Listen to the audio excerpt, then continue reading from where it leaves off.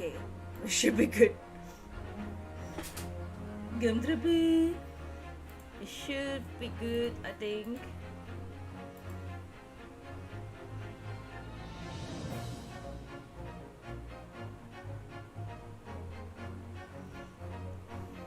Okay. I was having the issue just now. But I'm ready.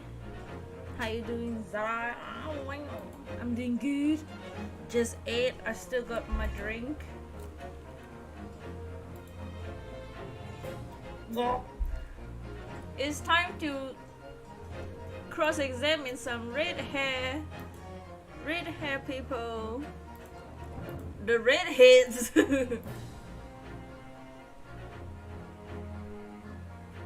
We are in the middle of the trial now. Kabayams. Oh, we're in the recess. That's right.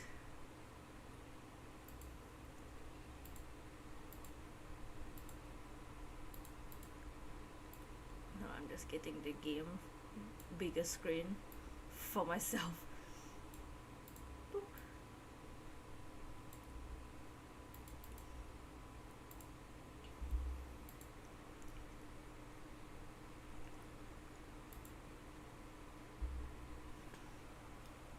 But it is time.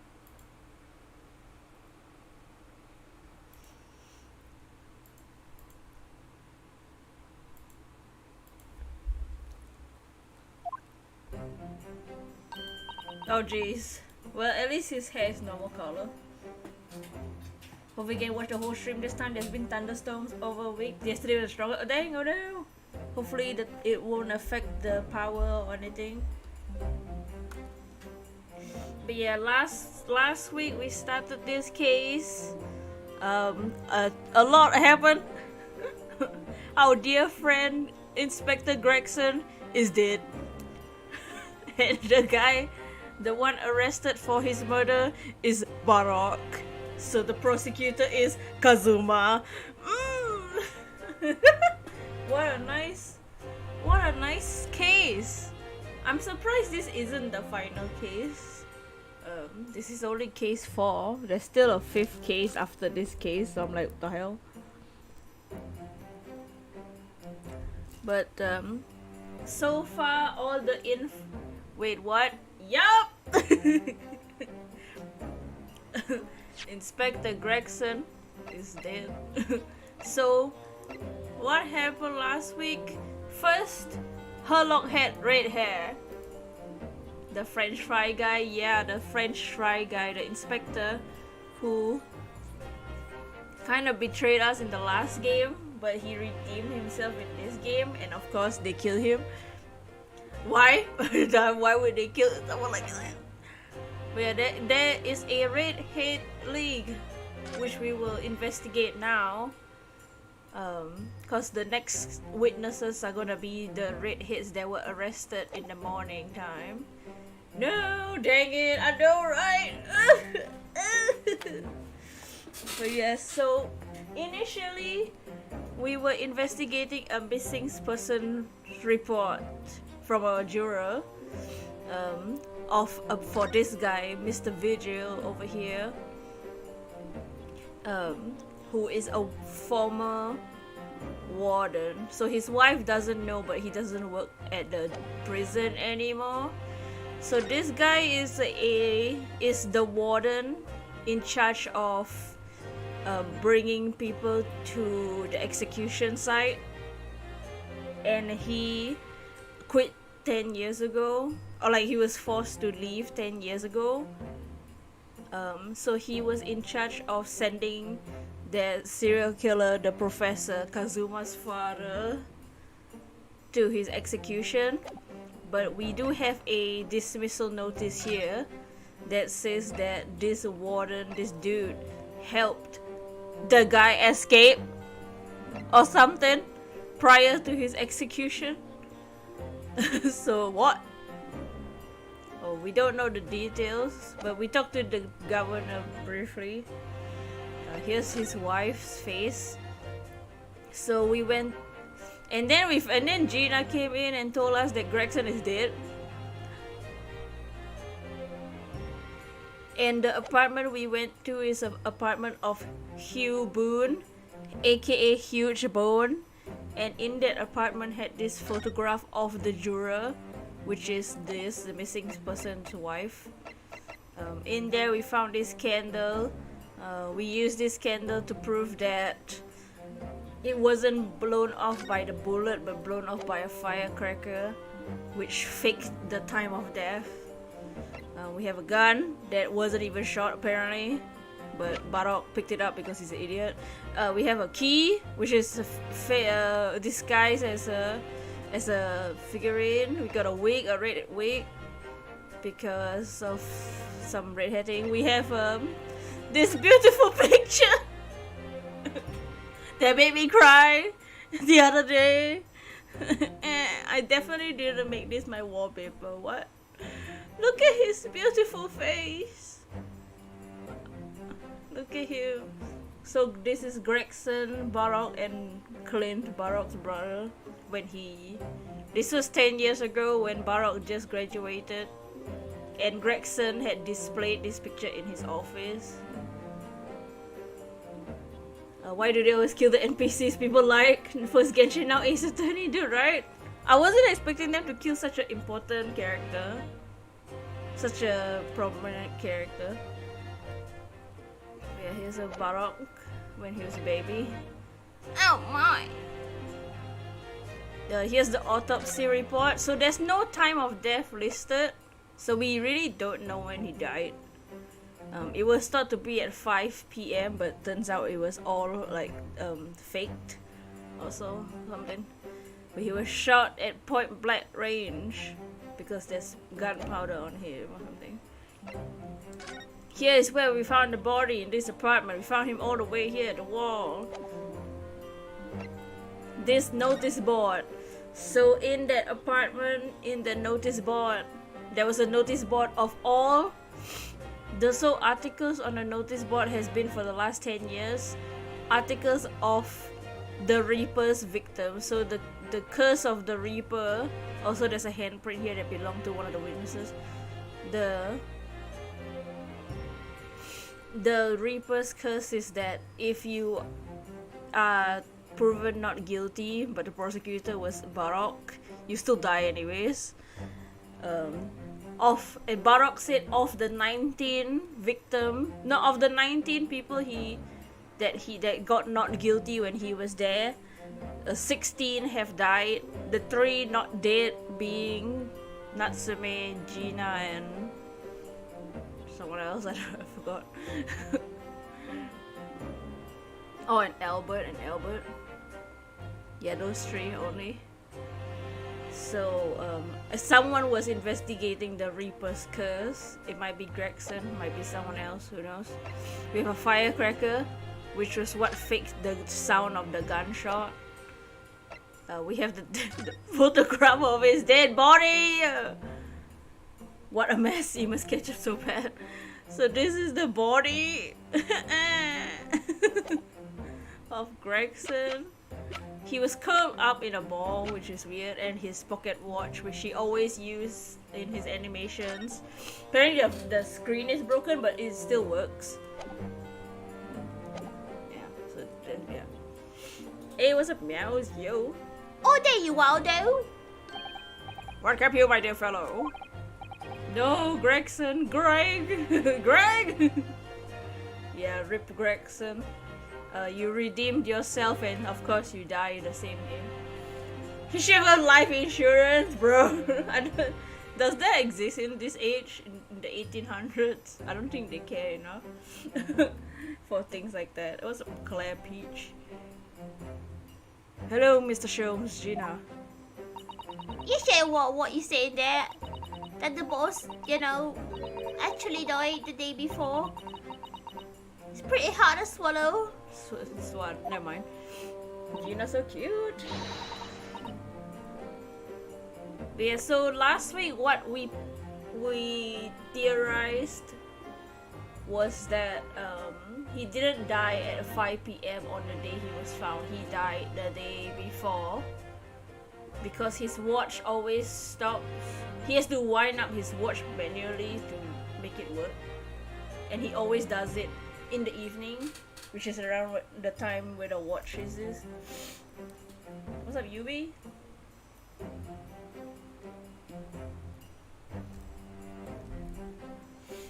Yes, I was shocked by the revelation too, Gina.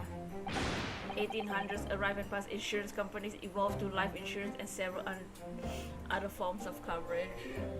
Whoa, just in time? What's up, Nono?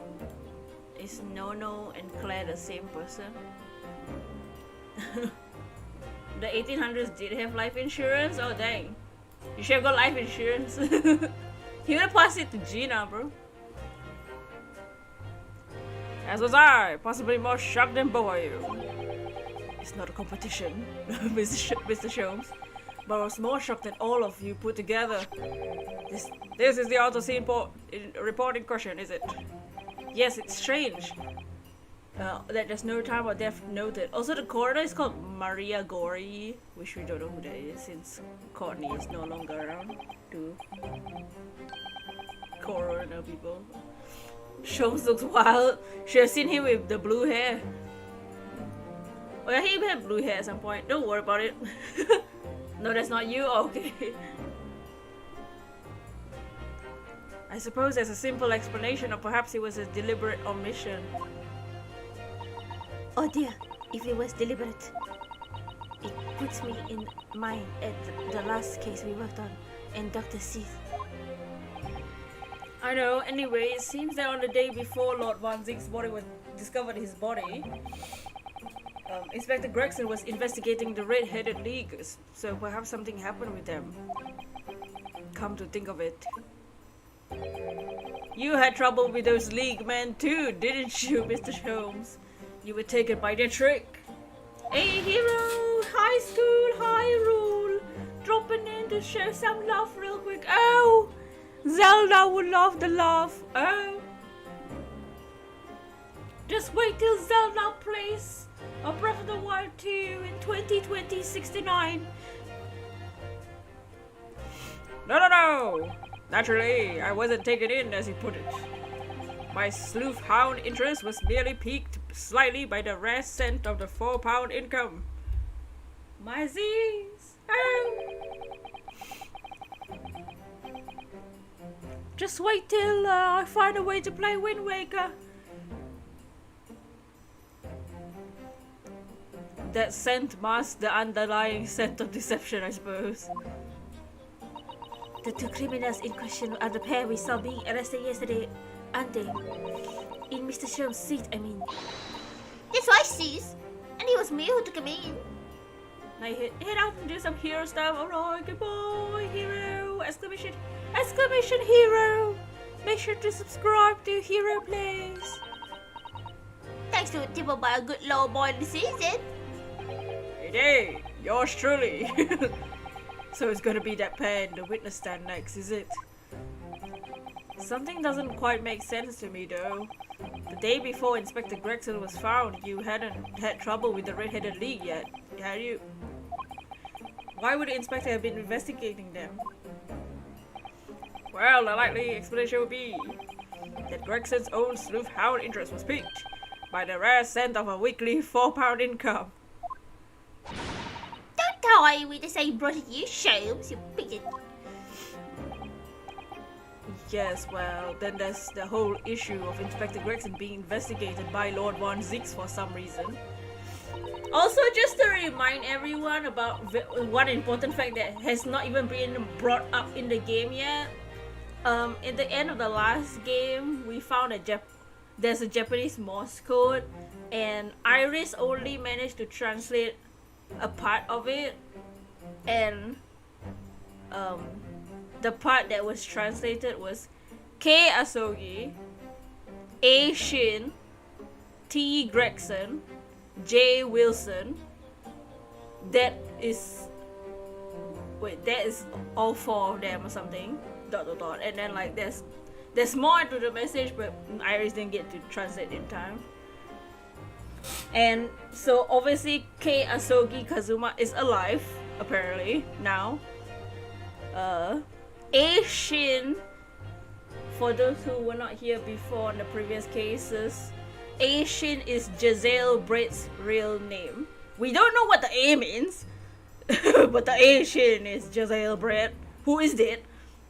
Now T. Gregson, Tobias Gregson, Inspector Gregson, now dead.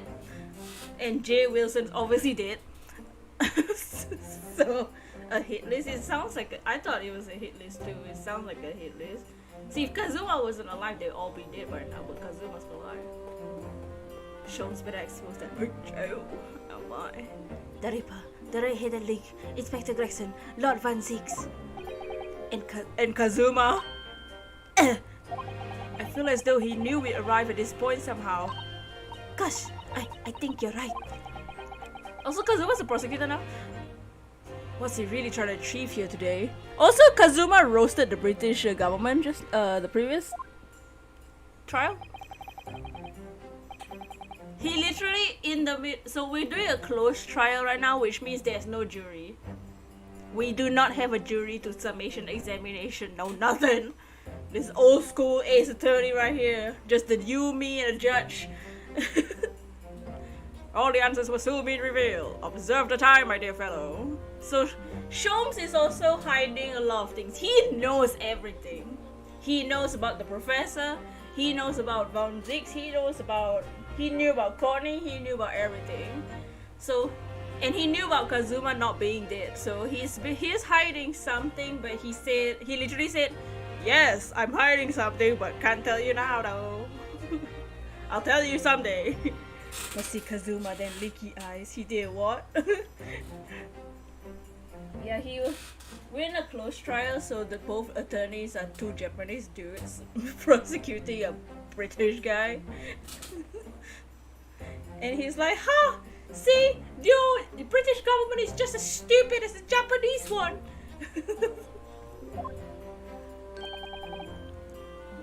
"This is why your government sucks," is what he said, something like that. Recess will be over very shortly. Yes, you're right. Also, Iris doesn't know that her father is dead, so we have to tell him eventually at some point. Probably. Kazuma was determined that he should be the one to prosecute this trial, and he was determined that I should take the defense.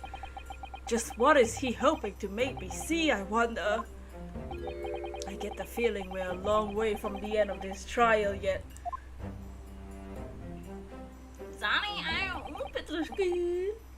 Are you ready then, Miss Susato? Yes, more than you, Lee. Oh, what? Poor Iris. Yup.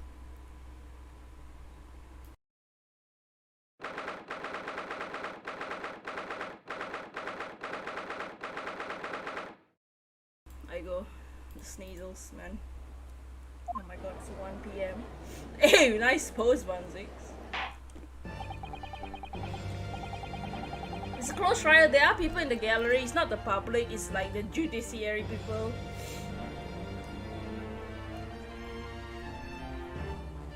And also last week, Von Zix. So the killer, the professor, he killed 5 people of noble status, including Baroque's brother, with using a dog. The professor is Kazuma's father. And what did Baroque even say? Baroque said so much last week.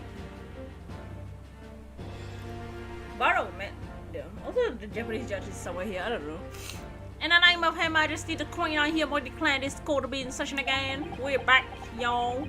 We resume the closed trial hearing of Baroque Von Zix, here present, who stands accused of murder. Now, prosecutor Stogie. My lord! How you summon the witness as requested? Yeah! The 2 members of the Red-Headed League who planned and carried out the deception. They arrived not long ago from local prison by police carriage. Very good. Nice job. Bailiff, usher the 2 men in the courtroom.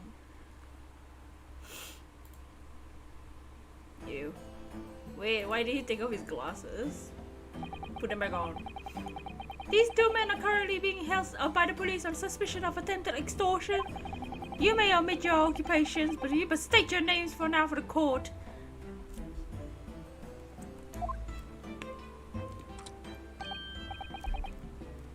Ew, look at that name. Hold up, that's his new look. Yup, took off the mask and everything. Hi, Fabian loser.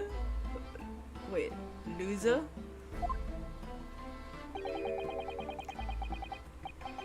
A descendant of the great loser family from Nice on France. Wait, is Nice a place? Because it looks like a tall glass of lemonade.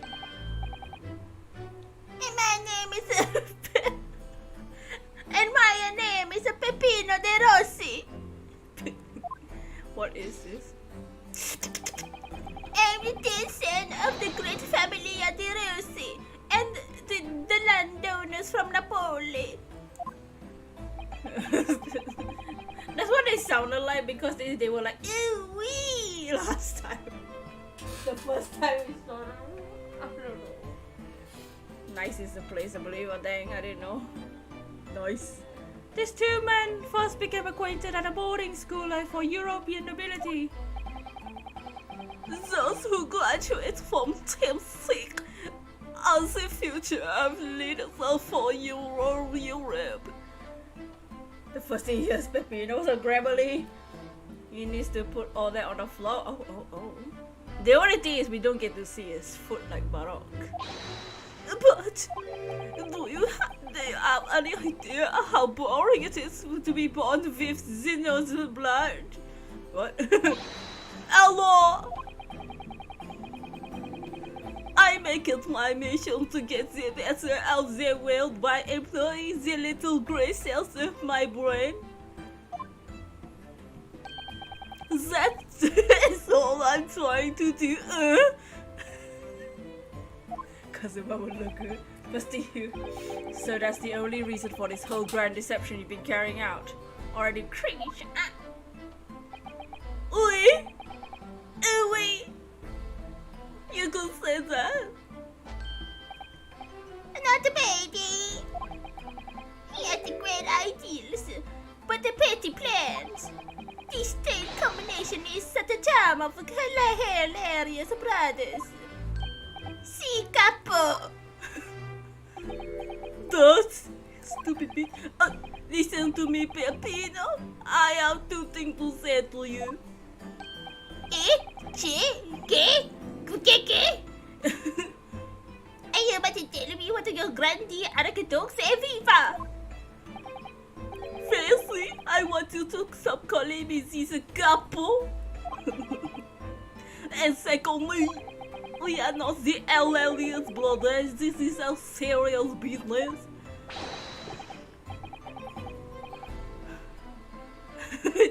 Chipillo, there is the capo trapcada, the father brow. Man, these two are gonna be hell to cross-examine. You made plans for Saturday we should probably forget about now. It is a deep capo. Oh, deep. Oh. The further the meaning of your words. The call is led to believe that under the banner of the Red-Headed League, you have conspired to swindle money from unsuspecting members of the public. Is this true? Oui. C'est ça? I forgot what the C is.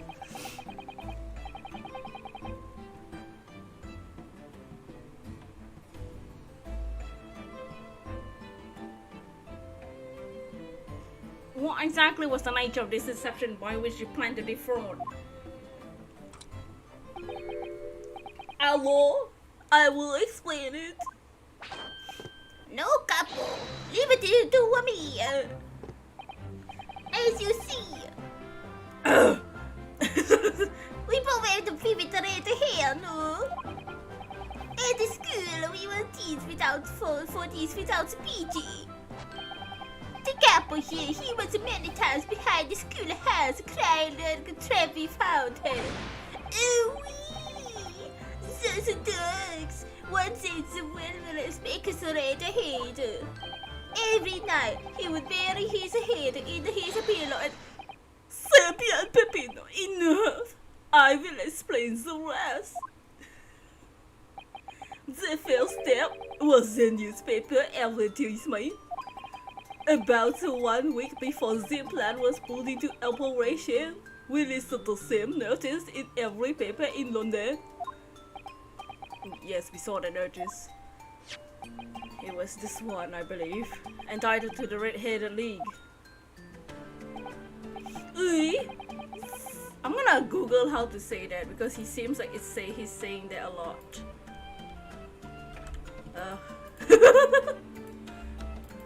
What is this? Aviary attorney?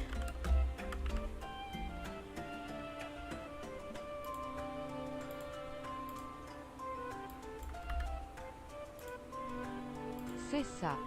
What is Sessa? Oh, Sessa! I am so honored that you have seen it. Look at their faces, they look so good and smackable. You started high school 2 days ago, you already had a teacher, no! I feel you. It states that the only condition for joining the league is having flame-colored hair. And that if you satisfy the interview panel and are admitted into the league, you could receive a weekly income of £4. On the date specified, red-headed hopefuls gathered in droves at a park specified in the advertisement. And from each person present, this pair took an application fee of 5 shillings.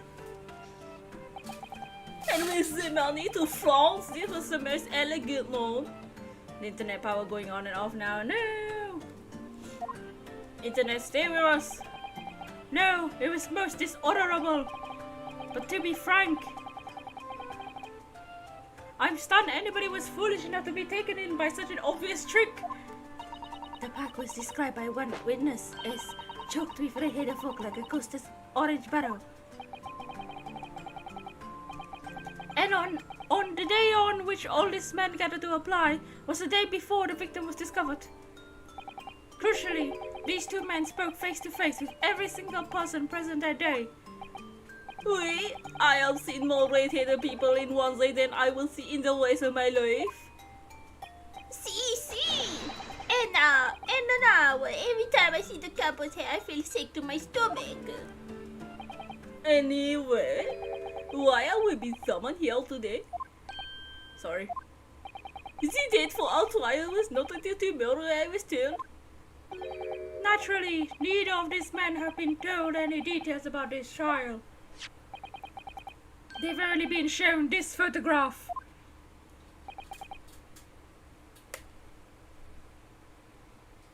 Very good. So, Mr. De Russo and Mr. De Rossi, you will now give your formal testimony on the subject of the gentleman pictured on this photograph. Of course, we are always ready to help with the law. What? Oh my god.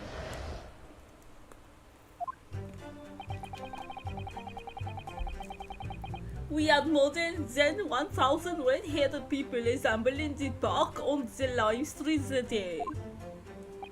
But I don't recall the man in this photograph. A couple. None?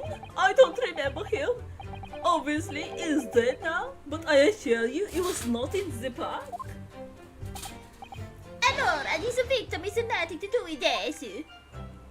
You have a lot to answer for, Pepino. It is your fault as we caught in the first place. What? You've given sworn testimony that this man in the photograph was not present. Can you be certain? Oui, I am quite certain. We did not interview this man. Nobody looking like this came to the park, I can promise you. It must be noted that you've been arrested for grand deception, however. Accordingly, this court has little confidence in your assurances. Oofa! With this attitude, we get nowhere. He's really sulking now. This confidential document was obtained directly from Scotland Yard. It records an entry from the inspector's private diary dated the day before the incident. It reads Lime Street, Red-Headed League, undercover. Where did you get that, Kazuma? What else is in the diary?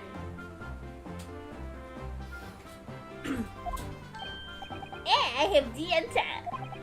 Maybe there was another similar event on the packet question, eh? That is ridiculous. There's no question that Inspector Gregson was investigating the Red-Headed League, which means it's quite possible when he was killed. That's when he was killed, I mean.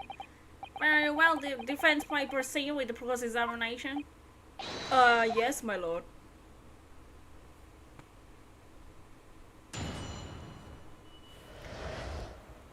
I hope we don't have to talk to these two a lot.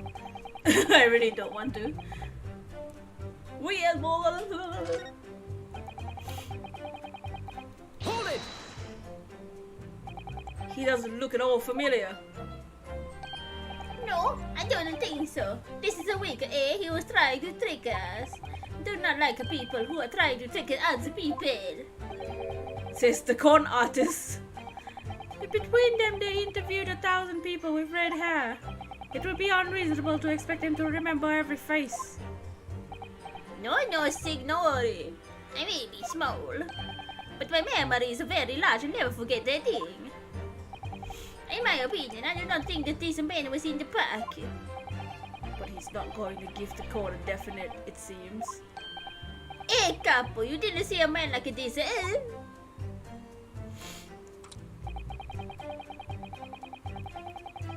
Hold it! But according to what you've said, you spoke with 1,000 or more people that day. Oui, that's true. My eyes were burning by the end of the day. Surely then you can't actually remember every single face. How are you so certain that this particular man wasn't present? Normally, the red hair is very distinctive, eh? But not when you have 1,000 red hairs crowding around. It's just an eyesore. But if there was some other information you could give us, then we could recall. What about his potato chips? That is not the line, Pepino. Remember, we do not remember it. We are wait, that's not the line. What kind of BS did he just say? We are sure that fact, if there was a man with a red hairpiece but his mustache did not match the color, I do not think that we have forgotten him. Kazuma said these two had only been shown that photograph and they be told nothing else at all. But what if I fed them just one other detail about the victim? For example, his fish and chips! His fish and chips! Certainly appreciate just knowing the man had red hair wouldn't help you remember in this situation. But what if I told you the man went always munching on a packet of fish and chips?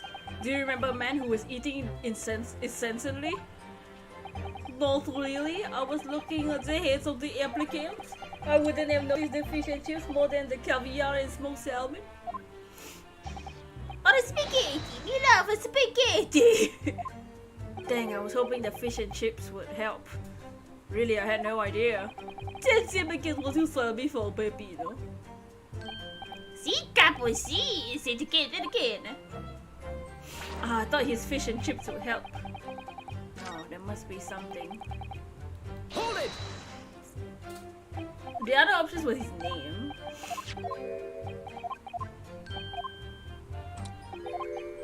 And I forgot what the other option was.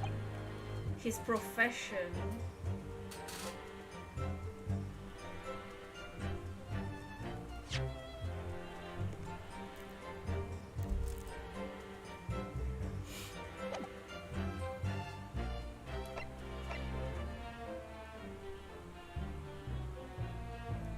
Let's try his name. I can certainly appreciate just knowing the man had red hair wouldn't help you remember this situation. But what if I told you that the man's name was Gregson? The man in the photograph is the Monsieur Gregson? Yes. Name, they're boring. Oh my god. Loser. Oh. It was not a real interviewer, eh? It was just for a show. Why would I remember the names?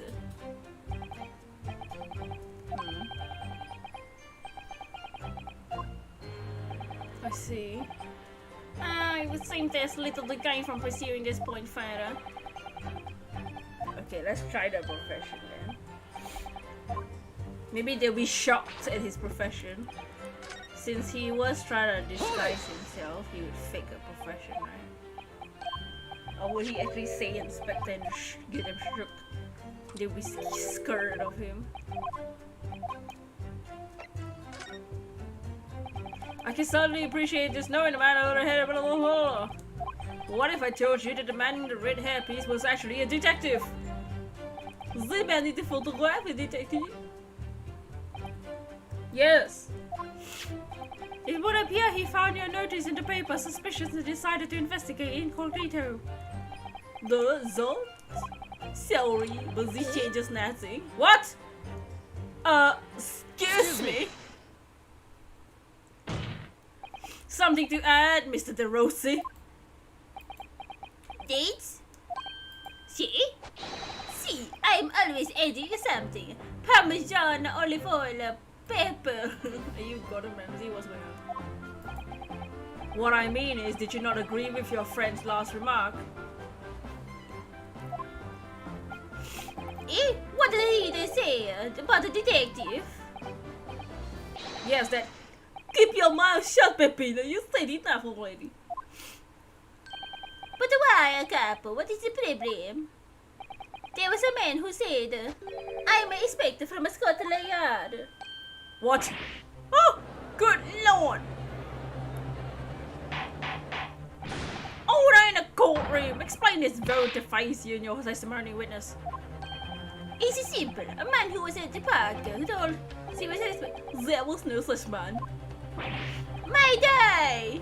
My day! What do you say, Capo? Have you forgotten it? I have forgotten nothing. Nobody let it escape us back. Basta, Capo, basta. You've been to me at many things, but not to do. Memory and the pills. Like I said, when it's time to eat the pasta, no one's a faster. But you're inferior to me in every single way, so shut up. Objection! Dots! Dots!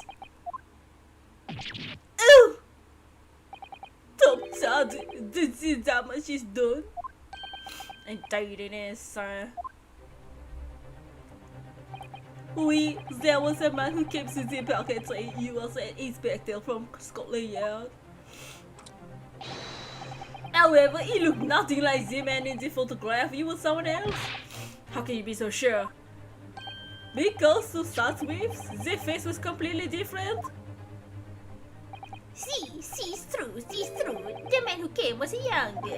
His face was clean shaven, his eyes were sad, his chin was thin. No resemblance whatsoever then. Anyway, I was not going to be fooled. I took the obvious precaution and said to him, if you're really a detective, show us the proof. See, the Capo here, he doesn't take no nonsense, eh? Eh? But he was well prepared. He had the identification. Identification? What do you mean? Official police inspector identification? That is most unconvincing. Sorry, my lord. Counsel, no incognito officer. Oh, no incognito inspector would offer his identification for inspection. It's quite out of the question. Definitely. Why would he expose his true identity? Clearly the papers were fake. Certo, Capo, you're a genius, eh? As we said in Italia, it takes a thief to recognize another, eh? And what happened after he announced he was a detective? It became very annoying. It's like you are under investigation. So I took his paper from him and chased him out of the park. It was fantastico. Look, here is the identification. You stole it from him? So you stole it from the man? Yeah, did come. He made us very scared. But he was not as who he said he was. Indeed, the person described does not appear to have behaved as a true inspector would. However, I believe it would be prudent for his identifications to be entered into evidence. Hey, but I like them. It's too bad. Let's see this then.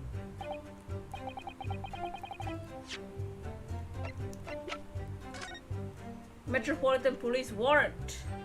Let's see, enable that. Nope. Okay, let's open it. The child class! Well, I suppose we should see what this inspector identification looks like inside.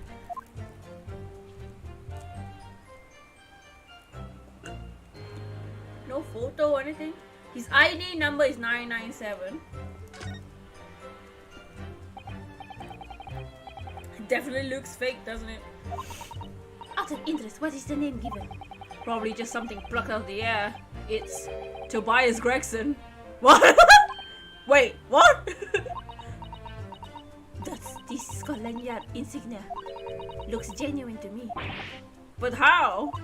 And department identification number details are all correct as well. Since when have you known those? Do you mean to say? I know it seems incredible, but yes, I think this is a genuine identification book issued by Scotland Yard. Maybe we should give it to Barok. Maybe he would know. So the person who identified themselves was the murderer that stole this from him.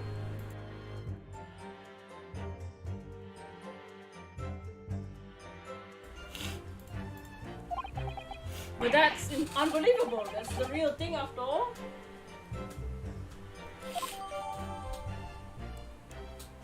Huh. Weird. So it's the real thing. Okay. Anything else about this book that we should look at? Doesn't seem like it's anything else. Let's return to the witness testimony. Hey, what's up, Celebi? How are you doing?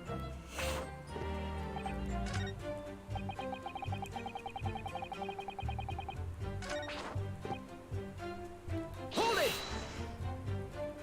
But we only have your word for that. See, but what else can we do?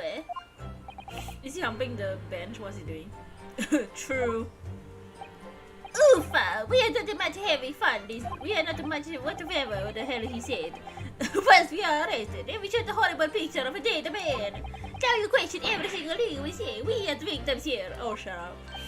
Hey, capo! No, you were caught carrying out a plot to swindle hundreds of innocent people. Hey! You had to bring a type up, eh? That's not fair. Hey, capo! Oh my god. Someone slapped this kid. How old is he? I'm about to slap him right now.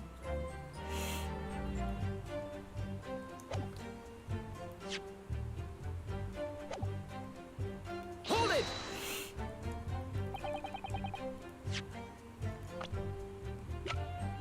$25?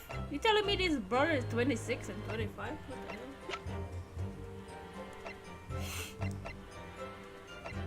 You telling me this little kid is older than Kazuma and me? Bro. Oh my god.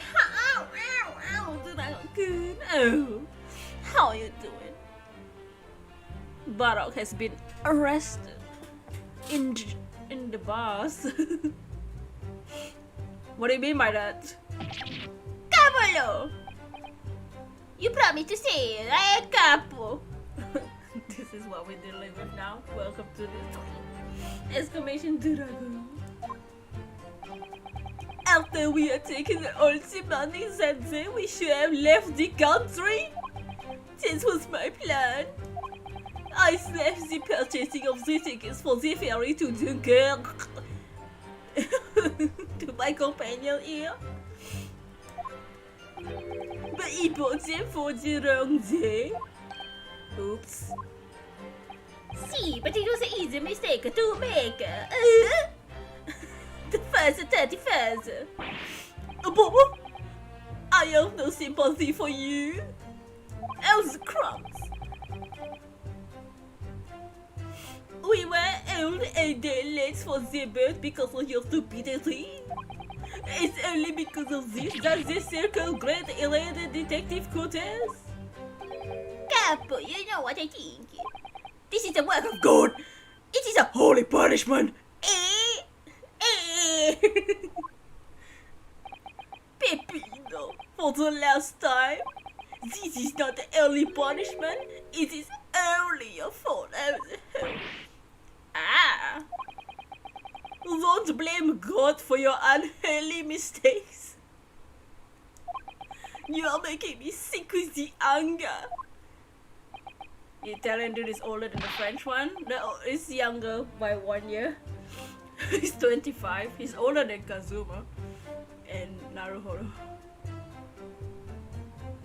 Maybe I make a mistake when it's time for eating pasta, but no one is faster.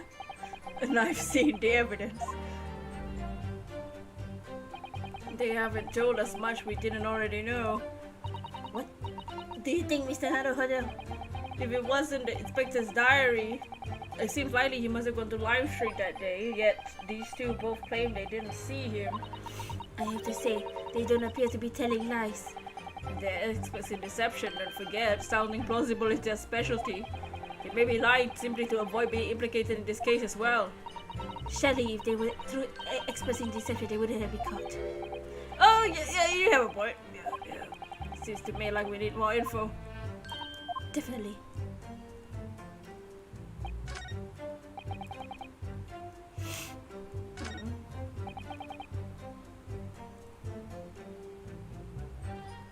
Hold it!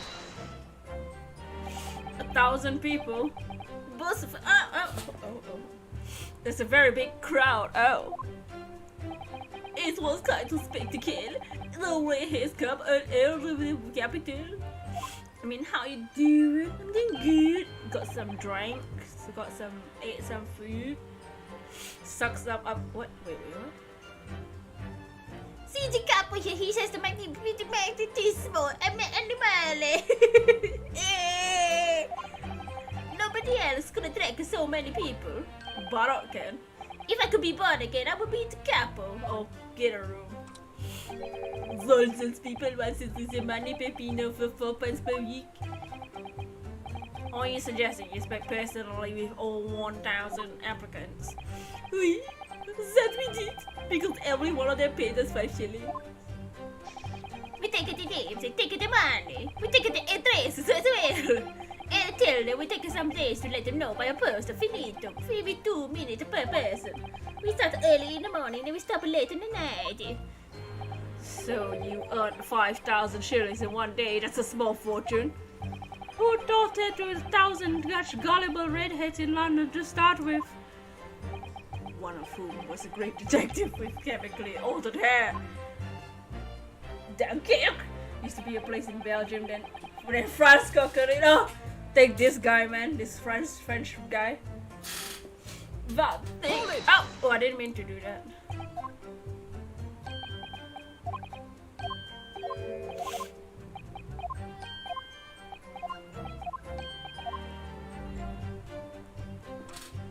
So we have his identification warrant now, or whatever. But the question is, which statement do we present that in? This one? You don't recall the man in the photo, because he didn't see it.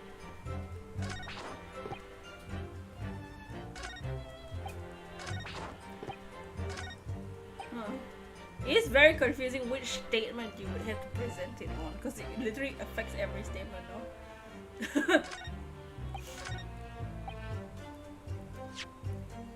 So we have his identification ID now. They should know his name.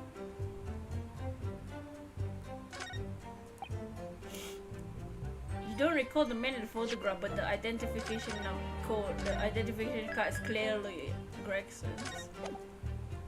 Right? Or they don't remember him. So obviously he's dead now, but I assure you he was not in the park. It could be that too.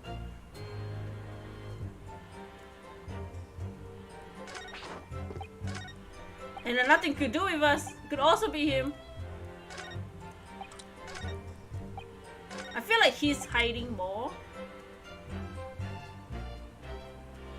I assure you he was not in the park. Well, his ID was Objection! clearly there. I wonder if I could ask you to examine this identification book very closely. Miss Lestrade. Why Miss Lestrade? What is your intention here, Counsel? Is this really a fake or is it genuine? That's the question, which we can't answer for ourselves. How's the case going? It's going good. Bardock's prisoner, Gregson, Potato Chip Man, is dead. Kazuma is the prosecutor now, and I'm not dying inside whatsoever. What? What do you mean I'm crying? What do you mean I die? What do you mean? Who knows what's going on in this case? Objection! You mean objection? Don't be ridiculous. No Scotland Yard detective would allow his or her identification to be stolen. What if they did though? Why, Greg? Why?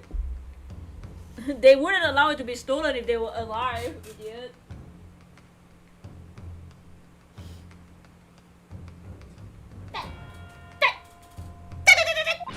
That's the bosses. No question about it. It can't be Haley, my god, shit! Oh, as I suspected. The undercover detective who attended the Red-Headed Leagues in Roman on the day in question was the real Inspector Gregson. Carrying out an incognito investigation. Oh, it was someone else who stole his ideas. Zita lost! Whoa, what's he doing on the floor? Whoa. Howdy, order in the courtroom. Jesus Christ. But if the force has his identification stolen, he wouldn't report us straight away. Unless he was dead! What is wrong with it? Are they stupid? I mean, you always told me about it. If you lose someone, report it at once, is it? Could it be then? The inspector was physically unable to report it.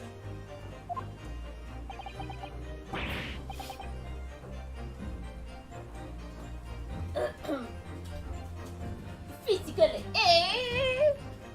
what are you saying? Jesus, I'm so stupid. He wants the block now. Unable to? You're not suggesting! Oh, Kazuma, I'll suggest anything for you. You know what? You can suggest things back.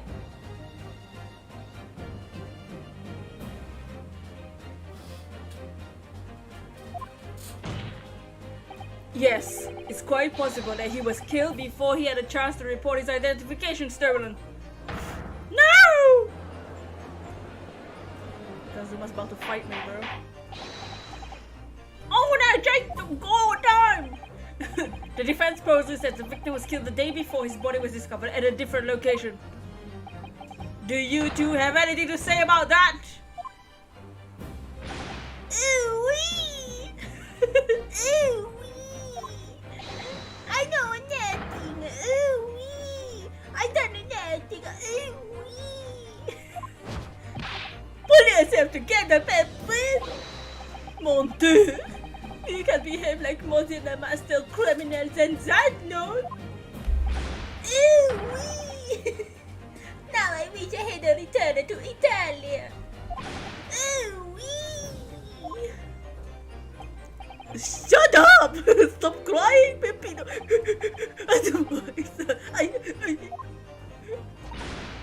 Yummy, you stop your whining and start talking! I know nothing! Ooh-wee!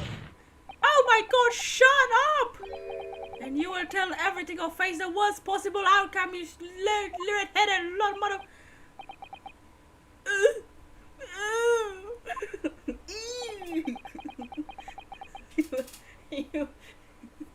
you will speak up or you will draw your eyes and testify again. You like to draw. I mean what? About these identification papers and the precise circumstance in which you came to buy them. Ooh-wee! For crying out loud! Oh god.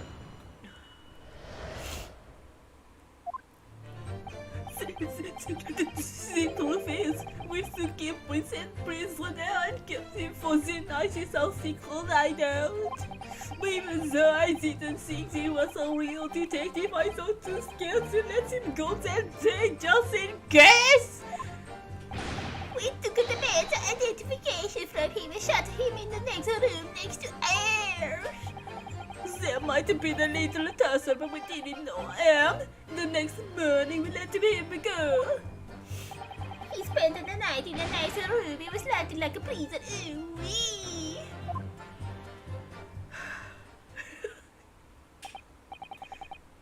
This is an outrage! You imprisoned the man! Babe, no, see. No, see. No, see, no, see, no. It was nothing like a prison. He was very comfortable and calm and happy. And gay. Hey, Capo. Those? It was never part of my plan, I swear it! Uffa, so you think it was my fault, eh? Just because I got to the date of the fairy wrong, one day, a little day, a little a day. I did not think it was your fault, baby. I knew it. No, per favor, Capo, it's not the fairy. Shut up! Find the prison, okay? Just shut up! If I don't believe this, how could it be the real detective? Counsel for the defense, proceed with the cross-examination. Get this to the stop. So on the day before the incident, Gregson spent the night confined in this pair's hideout. We need to investigate it.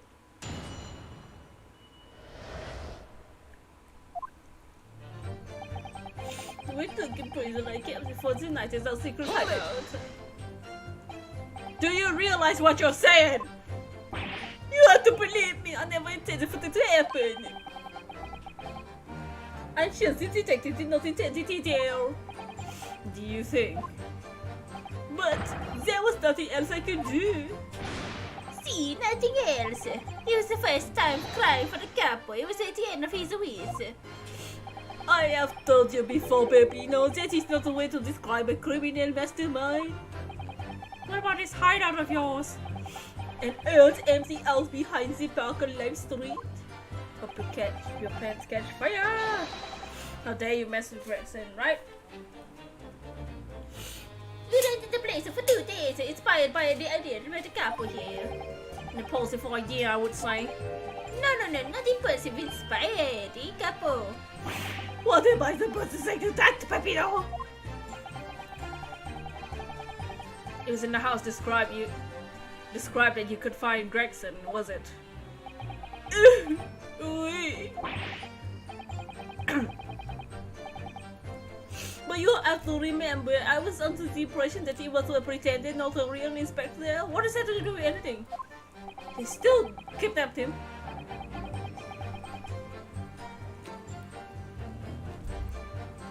This doesn't quite add up though. If you didn't think the man was a real inspector, then there would have been no reason to take him prisoner, would there? No, you're right, but we couldn't be completely certain.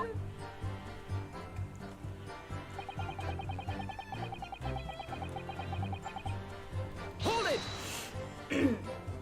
Too scared? Why? Because why had he come to the park? We didn't know. There was a chance he had seen through my plan. If that wasn't the case, he would go straight to the police to blow the whistle on us. Ooh, blow. He's gonna blow what? Even if he was failing to be an inspector, he was up to no good without a daddy. I think most people would agree that that's you two who should have to go no good. Well, see, you may be right. Hey, Capo. The point is we will not be able to escape from England immediately. That is why we had no choice but to take the bad prison. What I don't understand is why the inspector felt the need to show you his identification in the first place. See, I asked myself the same question. We were writing down names and addresses of all the people who took the 5 shillings that day. I have forgotten what name he said, but the address is startled me. See, address, Scotland Yard, Homicide Division, he said. Who the hell put their addresses to Scotland Yard? What? He probably didn't like your face, Peppino. Wow. Anyway, I was not rude. As you were to your friend just now. 2 seconds ago. He politely asked him why he said that. And that's when he started to say he was an inspector. Not long afterwards, he took out his identification. What was an Inspector Gregson playing at? His statement was definitely Oh, bad order. Boom. Tell the court what happened next. You took him back to your hideout, you say? See, we did it. We took the man's identification from him and shut him into the room next to Hold ours. it! I have a feeling it's not Gregson, but that being this identification book here, correct? See, that's the one. What made you believe that it was a forgery? I never seen a real one, of course. But it was so suspicious, this is mine. Allora, I think it must be falso. Hey, Cap! It was just Peppino said. We were convinced it was not genuine. And so to get the hilarious brothers, we took a man captive. All we did was shove it aside in the locker room. Then we made the preparation to transport the money. In for a penny, in for a pound. I want to give you a pound. What? Hold it! Can you describe what his men look like? What do you mean by a little tussle exactly? Whoa. Oh, Bob, it was nothing. Just a minor incident. The falso inspector, he was a real piece of work, eh, Capo? What happened? Oofa, it was a disaster. We gave him a nice room, and what does he do? In the middle of the night, he tried to escape through the ventilary. Can you blame him? We chased him bien sûr. We caught him again. Such the inspector. I bet it's not Gregson at all. Can you blame us? This little dots. Wait, you didn't shoot the man in your haze, did you? Zoot! What do you think we are? Of course not! I simply caught all of him and took him back to the room. This little kid. Excuse me? Mr. De Rossi, is something wrong?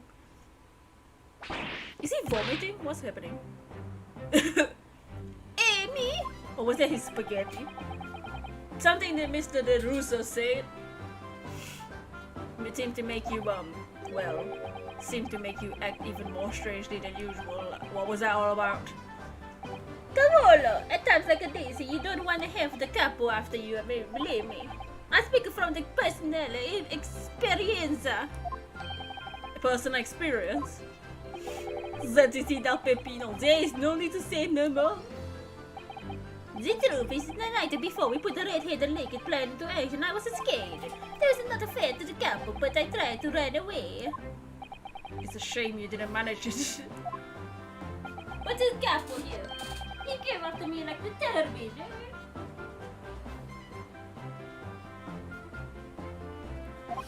He dragged me back to the house, kicking and screaming. Still have a bruises to prove it. Whoa! Bruises, you say? Aha! You want to see my fantastical bruises? His neck, which is the same as the gossip. And I also have a feeling gossip might be Vigil. Because they say the same hair and eyebrows. Just different color, it seems. That's enough now, Peppino. No one wants to look any part of you. What to do? I show you, I show, or I don't. I show you, or I don't. You do! No! Allora, if everybody wants to see, then I do it. Oh, please don't take your shirt off. Please don't take your shirt off. Okay, thank God. Ecco, you see, I'm still very visible, eh? That red ring around your neck. You got that when you were dragged back to the house. See, the capo, sometimes he's very rough. Oh my. I said this enough! Peppino's neck is nothing to do with what we are talking about here.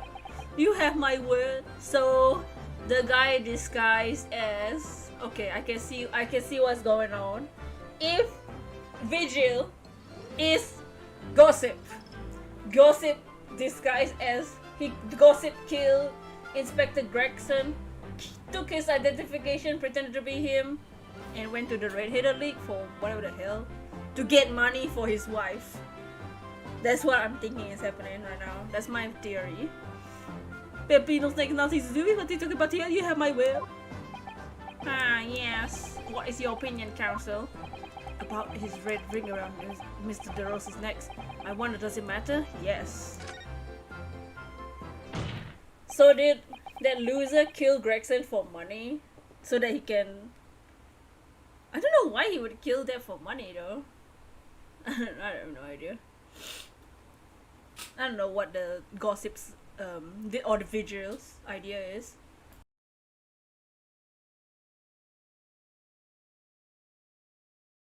Maybe it's because I don't even know.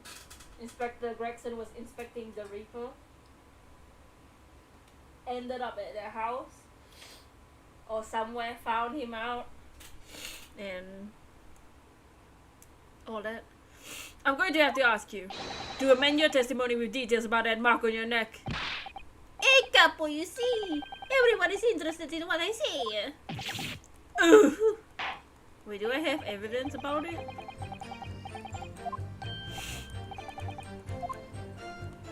Or do I press it? It's a collar. A collar? Hold it! Are you saying the red mark was caused by See, a big collar made from the leather. a leather collar? Is this true, Mr. DeRusso?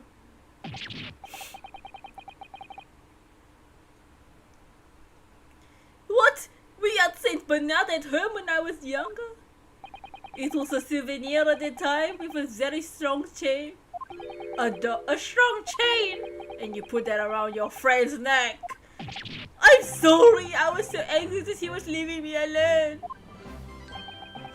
You don't know that to tie the chain to the leg of the bed, though. I would have tried to run away again. You didn't do that to Inspector Gregson as well, did you? Treat the people are equal. This is the clearest motto, eh? It's starting to sound a lot more like a prisoner all of a sudden. The capo is tough, but the capo is rough. Oh my god. I shouldn't have done it. So, the following morning, when you released the inspector, He had a ring around his neck, just like me. Peppino, s'il vous plaît, leave it now.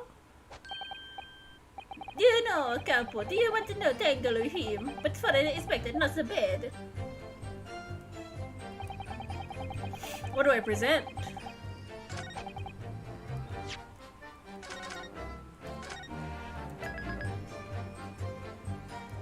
So it's gossip, huh? I knew it. That son of a... What do I say? What do I present?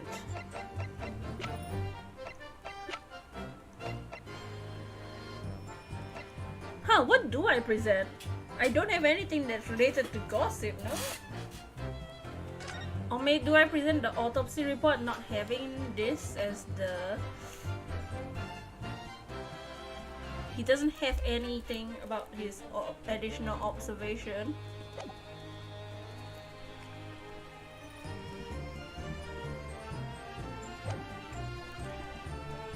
Would that be like proof that it wasn't really expected Gregson, it was somebody else, aka gossip? Because if there was a mark on his neck like that, they would have marked that in the autopsy report.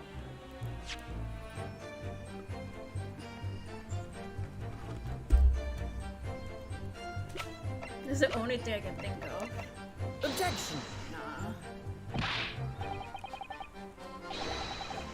Because clearly that means that this is saying that it's gossip. But what do I even present? Is the real question.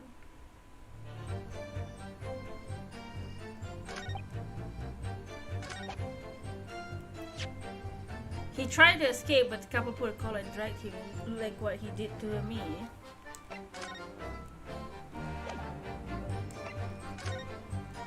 Does it present that the picture doesn't have the red collar mark or something? Oh, we can't see.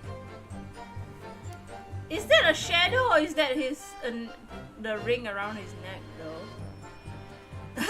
How can you tell? It's very obviously nothing. Or like, can you see that his neck has nothing? Is that it?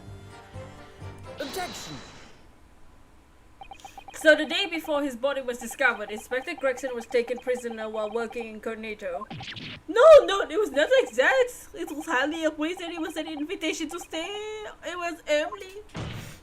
However you describe it, there's one glaring inconsistency that remains. One inconsistency is this, in counsel.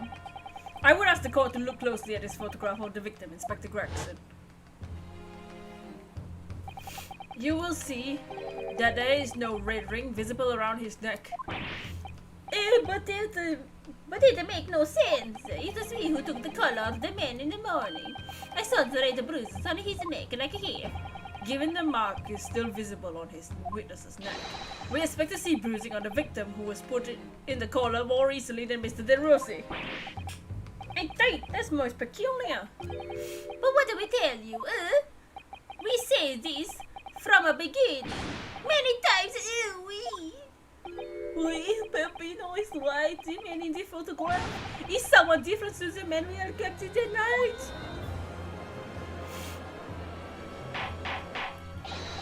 Order in the courtroom, I say. It would appear then, 100 days before the incident, the man who visited the park on live stream posing as an incognito inspector was not Inspector Gregson at all. Objection. If that's true, however, how do you explain the inspector's identification? God, this is a genuine identification book issued by Scotland Yard. Ryonosuke, what the hell? It's inconceivable that someone would have stolen such an important item from the inspector. The prosecution made the assertion itself. Oh! And we also know that the inspector had made a note about the red-headed link in his diary for the day, which surely means we can't divorce the two events completely. The inconsistency noted by the defense is most troubling. If it were really real Inspector Gregson whom these two red-headed gentlemen encountered, the fact is no bruising can be seen around his neck defies explanation. Equally, if they actually encountered an imposter, how did that person come to be in possession of the real identification? Does the defense have some plausible explanation, counsel? The whole thing defies explanation. It is for precisely these occasions that we keep meticulous notes in the court record, Mr. Naruto, because those are the facts, and the facts cannot lie. No, the facts can't lie. Even when they point to something so incredible, it's almost unbelievable. You're home, you're gonna get more comfortable. Oh my. You're about to see the next witnesses, the previous witnesses, with the lips. What, my lord, the true identity of the person who turned up in the park in the red-headed league's enrollment is revealed by information in the court record, I believe. Is it?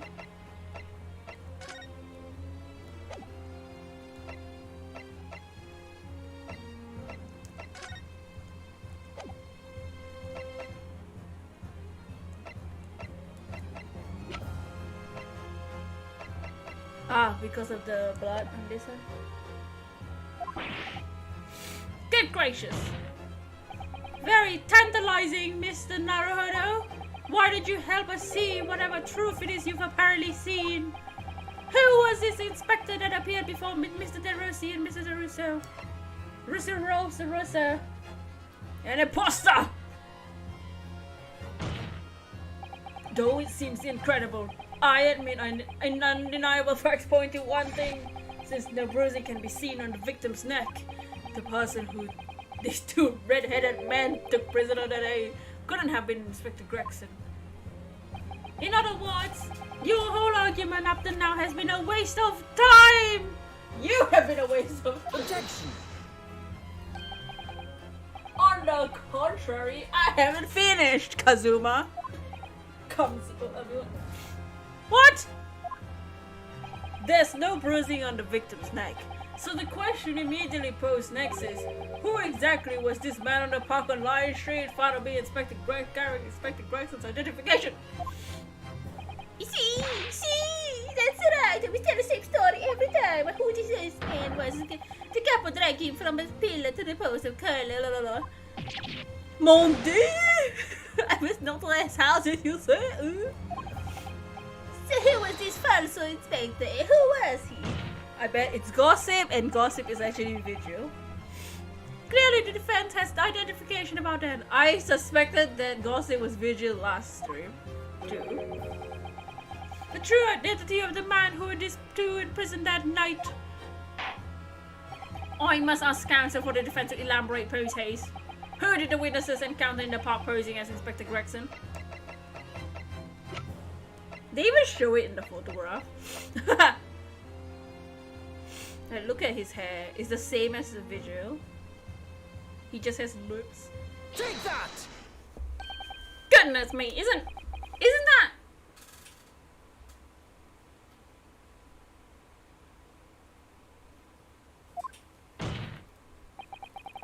One of the witnesses who was in the stand this very courtroom earlier. A nameless man whose only occupation appears to be peddling hearsay to passerbys.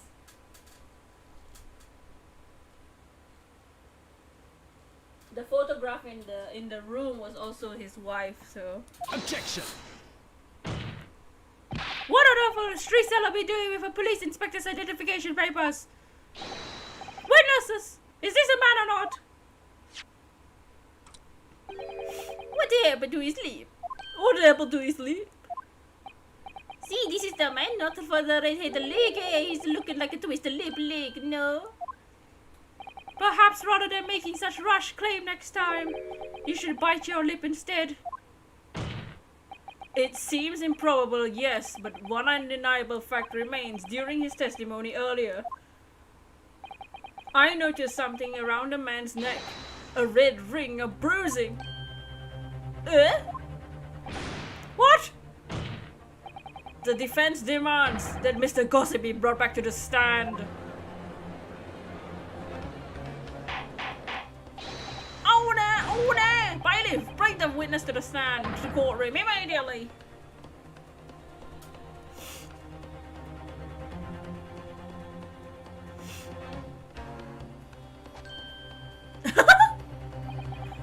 Well, I never. An undeniable ring of bruising indeed. Identical of that to the witness beside him. Dude, what's going on here, dude? And it was all this. It's a birthmark, isn't it? A birthmark, you say? I assume the reason you've been recalled to the stand has been explained to you. Aye! Someone to remind the inspector again. I'm telling you, you've got it on road, I know well. You're denying your knowledge of it. Well, of course I am. Are you trying to kill me with all this nonsense? Well, at least you have more stories to peddle back on it Fresno Street, won't you? Well, now, we're going to need you to testify again. And you, Mr. De Rosu and Mr. De Rossi, I'm sure you'll cooperate, won't you? Do we have any choice? We are in big trouble, Capo. There's quite enough dilatory and chatter. Proceed with the testimony.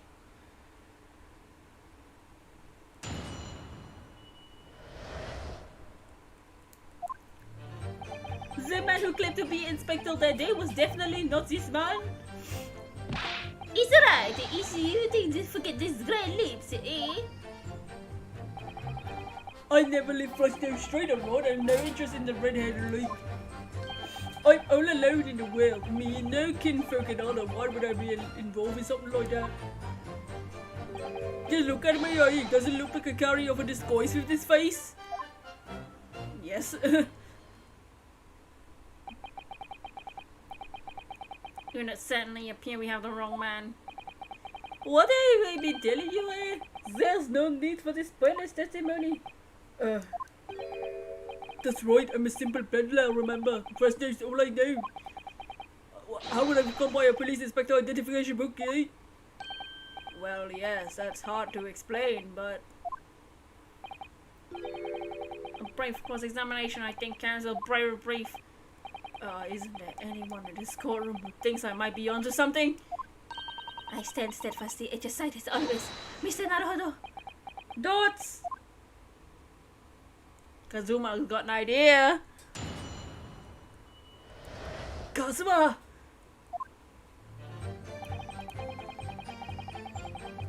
I think we only need to press the last one.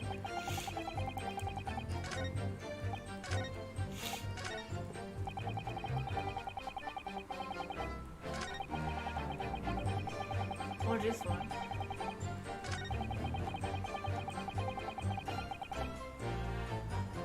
I think it's this, the alone one. Hold it! You mean you have no family? No, not at all. I spend my days on Fresno peddling to the passerboys.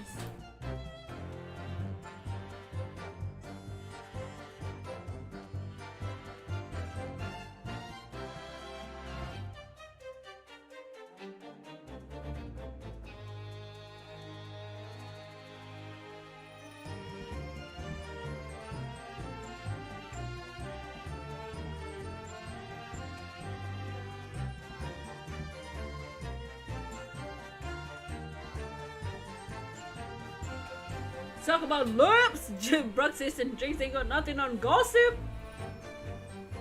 I bet he's the murderer too!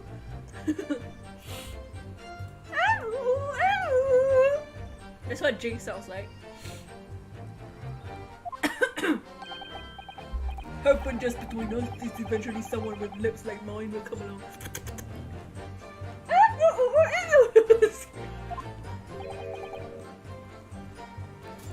I didn't think so. You may be right. Anyway, the market genetic is too much of coincidence to ignore. Well, what's a fella do that if you don't believe my word and impulse, sorry? There's nothing we can do but flick my lip. That's disgusting. That gossip wants to blow the. Oh, looks like I'm not going anywhere here unless I can produce some proof. You basically say I got dressed up and posed as a fancy inspector. Proof that he has somebody with him. So I need to prove. Do I just present his wife's photo? So, you heard of the Red-Headed League, had you? You don't get a name like Gossip for nothing. It's my business to know what's going off in town. Who the heck is that? This is Gossip? Some street boy who's, reported Van Zieks along with some other street people. But my suspicion is that this guy is our missing person, Mr. Vigil, because look at this guy's hair and eyebrows, and look at this guy's hair and eyebrows. They're the same. They're the same person. And these two redheads at the side are saying, this isn't the inspector, but I bet the lips and the nose are all fake. It's all fake. I bet he's the killer too, cause in the room, or he's at least a huge bone or whatever the hell the guy's name was. In the room, Vigil's wife's photo was there, so I bet that for whatever reason, Gregson was investigating the Reaper or something, and it led to the guy's house, but the guy was like, what, inspector's here? Gotta kill him off! And he wanted to join the Red-Head League for money, for his wife or whatever shit. I saw that tasted to before a few redheads that came past me. Just between us, I even got sandwich to cough it up. But he does have a red nose, if that counts.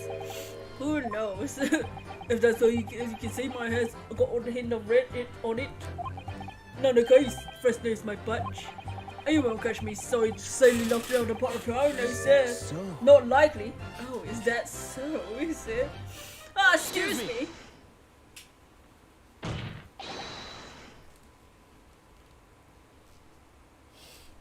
Mr. De Rosa. Oh, whoa. Can I help you? Did Mr. Gossip's words just now lead you to remember something relevant, perhaps? Oh, don't. It was the other day when I was looking for a place near the Park, a small house or something. To the headquarters of your Red-Headed League, yes. I visited the housing agent in Lime Street, and here I saw him. This man was paying money to the agent? Aha, he was buying a house. What? Mr. Gossip with a housing agent? Oui? He had some kind of contract in his hands that was very clearly discussing terms. But no, you're mistaken, Joe. I never let fresh name know me, no, I said before. You're mistaken, Mr. Someone else. Someone with the same face. No, the couple is right. I remember it too. He was paying the man with a banknotes. With notes? Like I said, that wasn't me. I was curious why this man with the dirty clothes had so much money. So I look at the name on the papers. Was it Huge Bone? Hugh Bone? What name was it, Mr. Gossip? No, this man, he lies. He tells you he has no name. But in fact, his name is Hugh Boone. Better than Mr. Gossip, I think. No!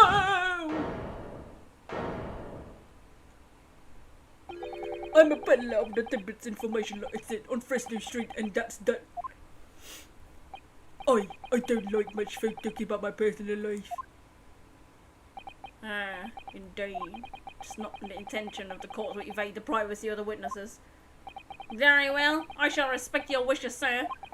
Aforementioned name will be redacted from all court records of the trial, assuming no objections. Objection! Why would you... I'm sorry, my lord, but the defense does object. Because the name just mentioned has a very deep significance to this case. Good gracious, do you similarly object, prosecutor Asogi? As it happens, my lord, that particular name has already been mentioned during today's proceedings. What? I wasn't paying attention to anything that's happening in this courtroom as the judge. So, in what capacity? Hugh Boone is the name of the leaseholder of the room. Let me put this very simply. The victim's body was discovered in your rented room. Don't. I suggest, sir, that you start talking! Well, alright. I suppose that might be the case, eh? Oh my god. So your real name is Huge Bone? I know it's Huge Bone, but you can't deny that that's Huge Bone, right? Don't. Just between us, I don't like to blow me own trumpet. Whoa. There's no point in playing this stupid tone. So I happen to be afford a grubby little room in a falling down back street townhouse. You do? And once every 6 months I go and pay the rent to the agent on Lime Street. I remember now, there were 2 vulgar rate cases in there at the last time. Hey, even the one with vulgar, it's not me. Think again, Peppy. Why didn't you bring this up before? It's like I told you already. I don't like talking about my personal life. I'm a timid peddler as far as everyone is concerned, no fuss. You will update your testimony to... Oh, you update your testimony to include this surprising revelation, Mr. Boone. Dudes. In my most... So the leaseholder Scotland Yard's been looking for since the body was discovered has been here under our noses all along. Yeah. How you doing? The someone is trying to breathe you. I wanna sneeze.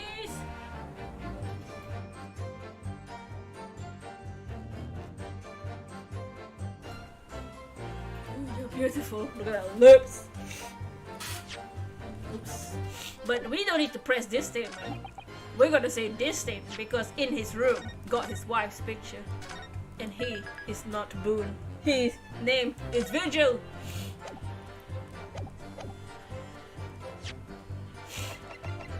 Objection! If you have no kinfolk, as you put it, then explain why amongst the sparse furnishings we found this photograph in the room. The determination outweighed by your sleepiness. I feel that. My determination is outweighed by my nose. Oh! I presume you've been renting the room. That this photograph belongs to you, does it not? Oh, well. Mr. Boone, Drop the pretense and tell the court exactly who you are. I don't know what you mean. I'm a peddler. I keep telling you so. I really don't need to bother with me. Please, just leave it alone. As the man says, leave it alone. Whatever the truth is about this man's life, it has no bearing on this case. Because it's simply not possible that he impersonated Mr. Gregson. Objection! How can you be so sure? Just look at the man! Look at him! No amount of disguise could ever hide that unmissable features. Objection! But what if we were to look at the other way around? What do you mean? Yes, counsel, what do you mean? Well, there's no denying that Mr. Boone's lip is very prominent indeed. But consider the possibility that his prominent lip itself is part of an elaborate disguise. Then hiding that prominent feature, in other words, revealing his true face, would make an utterly impenetrable disguise. Wouldn't you agree, Mr. Huge Bone?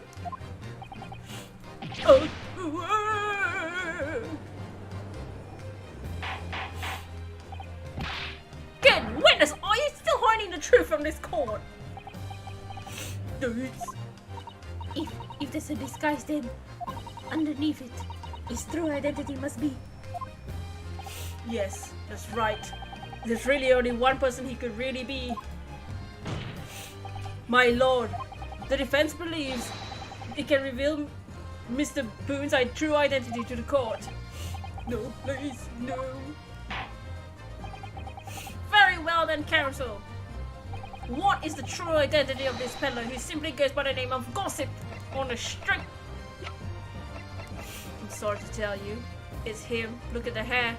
They have the same hair, same eyebrows, everything. Cause my makeup exists, you know. How about you? And oh.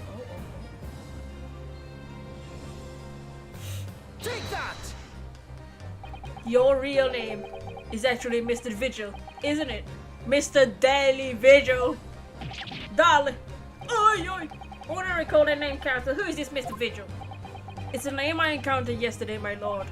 It has to do with a certain client of Mr. Herlock Sholmes. A young gentlewoman came to the detective asking him to locate her missing husband. The woman in this photograph, in fact. This is Mrs. Vigil, disguised artist. What? From that, what I understand, you haven't returned home since the night before the inspector was found dead. But of course, on the night, you were being held captive by two red-headed league men. And then last night, you were put by the prosecution in service for preparation of testifying in this trial. Because we've been led to believe that you, Miss Venus and Mr. Sandwich were all homeless. Being important witnesses in this case, we needed to know where we could find you, of course. And that explains why you've not only been able to return home, but also unable to contact your wife, who's been beside herself with worry, waiting for you at the Vigil residence. Now just you hold on a minute, I don't have to visit. What I'm talking about? Really? Ooh. It's simple enough that you confirm my suspicions. All we have to do is pull off that disguise. No, please. Bailiff, bring soap, sponge, and a wash bath at once. You. Mr. DeRossi, you will restrain the witness. Why are you asking the other witnesses to restrain the other witness? Oui, my lord. Si, my lord. Why is this is not allowed? No, stop, get off, please,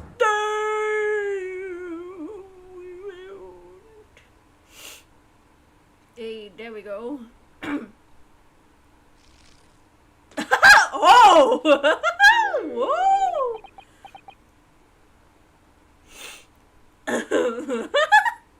Whoa! What a difference! Dots.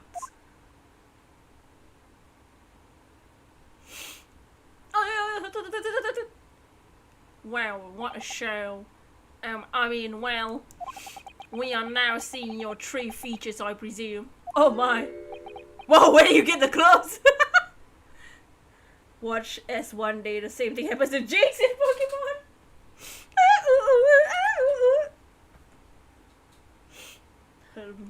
lips peel off and her dress as well. I mean, what? No. Lift your head, sir, so the court can see your face, loser. Dots. It would appear that the defense counsel's assertions were entirely correct. This has all been a very elaborate deception. So, witnesses, tell the court, have you seen this man before? I don't believe it, but...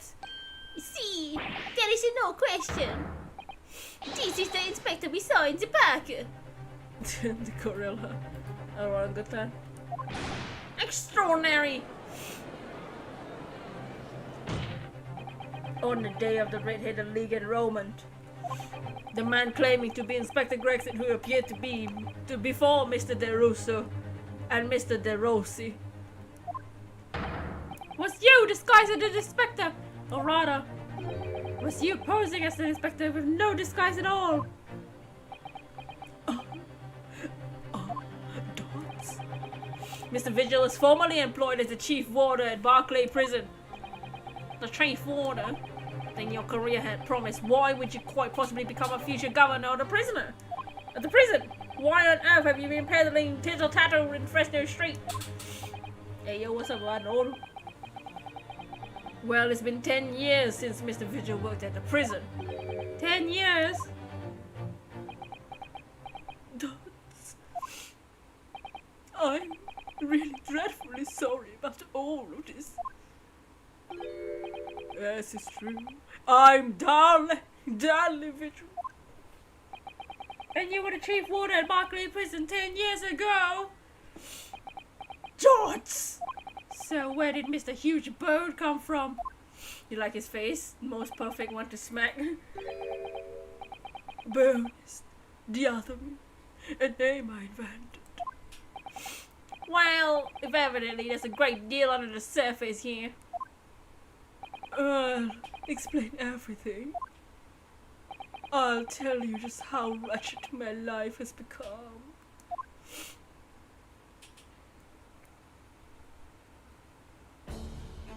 Oh, as you say, it was 10 years ago that my employment at Barclay's chief warder came to an end.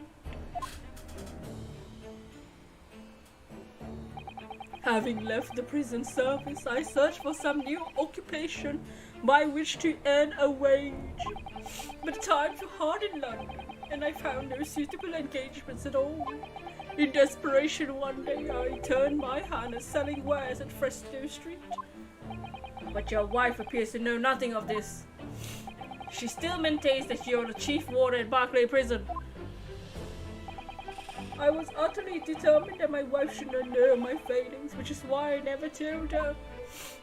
I opened an account at a bank under the name Huge Bone, and I rented the cheapest room I could find on Fresno Street. The scene of the very crime we're investigating. Yes, that's right. Whoa. A place from which I could emerge every morning at night at 8 as a squalid peddler, and transform myself every evening at 5 into a well-dressed man about town before returning home, and it quickly became my daily routine. I was puzzled by the lack of furniture in the room, but that explains it. But why on earth didn't you just tell us this in the first place? I have a wife, sir, and 2 sons. Oh, without wishing to sound self-conceited, they regard me with some pride. I couldn't bring myself to disappoint them. So instead you decided to conceal your occupation from them? Yes. I've made such a terrible mess of everything. Still, one thing doesn't add up. No matter how many tidbits of information you could sell to passing gentlemen, even at 6 pence apiece, you couldn't hope to match the salary you must have had commanded as a chief warder at prison. Very true. You have kept your family in comfort despite 10 years of somewhat misbegotten employment. Dots. That was all thanks to Inspector Gregson. What? Inspector Gregson, what the hell? It was some years after I invented Boone and began my other life as a street seller. He, the inspector, that is, recognized me one day. Do you mean to say the victim was an acquaintance of yours? What? I knew him from my time at working at the prison. When he saw that what I become, he was deeply troubled for me and my family. And from that day forward, he visited me on Fresno Street with increasing regularity. Oh, Gregson. But then one day, he asked if I would carry out a secret assignment for him. A secret was it? What was it? I was to impersonate the inspector. What is this? What? Impersonate him? We always met in their little rooms until the inspector could brief me. Visit Oak Sis tomorrow and take a statement from the proprietors. It was always something along those lines. Surveillance work, interviewing people. What is that emote? Which one? The Hurlock one? On those occasions, he would lend me his identification so people would believe who I was. My instructions were to make an impression, to let people know that Inspector Gregson had been at work. Is that Hurlock? Yeah. In all those services, he compensated me financially. As Scotland Yard Inspector willingly relinquished his identification into your care with intent to deceive. That, I am sure, in no point need to point as a very serious criminal offense. But why? What's the point of you impersonating him? I truthfully do not know. All I can say is that the inspector warned me on numerous occasions. No, remember me. I need your solemn word. You don't blab about this to anyone, alright? Ever? That was a weird animal. Yeah, that was him in the ship where Kazuma died. I don't know, Kroger.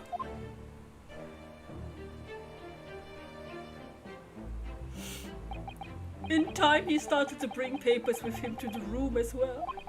He became something of a second office for him. Oh no. I know what Kazuma's gonna do. Kazuma's gonna be like, oh, so the inspector was investigating the Reaper's curse, huh?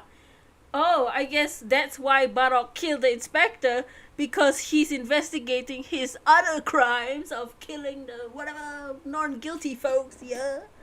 I bet that's what Kazuma's gonna do. Kazuma's now gonna change the motive to not Gregson found his hideout. Gregson is investigating the Reaper. I think that's what the motive will be for Kazuma. It's not over yet. It's not over. That means Vigil didn't kill Gregson. Someone else did. Damn it! So in fact, the person who declared himself to be Inspector Gregson at the Top Pocket Library was really... Yes, it was me, acting on the inspector's orders. As usual, I removed my Boone disguise. Then went as they instructed to the park, armed with the inspector's identification book.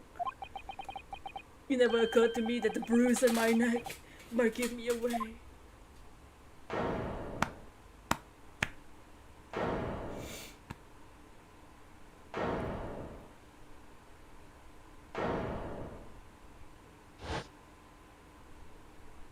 Dots.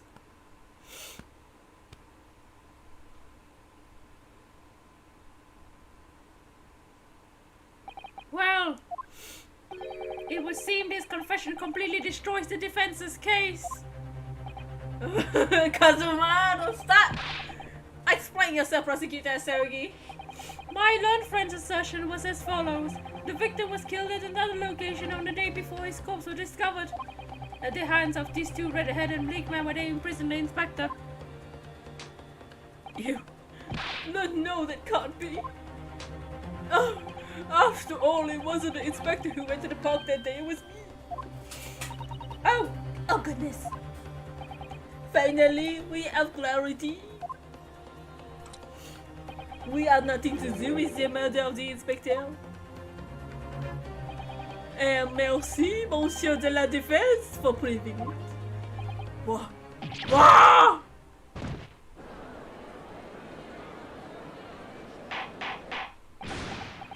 In the courtroom. Indeed, it appeared that we've reached a de facto conclusion of sorts. These witnesses had no involvement in the murder of the victim. As proven somewhat ironically by the defense. I hereby call an end to the cross-examination. Hold it! Kazuma. Who's that? Kazuma? No! Don't do it, Kazuma! Pardon me, my lord, but with your permission, I would like to pose one further question to the witness. What? Kazuma? What question, counsel? It concerns the events of 10 years ago. I believe that we would be at present a very significant execution that was carried out at the time. 10 years ago? No! The execution of the professor! Genshin Asogi! I want to know exactly what your involvement was. Oh?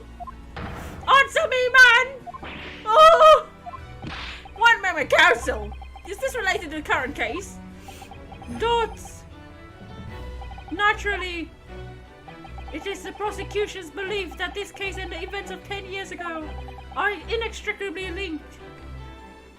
I was not expecting that voice, Kazuma. Oh my. The defense concur, counsel. Kazuma, you're not yourself. You're not as calm as collected as usual.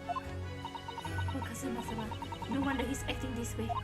Mr. Vigil's memories of what happened 10 years ago would tell the tale of Genshin Asogi's last moments, his own father. I know, I do understand that, but even so... Prosecutor Asogi? Go! Do you genuinely believe that this question requires an answer in order to learn the truth about Inspector Gregson's death? I need you to trust me. Please. Dots. Very well. Then the defense has no objection. I see. In that case, you will answer the question, witness. Dots. The truth is, I remember very little of the time. You've forgotten? Kazuma, calm down. Jesus Christ. I'm sorry to say, yes. As I said, I resigned from my role in the prison 10 years ago. But for some peculiar reason, my memory of the events leading up to that moment is extremely hazy. Dots! Does it not strike you as strange, Mr. Naruhodo? Sorry? Well, 10 years is a long time, but to have forgotten the reason why he left such an important job. Yes, you're right. And not only that, Mr. Vigil's claim contradicts what we already know. The human spirit is a fragile thing, it's broken all too easily, which is why we have a tendency to wrap it up in protection. Sorry for the human spirit? Angry Kazuma. I'm afraid I don't understand what you mean. When we experience pain and suffering we feel unable to bear, we block it out, obliterate it from our memories, seal it away. But it never truly leaves us. If the seal is broken, the memories resurface, and when they do, that fragile spirit may finally be crushed. But I really don't. Kazuma-sama, if it must be crushed, so be it, because the truth will not stay buried is coming out, one way or another. Dots. Right. Now I understand. It's clear what his intentions are. He means to expose the truth at any cost. Dots. Perhaps if I pointed out the contradiction in what Mr. Vigil claimed earlier. It might cause some crucial memories to return to him. But should I? Should I present the evidence or not? I think we have to do it. I want to know the truth too. We need to know the truth. If I have no idea how this is gonna go, but this is a court of law, and I have a duty to pursue the truth. Exactly. Mr. Vigil, I'd like you to look at this. Evidence that clearly contradicts your version of events. Take that! Just a few moments ago, you made the following statement. I resigned from my role as the prison 10 years ago. Oh, well, yes. In other words, you claim to have left the post of Chief Warder on your own volition. Well, yes, of course. Why? Tell me. Do you remember seeing this document before? No, I don't. This is a dismissal notice ordering the immediate termination of a prison staff member's employment. A dismissal notice? And the name on the notice is yours, Mr. Vigil. What? What? It's a mine? So you didn't resign from the prison service at all?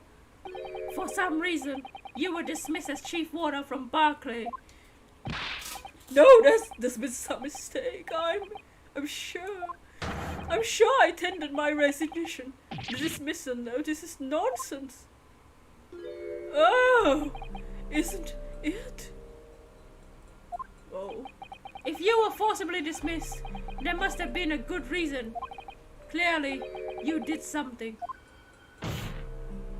Mr. Vigil, it's time to break the seal and have you remember. Oh, dots. Ooh, the music. According to the few remaining records, I must slap that guy. the final execution that you supervised was on the 17th of June, 10 years ago. And on that day, something very serious took place at Barclay Prison. The 17th of June? Was that the professor's execution? Professor? As you were the chief warder at the time, it stands to reason. He's guilty. He's guilty of something. I don't think he killed Gregson. That you would have been present throughout the proceedings. It does sound familiar. And yet that execution never took place. The convict ostensibly executed earlier that day re-emerged from his grave. The convict came back to life? In the cemetery in the middle of the night, there was a witness. However, the witness claims for a moment that he saw the convict clambering out of his grave. A gunshot rang out from over his shoulder, and the bullet pierced the professor's chest, killing him instantly.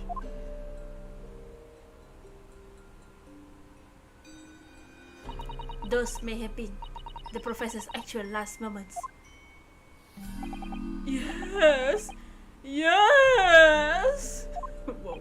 Seeing as you were in charge of overseeing executions at the time, you must know the truth of what really happened. It's in your head, somewhere deep down. Doors? Well, Chief Warder Daily Vigil, I know there are memories in your head that can explain what happened on the 17th June 10 years ago. And now it's time for you to drag them up. Oh! Mr. Vigil? Don't!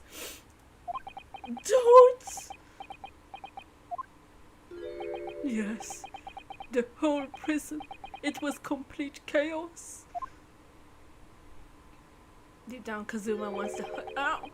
The prisoner escaped. He was killed in the cemetery. The shocking news ripped through Barclay like a hurricane. What? What?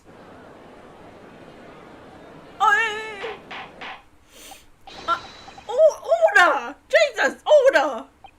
Do you mean to say then, Mr. Vigil, that your memories of the time have returned?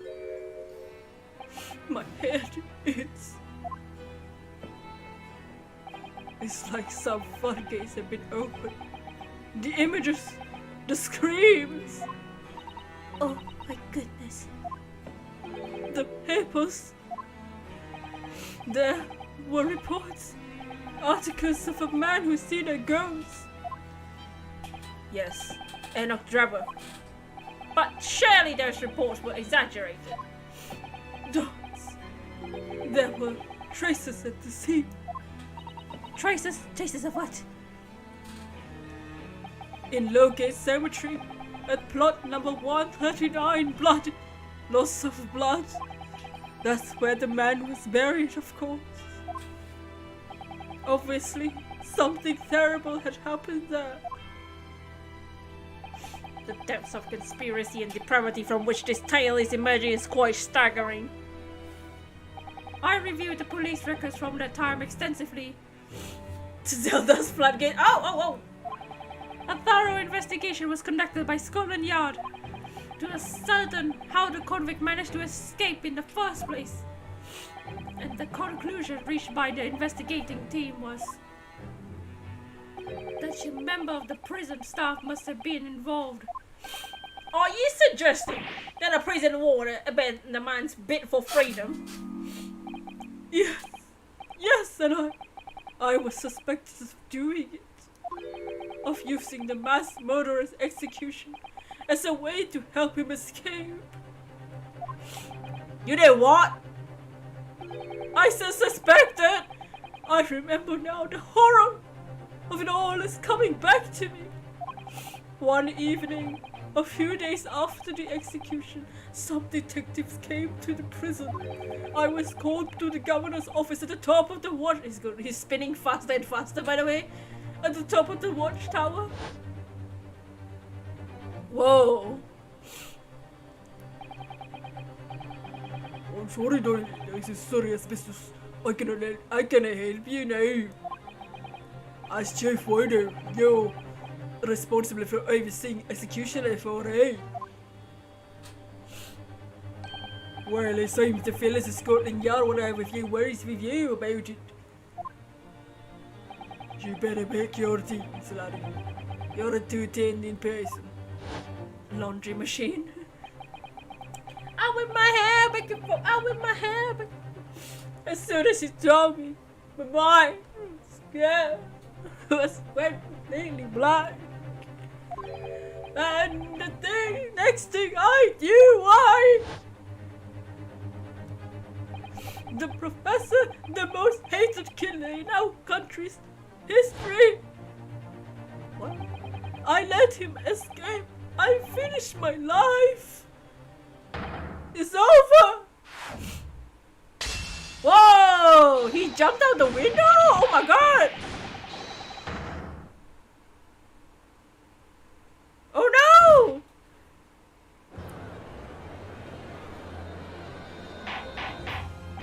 Oh no! Bailey, fetch a doctor at once! He got a ponytail. Cortisone for now, immediate effect. Oh no. So, with Mr. Vigil's collapse, proceedings came to an abrupt end for the day. Once again overshadowed by the legacy of that notorious killer, appearing like a cursed ghost ship on a foggy ocean. Lord Van Zeeks, Mr. Vigil, Kazuma, and Gregson. All of them bound by invisible chains anchored to the same wreckage in the murky depths of the past.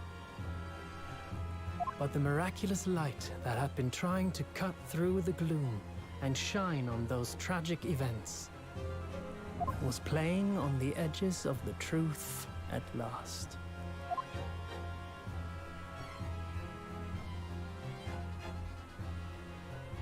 Damn! Oh boy! Oh no! Oh no!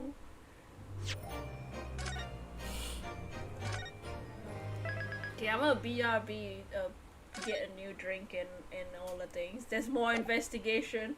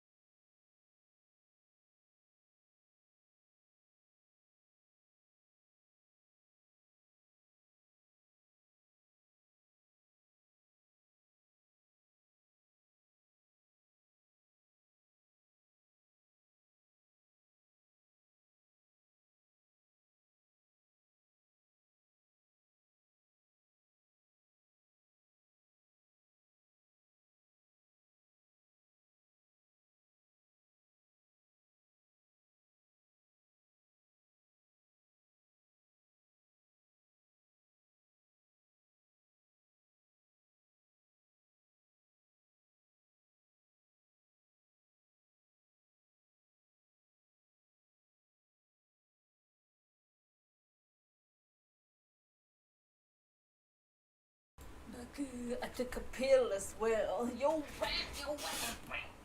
rat. Also, the lady whose name was Brett, that wasn't her real name.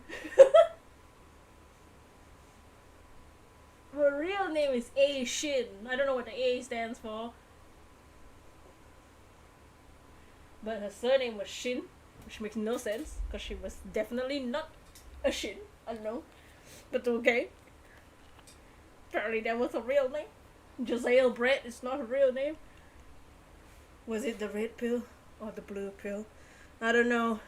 All I did was put Morpheus' mouth in my... his hand in my mouth. What? There's a new Matrix movie, right? I didn't watch the trailer yet. I have yet to see the new Matrix Resurrections trailer. Starring John Wick himself. Neo, you must pick the red pill or the blue pill. Me, go! Why not both? The new trailers, though. Yeah, I need to watch that. I haven't seen that one yet.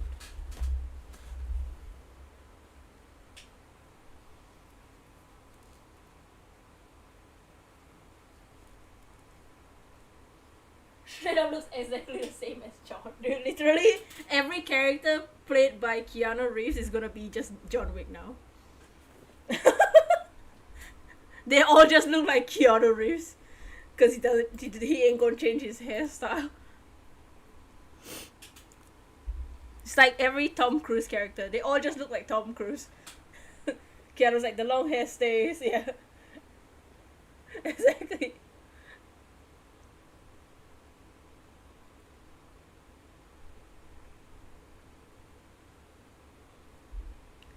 Brad from Disney Channel still there doing his own thing. I'll win, Mr. Shom's sweet now. I still can't quite believe what just happened. I know, I inquired the bailiff after the court session was adjourned, and it seems Mr. Vigil was taken to hospital to recover. Right. 10 years ago now, Mr. Vigil attempted to commit scourge by jumping out the window from the prison governor's office. But ever since then, he's completely blocked the memory of those events from his mind. Nobody knew his secret, not his family, not even the man himself, but I forced it out into the open. Was it wrong of me to do that? Did I overstep the mark, I wonder? Bruno! Hey! Hey, Iris! You're miles away! Miles! Anyway, I brewed a fresh pot of soothing tea for you. Oh, thank you. And you and Susie had an exhausting day so far, haven't you? Oh, Dots. Thank you, Iris. How thoughtful of you. Do you happen to know where Mr. Sholmes is? We came out the courtroom back into the defendant's antechamber. He disappeared. Oh, no, I don't know. He just suddenly sprang to his feet and left. All he said was, I must leave! Iris! The only shining light. Can't wait for the day we tell her that we were suspected of the murder of her dad. Can't wait to tell her that her father's dead in the first place. I wonder if he's pursuing the mystery of Inspector Gregson's death. We have yet to do a logic and reasoning in this case. Well, you know what Hurley's always saying, don't you? There's mysteries in the world that should perhaps never be solved. Oh, For the construction of a solution only comes at the expense of destruction of something else. what does that mean? He knows very well when you open someone else's old wounds, you often open your own too. He can't take his own advice and leave well alone. Solving mysteries is too important to him. That's so true. It's so relevant. That's what I like about Harry after all. I suppose that's the lot of the great detective in some ways.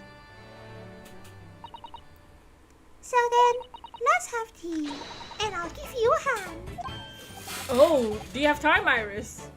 Yes, I finished this month's manuscript at last, with barely a day to spare before the deadline. Oh, I'm so looking forward to it. A brand new story to read in the Adventures of Sherlock Holmes. Iris so innocent and sweet too. You baby. She's the daughter, man. She and Gina, daughters. Susato, whatever. Just kidding. She's precious too in her own way, but she can stand up for herself, honestly. Susato can protect herself. You know, I always hide Hurley's violin in days before I have a deadline. You do? Poor Mr. Sholmes. I'm sure that's very wise, Iris. How sensible of you. Now then, my dear fellows, let's make a plan of action action before I continue our investigation. Yeah. Should we examine the room for any differences? Seems the same. Mostly.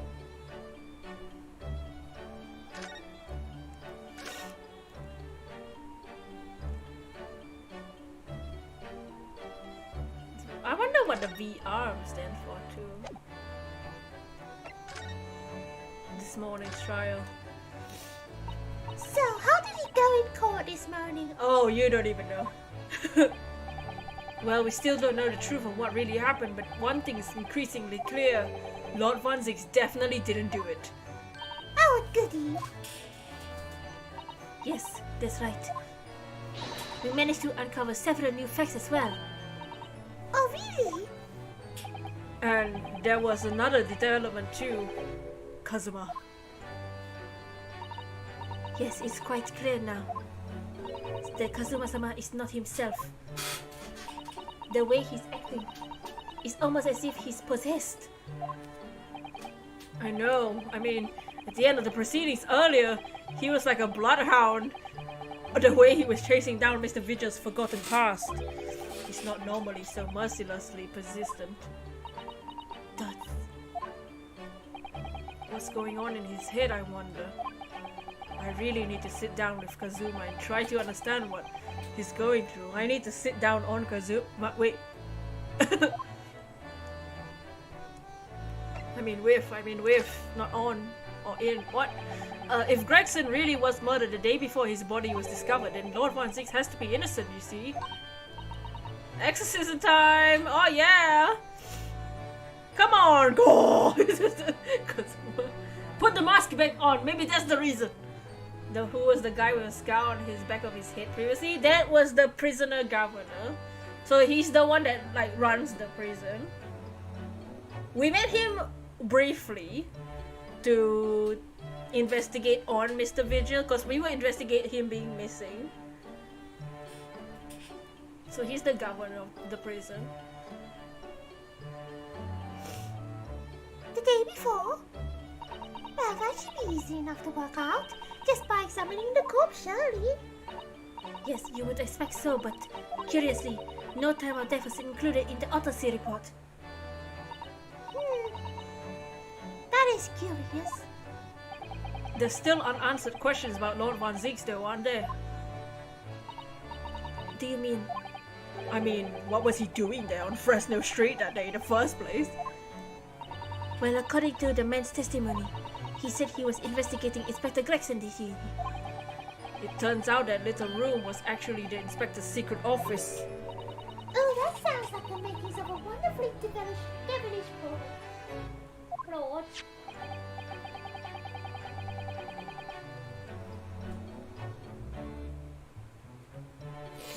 But then, why was that notice board covered in all those particular papers? Papers with a link to the Reaper. Starting to get a bad feeling about all this. Oh dear, it sounds more or something horribly devilish.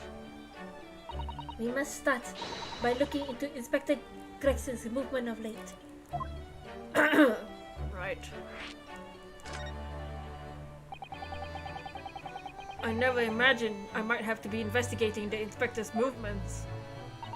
Well, according to the entry in his diary, he was carrying out an incognito investigation of the Red-Headed Lake the day before his death. Oh, you mean he was doing the same as Harley?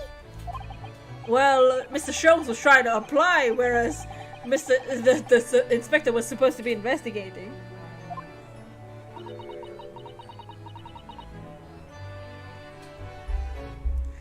I do wish it had been the other way around. Why does Hurlo can die? What are you talking about? Oh yeah, let's investigate his movements, alright? Oh yeah! Can I investigate Barok's movements?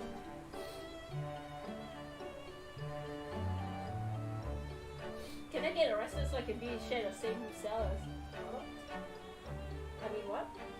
I'll defend Barok any day. What? As it turns out, the inspector who went to investigate the Red-Headed League that day wasn't actually Gregson at all. It was Mr. Vigil in possession of Gregson's identification. You know what that sounds like to me? Establishing an alibi. Oh, Oh my, yes, you're absolutely right, Iris. but why would Gregson need an alibi? It would appear that the inspector had something to do with it he wished to keep secret. I don't believe it. I always thought he was just a harmless lover of fish and chips. Perhaps they were seasoned with something a little more potent than salt and vinegar. Let me just make a joke on the dead guy's taste in food. Perhaps you should try to move away from food analogies. Well, anyway, if Lord Von Zix felt the need to investigate Gregson. Yes, I agree. We must try to find out what he knows. So that means talk to Lord Von Zix? Oh yeah, every day. Vigil, you say? Isn't that the name of the lady who came to visit Hurley yesterday? That's right. To ask Mr. Sholmes if he would help her find her missing husband. Only Mr. Sholmes completely passed the buck to us. Actually, didn't you say Mr. Vigil had been taken to a hospital? Do you know which one? It's Saint Sinus. I'm starting to wonder if all the other hospitals in London have closed down. Stop roasting the game for not coming up with more than 2 hospital names, okay, Naruhodo? That's amazing, Runa. You found the lady's husband already. Well, I suppose I have by accident. And 10 years ago, while Mr. Vigil was the chief warder at the prison, he was responsible for overseeing the professor's incarceration.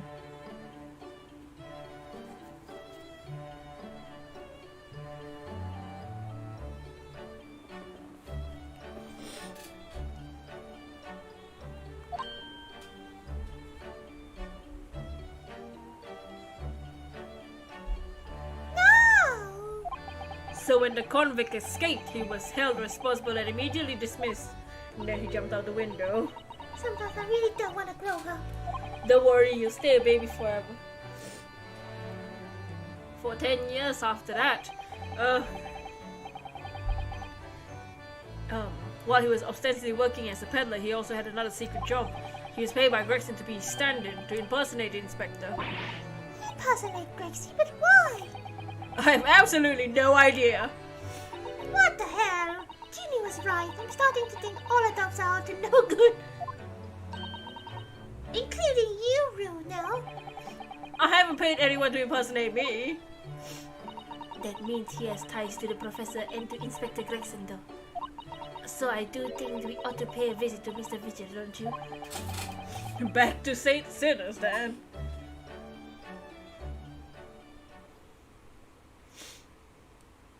Well, I think it's clear what we need to do, is it? Let us investigate, my dear fellows. Oh, Iris, you're even more enthusiastic than usual today. If anyone has anything to hide, my special Wilson shooting iron will set them straight. That water pistol? Your water pistol, bro. It's so full of us piping hot extra blend for spell blend of mine. I'm quite sure it'd be very effective. I'ma shoot tea in your eyes. Better be careful not to hide anything. Well, I'm hiding the fact that her father's dead, so... Shooting what? Tea, I guess? Or acid, I don't know. Whichever one she made. It's a little strange that Mr. Sholmes is nowhere to be seen, but still, let's go and see what we can find out. Okay. Yes! Hello, child. Let us go. Where should we go first? Oh, we can go to so many people.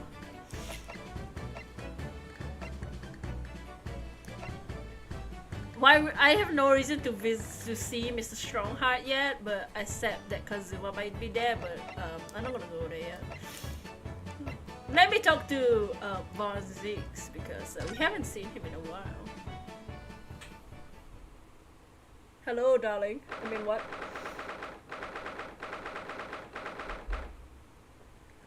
Oh, hello, Clarice. Oh, Iris, you're wearing your special clothes. Lord Van Zix is really, look, so fascinating. seem like he wants visitors, does he? He must have noticed we're here, surely. Yeah, us speaking out loud in a quiet prison where there's definitely echoes. Please don't talk to me, please don't talk to me, please don't talk to me, please don't talk to me, please don't talk to dots. Ah! What do you Nipponese want? Hello, Irish is British, hello. That's no way to greet the lawyer who's trying his hardest to prove your innocence, is it? Perhaps not. Oops. Huh? I apologize. So, what can I do for you, Mr. Naruhodo? Lord Van Zig speaking earnestly. Holy Oh, the fog will lift over London for the first time in months tomorrow! This does feel very, very strange. What is happening? Dots, I don't want to be part of their stupid gang. I must say, I was impressed. Oh, well, thank you. Not by you, by your fellow Nipponese, your prosecutor friend. Oh, I see. Yeah. It's sardonic, don't you think? For a man such as me, so loading of the Nipponese, to be entirely at the mercy of the two of you. I read a scene like this in Berserk. I suppose it's retribution for having played the part of the Reaper all these years. His fellow Nipper, what now? Played the part.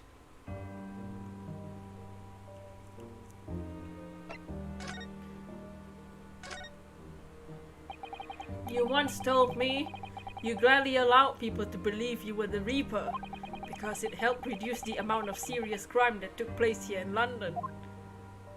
Yeah, if our keeping quiet and playing the part benefits the cause, a cause I myself am committed to pursue,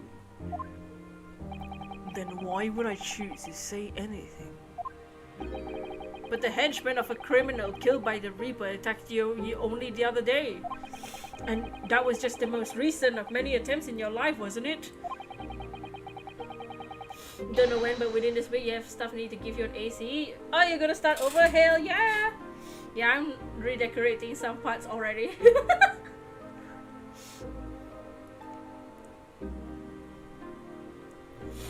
I mean, it looks much better. I made a bicycle rental place, like a small one. Someone is clearly profiting from your silence about all this. Someone is using you. Oh, typical. Dots. Believe me, ever since the Reaper's first appearance, you go for the same dream as your island. It's just rough.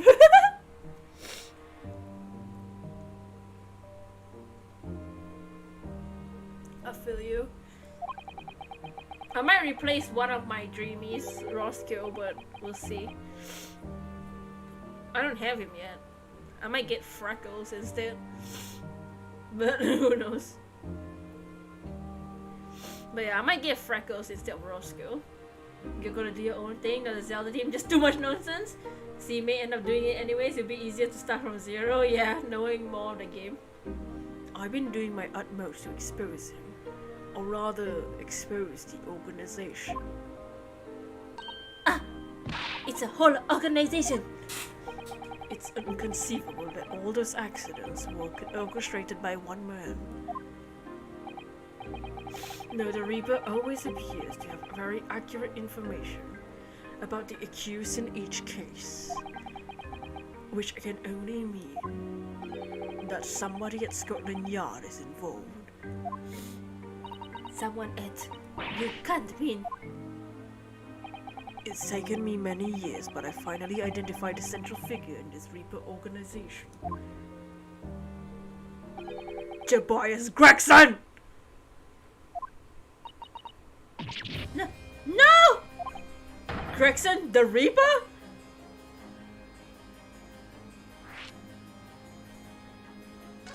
What?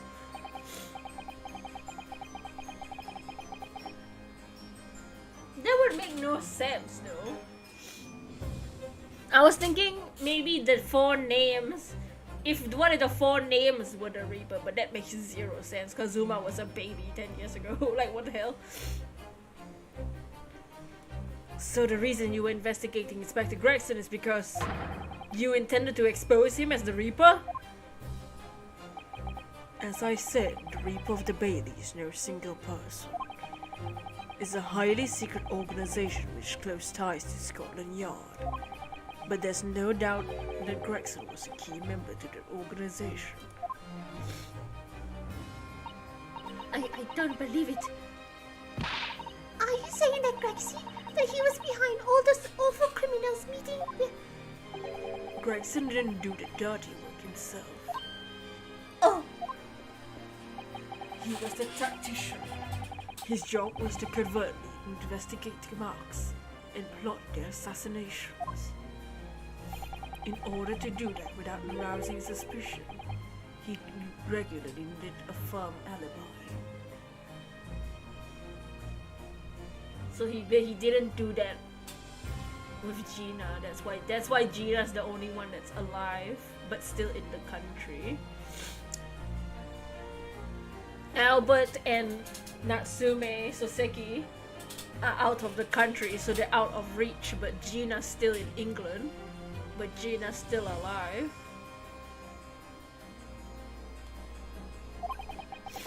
Which is where Mr. Vigil came in, posing as the inspector.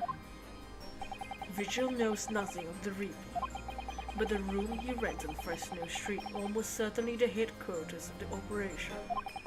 Gregson would have met the assassin there for briefings.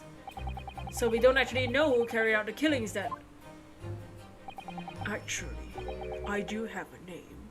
What? You what? If you can name the man, you have the true identity of the Reaper already then.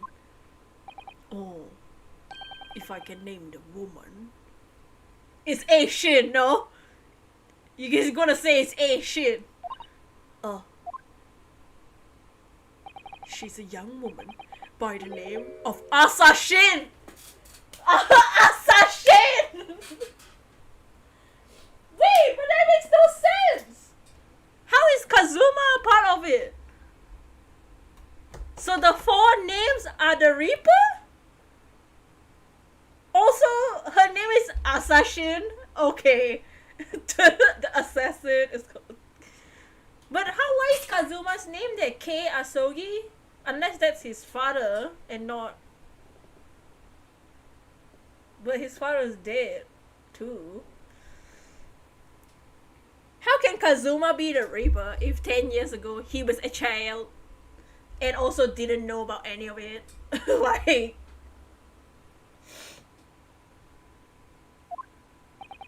Wait. What? Shin? Assassin? That's Miss Assassin, the true name of a terrifying killer I only know too well. But she killed John Wilson! So, if Gregson and Asian Assassin... I knew her name was something stupid like that. But the name... So, Kei Asogi, there has to be Kazuma Asogi because his father is a G. G Asogi, not K. Asian and Tobias Gregson are the Reaper. Jay Wilson was also the Reaper? But then Assassin go and kills John Wilson anyways? But why? So the message has to be like, these 4 names, the 4 of them are the Reaper.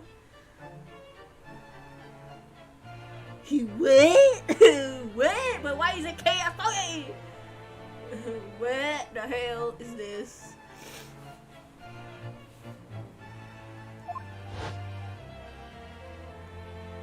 She came to Japan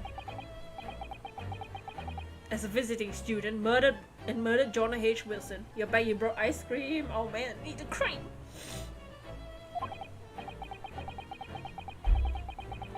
Then, just when it seemed that diplomatic protection would escape Japan and conviction, the mysterious woman herself was murdered in a small summer beach hut. And that woman was actually the Reaper of the Bailey? That's... How the hell? Wasn't she a student? How old was she? I don't know. Naruhodo, perhaps this isn't the place to discuss. No, of course not. We can't mention it here. Oh, right, because the child is here. Because it's her father. There's gonna be such a mess. If those 4 names are the Reaper, why is Kazuma's name there? And oh my god, Iris, I'm so sorry. There's no way! Why Kazuma though? I still don't, that makes no sense to me. But for what purpose though is the other thing? Why? What's the purpose?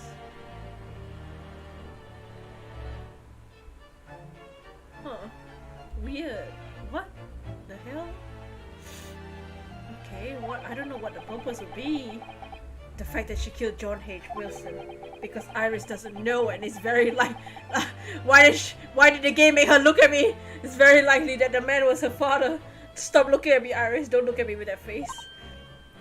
Yeah, question mark? Don't worry about it. Asashin, I should let father know as once. Yes, I agree.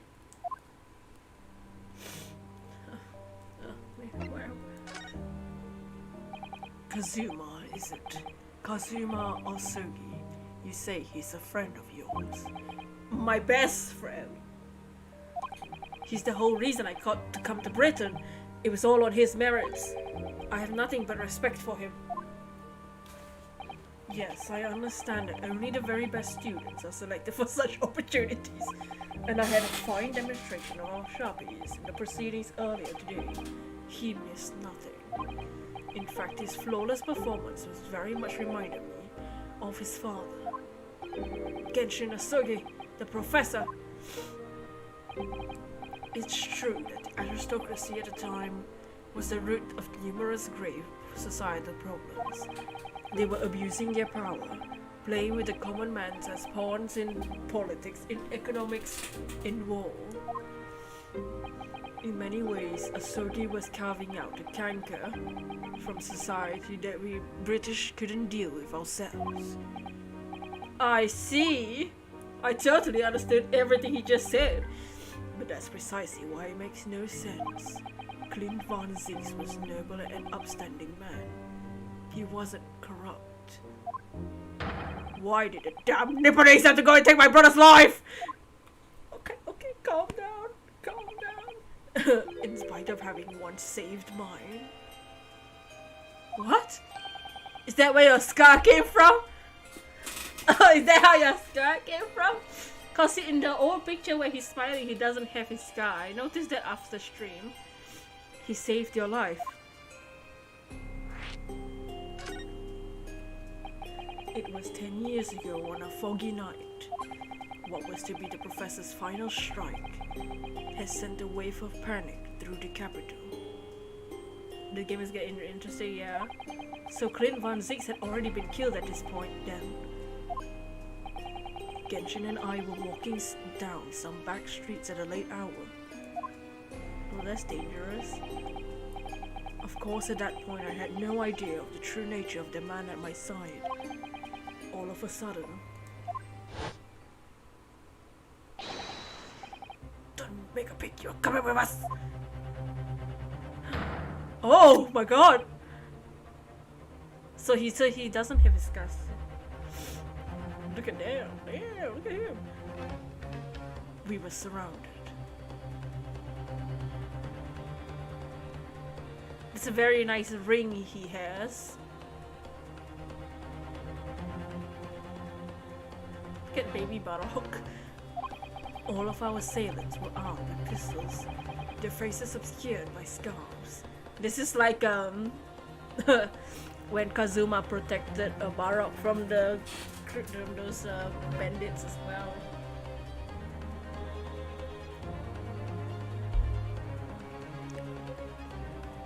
Is that Karuma? Clint was not only from noble heritage, he was a brilliant prosecutor as well. The scum of London hated the sight of him and they had no sympathy for his younger brother either. I've been targeted several times before already. Damn, targeted before he was even a prosecutor. My god, Jesus Christ. Yes, Fonzie's alright, we got him! I could hear them murmuring amongst themselves. No one knew they were after me. But just when I thought my time had come, if I let them kill Clint would never forgive me. It was a Sergey's voice. Clint would never forgive me? What? Just a whisper in my ear. Whoa. After that, I don't remember exactly what happened. The next thing I knew, there was silence all around. Genshin lay on the cobbled street, blood was seeping from his left hand. He shielded me. Damn! 2 days later, they arrested him on suspicion of being London's most notorious mass murderer ever, the Professor. How awful of you. For you, I mean. You'll be back later, have to take care of some stuff. Out! Inside! It's out! Yo! Third point. All at once, I lost the brother I revered and the foreign friend I held in such high regard. Enjoy the case. Ew! We'll have fun in prison. Just get Iris and Susato out. I'm so sorry, Lord Von Zieks.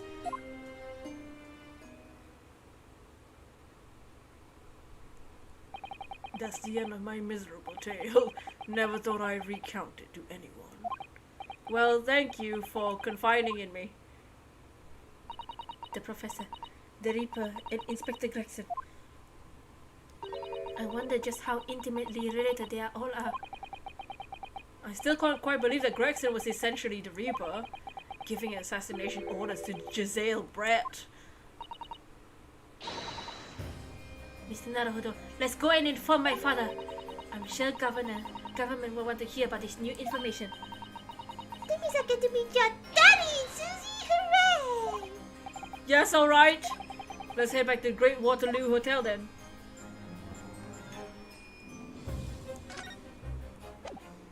We'll be back, Von Zieks, no worries.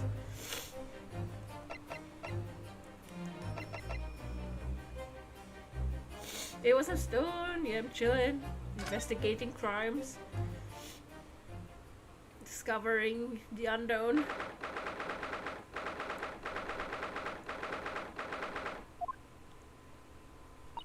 I thought it yesterday and think it again today.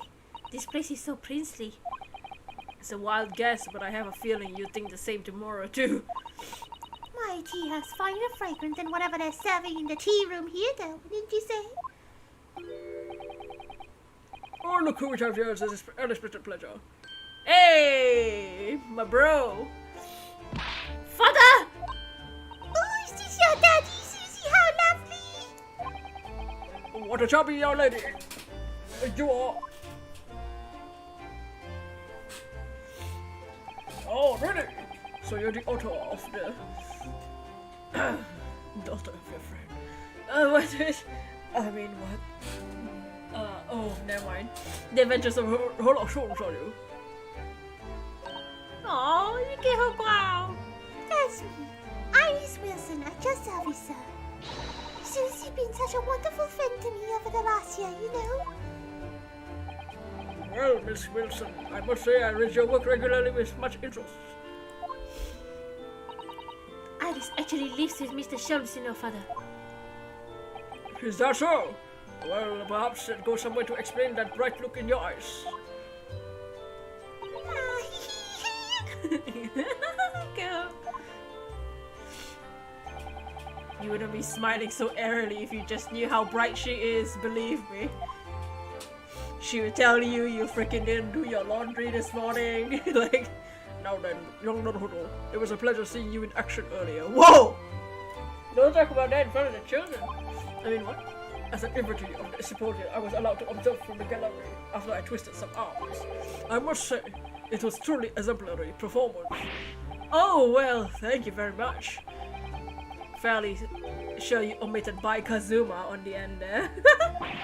No, please don't misunderstand. It was you who impressed me. Really? Yeah, right. You didn't miss a step against Asuki, and we all know how capable he is. Yeah, because Kazuma's perfect! Really to have matured into such a fine defense lawyer in less than a year is quite extraordinary. Yeah, it's like I'm a main character of a video game, you know? That's very kind of you to say. And really nice to hear. Phew. What I saw in court today confirmed what I've been hoping for.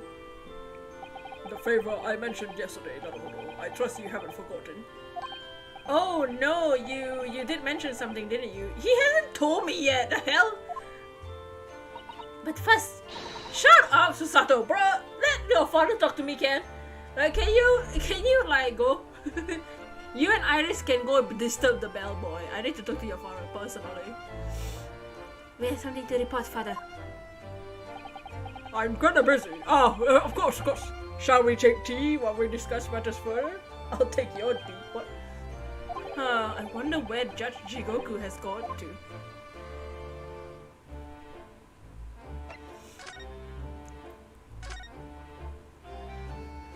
Father, do you know about the so-called Reaper of the Bailey?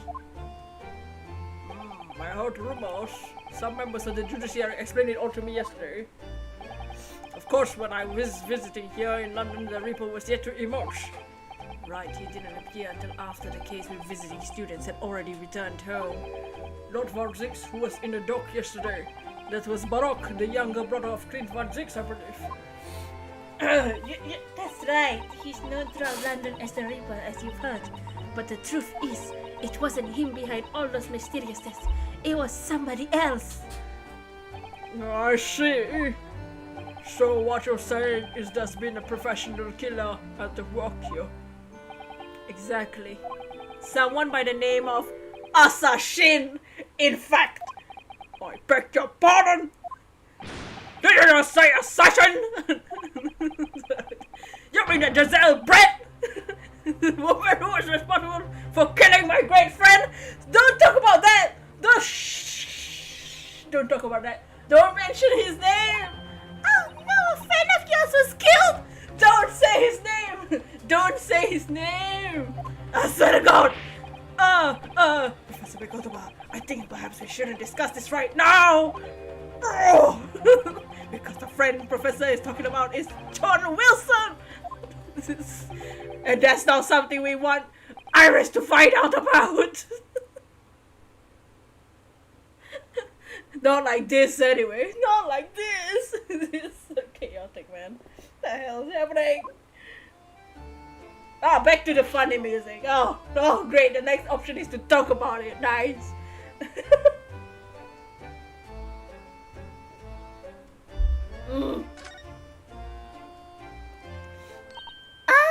I've just remembered something. Biscuits! This hotel has the most delicious looking biscuits. Was what out of the blue?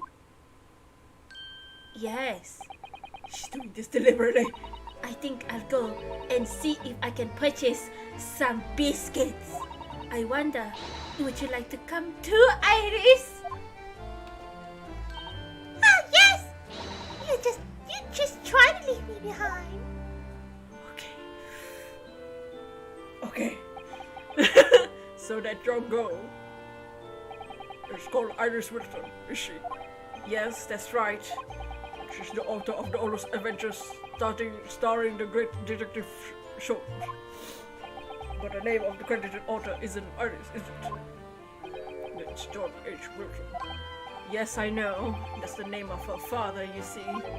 Her father? Oof.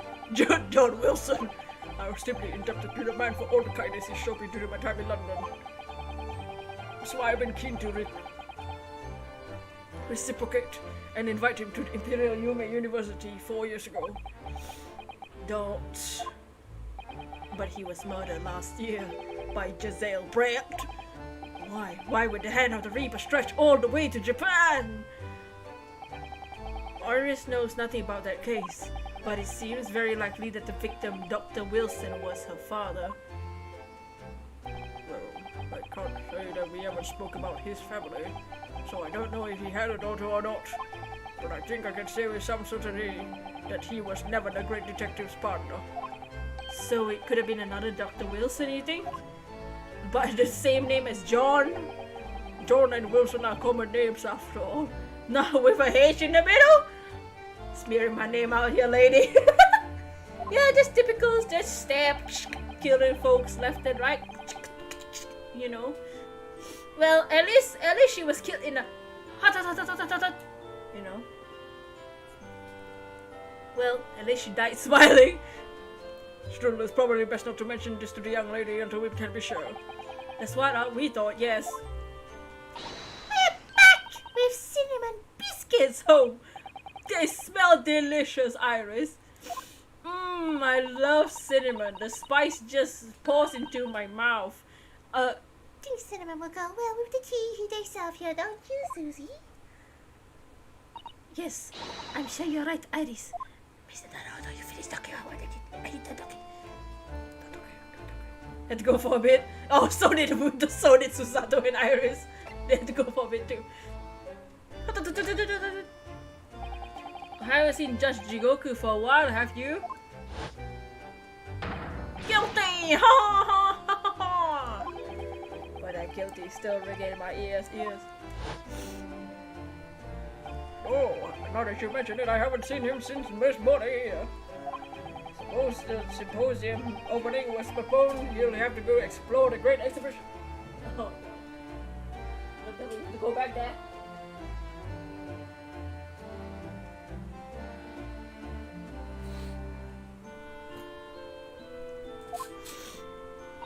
That reminds me of something you mentioned yesterday.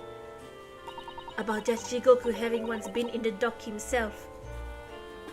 You have to defend against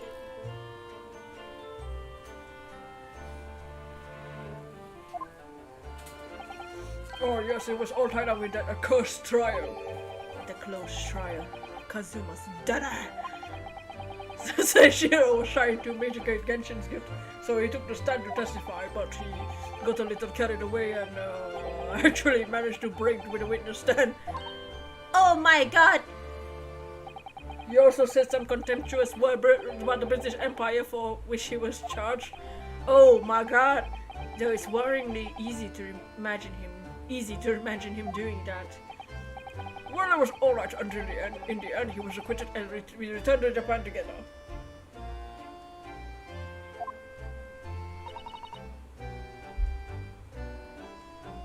Thank goodness. Oh yes, talking of Seishiro, I have a copy of the photograph we took together yesterday. Here, please. Thank you. Wow, what a nice photo. Is there anything we should note in this photo? Is this important? What a lovely photo! We were definitely wearing those clothes. Certainly seems to shout, we arrived in Britain! Why is this important? Ah.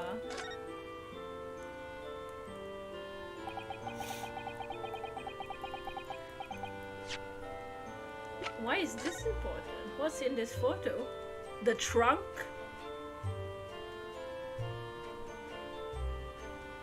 Nah.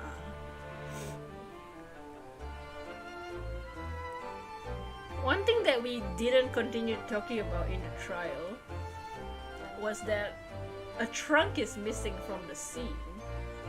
But that's impossible. He just came to England. Nah. Nah! There is like patterns on the trunk. No, this is the... Okay. Okay. I'm also not looking at the camera, bro.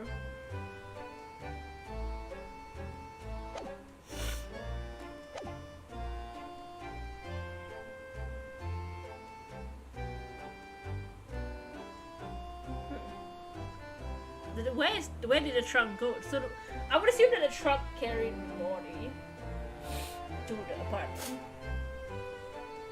None of us had any idea what was coming when we took that, did we? No, No, that's so true.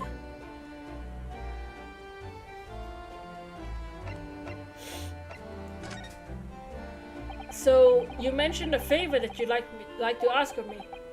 Not. Well, this fateful trial that you're fighting, one way or another, it will be over before long. And when it is, I'd like you to accompany me back to Japan. You want me to do what? What? Why should I go back? Father, what is the meaning of this? I'm not going back to Japan. Hell no. What you want? Now, Susato, you should understand. You've seen how a coach work firsthand. Nuh-uh. I ain't going back to Japan. You suspicious hoe? You don't want me to get involved with the professor. That's why. Japan's judicial system is in its infancy, especially when it comes to defense. Oh, you mean The Supreme Court Judicature is in desperate need of a good defense lawyer. As soon as possible. Really quite urgently, in fact. But I've not even been in London for a year yet. I read all of Susato's reports. I'm well aware of your extraordinary talents. Having seen you in action with my own eyes earlier today, there's no question. You, Naruhiro, are precisely the man our country needs. But Barok! Gaga! But this country doesn't have good defense lawyers either. Hello? This country ain't got no good defense lawyers. All of them are scared of Barok, bro. They need me. I can be like Edgeworth and go back and forth. But there's no plane in this era, but oh. I can't leave Iris behind. But then, what am I supposed to do, Father? Can't she go back and be a defense lawyer? She can defend. Just allow women in the trial then. Not. You came here to serve as Asogi's judicial assistant. You want her to judicial assistant the prosecutor now? Oh yes, she's supposed to be Kazuma's assistant. Our government is still in the process of deciding how best to deal with his situation, though. That's... You've always chosen your own path to settle, and I trust your judgment in this matter also. Father, Please, the pair of you, don't look so downcast. It's merely a suggestion, you understand. A hope, if I'm honest. But I won't force you. All I ask is you consider it and come to a decision by the time this trial concludes. I can't do that. I can't go back. Yes, alright. You won't leave, will you, Bruno? I can't leave her. Look at her face. I can't leave her behind. The thought hadn't even crossed my mind. Up until now, I've just been trying to do what I believe to be Kazuma's will. But it turns out he's still alive, so... where does that leave me? No, I'm staying. I'm not leaving. I'm not gonna leave. Hell no.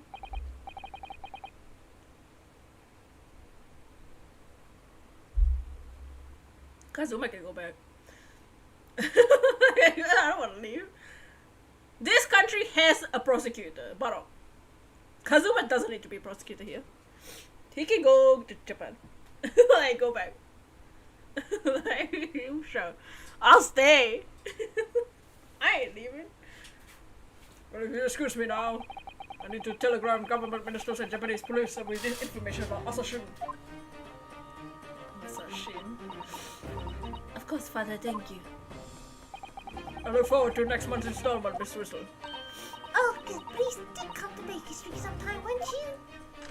We'd love to entertain you. Whoa, Iris. I'd be delighted.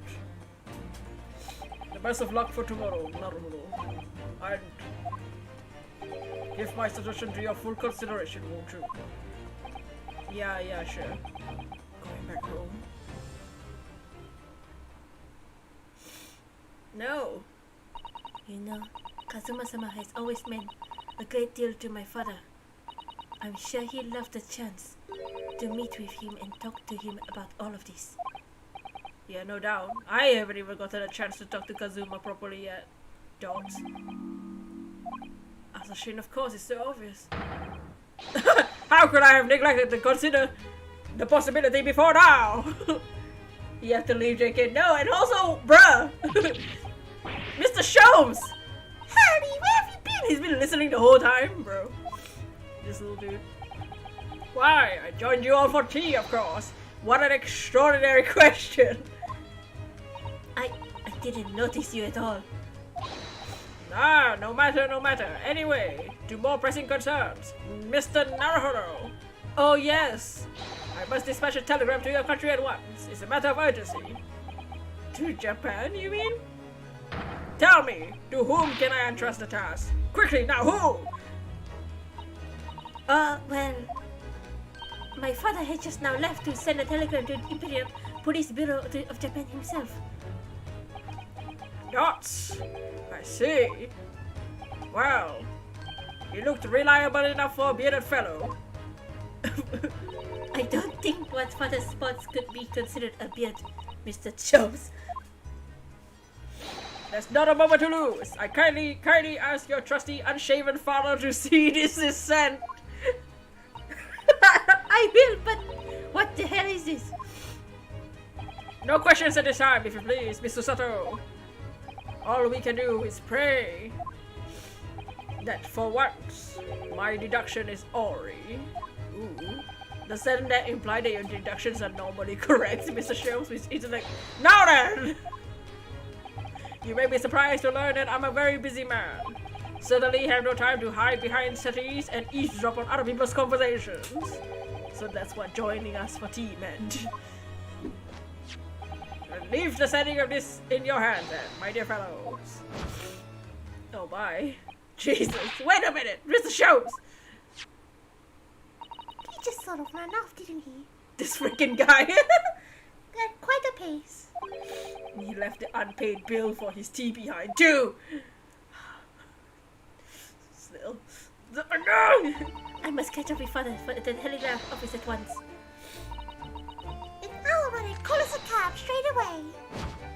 Okay! And that was me thinking everyone would be clamoring to pay Mr. Shome's bill. Guys, I have to pay it myself! Wait, I'm alone!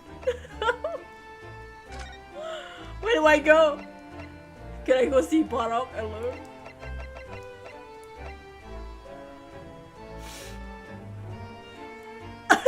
Susato! Look at this hole! In some ways, this place rather suits Lord Van Zyg. Oh dear, did I say that out loud? You freaking little sneaky little sassy little. Oh wow. Where do I go? Where do I go? I'm all alone. It's me in real life. Should I go see Mr. Vigil? Or should I see Mr. Vigil with my friends, no? Okay, go see Lord Van Zyg alone. Hey, baby. Hey. He's like, what are you doing here? Oh, nothing. Do I have to see Mr. Vigil alone?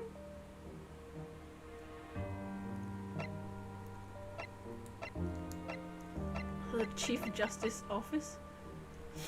Well, let's go to the hospital then. Am I alone or is they with me?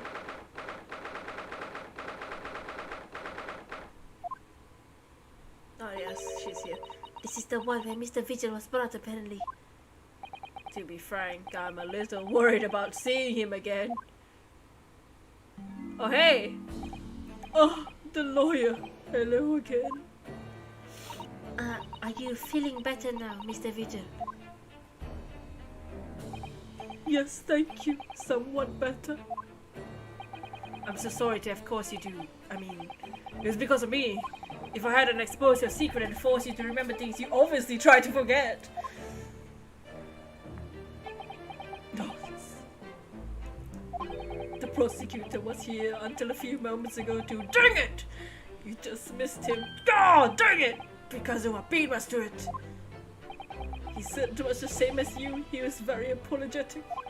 But the truth is I brought this upon myself.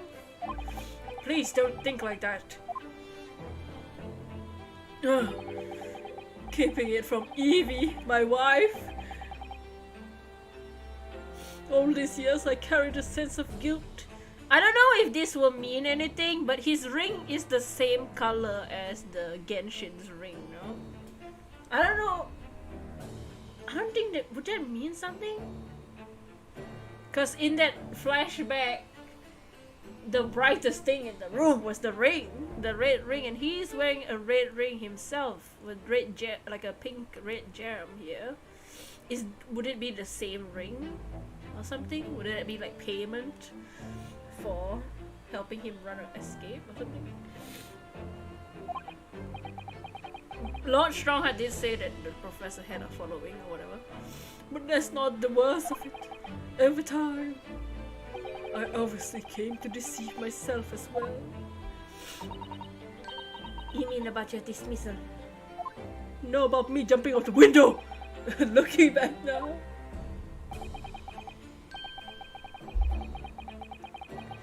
I'm beginning to think that perhaps Inspector Gregson didn't stumble upon me by accident at all. I mean, he compensated me so generously for acting as his stand-in. He was clearly concerned for my well-being and doing what he could to help. So perhaps Gregson knew exactly what had become of Mr. Vigil all along then. I'm sure this just deserts for 10 years of lies and deception, but it wasn't me that helped the professor escape 10 years ago. It wasn't me! I swear it! I swear it's true! Oh, Mr. Vigil.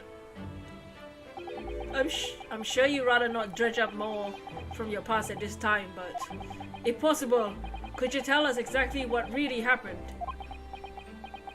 Don't.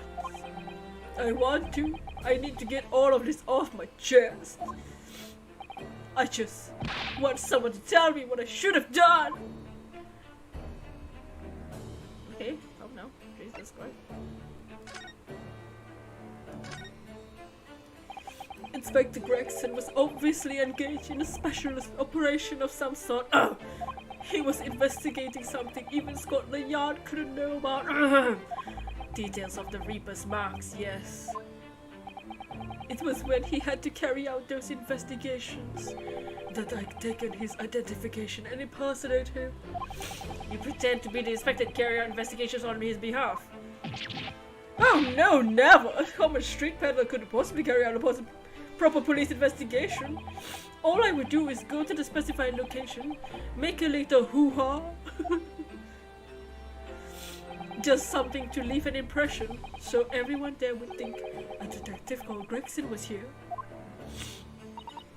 So that's what you were doing on the day prior to the incident? Yes, he asked me to make an appearance at the park on Lime Street for the Red-Headed League event. So as usual, I flashed the inspector's identification around and was very vocal about my presence. But then you were taken prisoner by those two red-headed fraudsters. Yes, child. Is he not questioning that baby in the room? Well, you would always make a point of showing Gregson's identification and generally being loud. Yes, what the inspector asked me to do, yes. Well, that's one way of becoming a legendary detective, I suppose. Not a good one, though. As you know, I suffered this bruising around my neck and their hands. And the following day, they kept their word and released me. Without returning the inspector's identification to you, however. We had arranged to meet in Fresno Room 5 at 5 that day so I could report back to the inspector, but at the agreed time, that's when I heard the gunshot.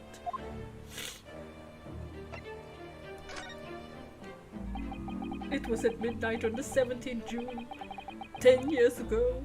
That was the time scheduled for the execution. But the professor's execution never actually took place, did it? Or rather, the execution itself must have been used to effect the plan of escape. I hardly dare to imagine what a chilling plan it was. Barclay was renowned for being the highest security prison in the country. Everything that went in or out of the place was searched multiple times. But there was one notable exception, or rather, one notable loophole, or something that was never questioned I have a feeling I know what that loophole was now. The coffins in which the bodies of the executed convicts were placed, correct? Yes. Once the coroner had confirmed the death of a condemned convict, the body was taken in its coffin for the immediate burial in Lowgate Cemetery just behind the prison. So they all, like even Courtney, were all helping him escape? Maybe because they believed in his motives? Because the professor did have a lot of people that were like, yeah, kill those guys! Yeah, kill them! Rich mofos! Like, that's what some people were thinking at the time. The chief warder first had to sign the necessary papers.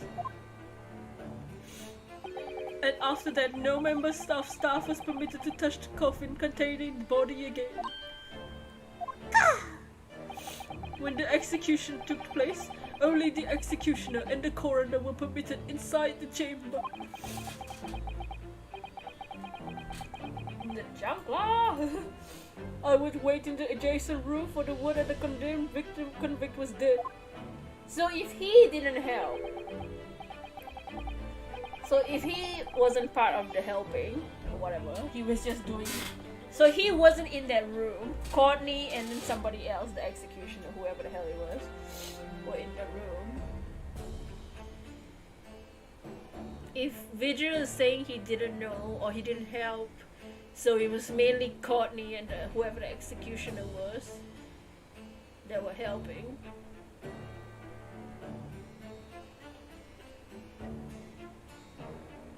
Like the only reason I would think is because like they believed in his like doing or whatever. What I wonder they probably put down the dog too. I wanna know. I wanna see this dog. On that occasion, I had confirmation. I went into the mortuary to find a load coffin as usual. The procedure that I was to sign the paperwork, having checked the coffin and nail it shut. But for some reason that day, the coffin was already nailed shut. Huh. No. I didn't think anything of it at the time. I assumed that my deputy must have checked the coffin and nailed it shut before I arrived. Never trust a character instantly named Courtney. Yeah, exactly. She even looks the same.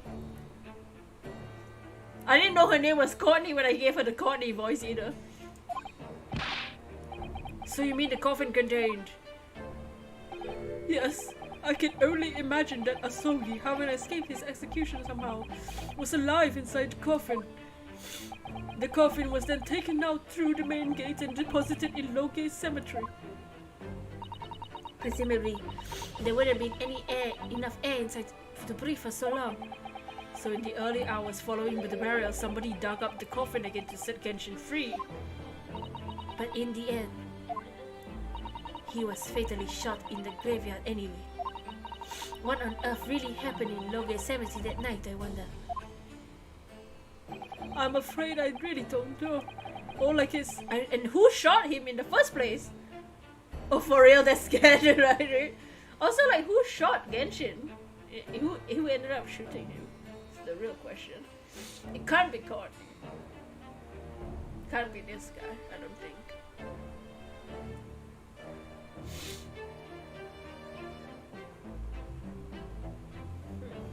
All I can say is with certainty in two things. Asogi couldn't possibly have escaped that way without help from someone working in the prison. Courtney and the executioner. And that somebody was not me. Okay. Very confusing. Obviously you knew the man then. The professor, I mean. Genshin Asogi. So what you're saying is Genshin was impacted. Yeah. I'm saying Genshin left an impact on Barok.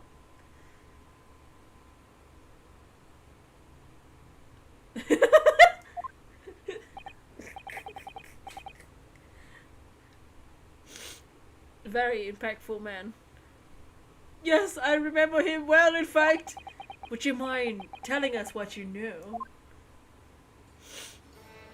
Well, having been condemned to death as he was, they have to say the word impact in this, right? Any contact I had with the man was short, obviously. The bullet left an impact on him too.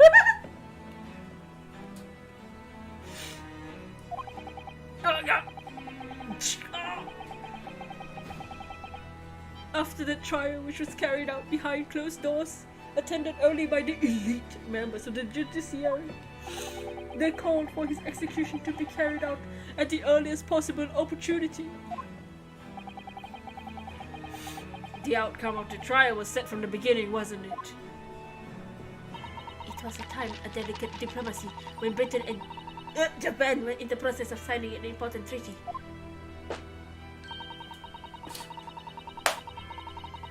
Which means that this potentially destabilizing case had to be dealt with swiftly and discreetly.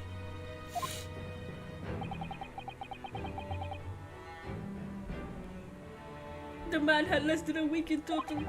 I was the chief warder. I oversaw his short stay in the cells until his final hour.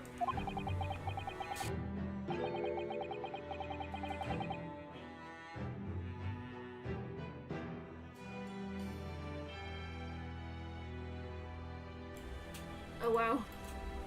Excusez-moi. The sneezes are real. I remember being struck deeply. He struck me so deeply by his noble character and incredible resilience. They be talking like this man is amazing.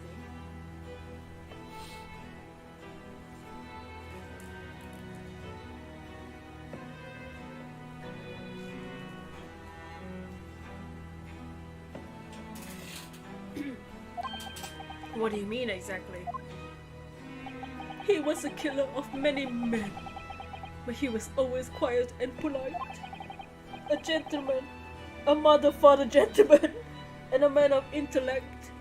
It was almost like he had an impact on everybody around him. In fact, I couldn't bring myself to believe what he'd done, so I asked him one day, "Whoa, those 5 members of the aristocracy whose lives were taken, were you really responsible?" "I'm guilty of the unforgivable crime of ending another human's life, yes."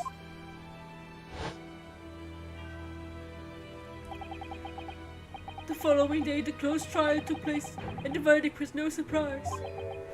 Guilty! That night, when he was brought back to his cell, I saw something unusual. Something unusual. The last will and testament of Genshin Sony.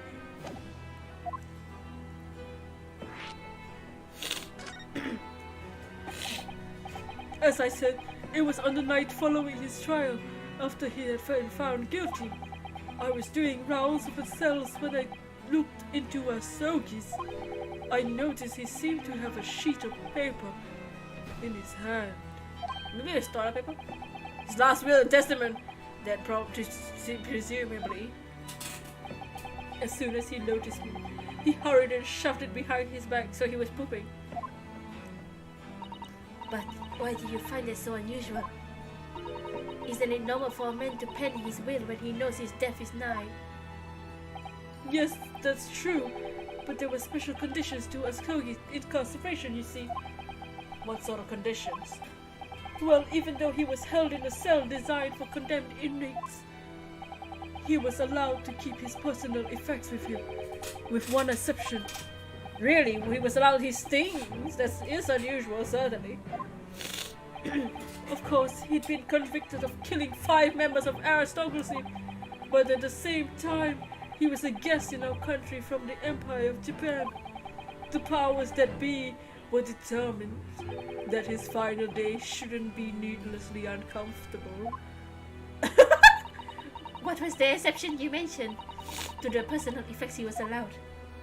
He thought. That's the point. He wasn't permitted to have writing materials. Specifically, no pens or paper. What? So, he was prevented from leaving any written record of what had happened to him. Yes, that was the long and short of it. I have no idea where he obtained that paper. Any writing materials would have been confiscated upon his incarceration. As I said, he hid the paper behind his back and he pleaded with me. What do you hide behind your back? Please, sir, turn a blind eye. This is my lifeline. But you know it's against the rules. Screw the rules! I'm a murderer!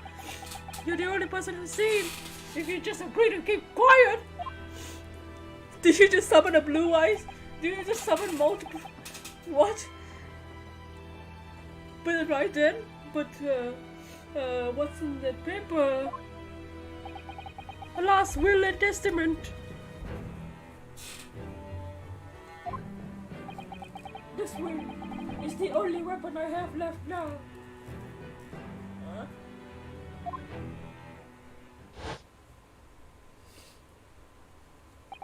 How can a will be a weapon? When there's a will, there's a way, no? So I decided to pretend I seen nothing, and I let him keep his will. But then later, it just seemed to vanish, like the avatar. What do you mean? It vanished? It would seem that isn't the end of the story with this mysterious will.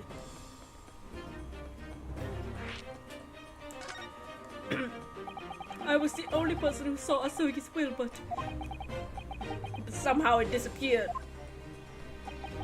it was after Asugi's execution. Which was actually an elaborate jailbreak. The warders guarded up Asugi's possessions that were in his cell. They were all sent back to his family home in Japan, you see? To poor Kazuma-sama.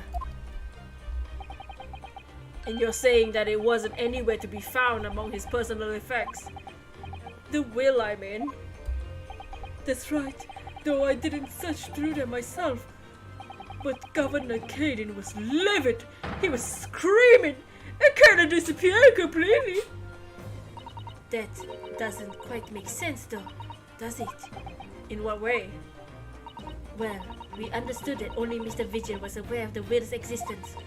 In which case, how did the prison governor know to look for it? Yeah, you're right.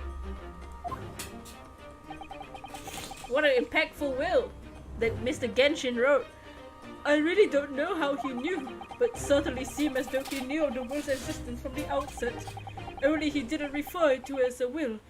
What he said was the Asogi Papers. The Asogi Papers? I really can't tell anything of the subsequent events. Because, well, of what happened. Your dismissal and the way you blocked it all from your memory. I've forgotten all this until today. I don't suppose it's relevant to the case though. Anyway, thank you for sharing it with us, Mr. Vigil. We're very grateful. Wow. I'm afraid there's really little more I can tell you. My wife Evie will be here shortly. I do hope I don't appear rude, but... No. Thank you again. You have fun with your wife. What will become of you now? Well, impersonating police officer is a criminal offense, of course. I can imagine that once I'm fully recovered I shall be arrested. Don't. I'm so sorry. Don't be, please. It was all my own doing. I always knew that this day would come. Well, I wish you well. Goodbye, Mr. Vigil. Farewell. Oh! What? Before you go, there's one thing. What? Yes, what is it? The Asogi Papers. What? I'd be very grateful if you make no mention of these things I told you about them. Presumably for some good reason. Dots. It's my understanding that their very existence is a closely guarded secret. If it became known that I remembered, well, it could be rather troublesome, I think. I understand. Do you need to calm that down? The Asogi papers. Some sort of will that Genshin penned down before his death, which the man himself claimed was his last weapon. I wonder, perhaps it has something to do with his plan to escape. Ow! Dragon Good! Thank you for the raid! Ash, thank you for the dragon raid. Oh, touch my banana L457 now. Bridal, thank you for the raid. Nafi, thank you for the handsome Tommy raid. Adam Plays, thank you for the raid. Toshiro, thank you for the raid. Evelyn, thank you for the raid. The handsomest Tommy raid from Petrus Good. Takutu, thank you for the raid. Matthias, thank you for the raid. How is everyone doing? Welcome, welcome. Anxiety, hey! Thank you for the raid. How is everyone doing? Exclamation Dragon. Hero Plays, thank you for the handsome Tommy raid. Ow! Step on me, but oh. Blame Capcom. Ah, you want a Capcom? What? Bruno Plays, thank you for the raid. And Strings, thank you for the raid. How was this doing? We are playing some Ace Attorney, trying to find out about a serial killer. Susan broke because of notifications. Oh no, Susan. But thank you for the raid. How's everyone doing? Hi, Rune. High school. Super cool. You're too cool on the first day of school. Tommy Wommy has double D's. Oh, Sophie Bear with the raid. Thank you for the raid. For anyone new, we Shiny Hunt, we play Ace Attorney, we played Animal Crossing, we do the art streams and the other things. We'll be starting Twitch this week, probably in the weekend. If you wanna watch our future streams, but we are here with Ace Attorney, trying to find out some crimes and government conspiracies. Dragon, how are you doing? But how is everyone doing today?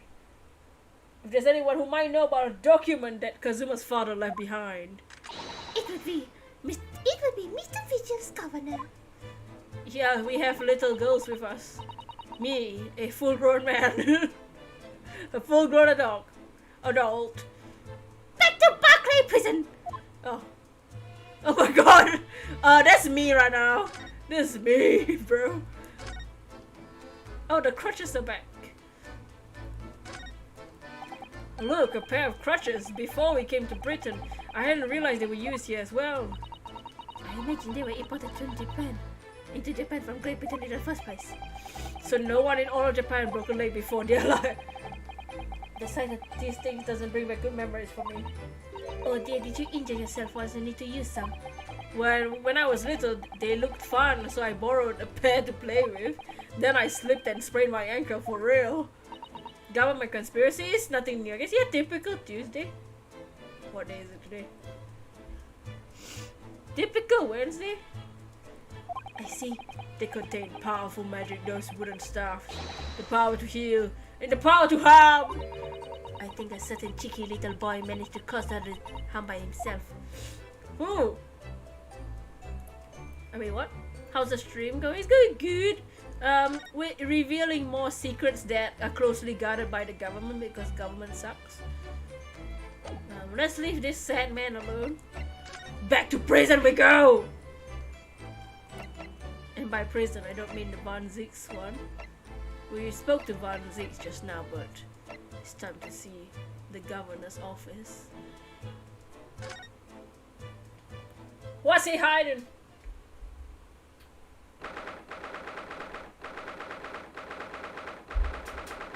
The power to... Oh my.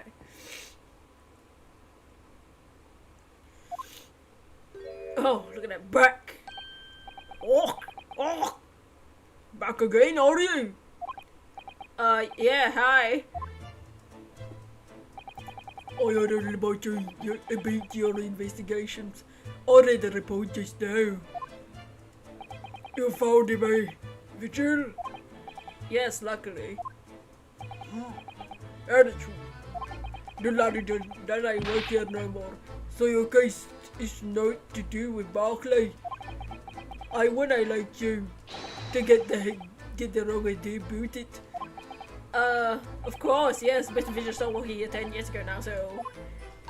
Yes, we seriously dismissed our notice, haven't we? He was given the job!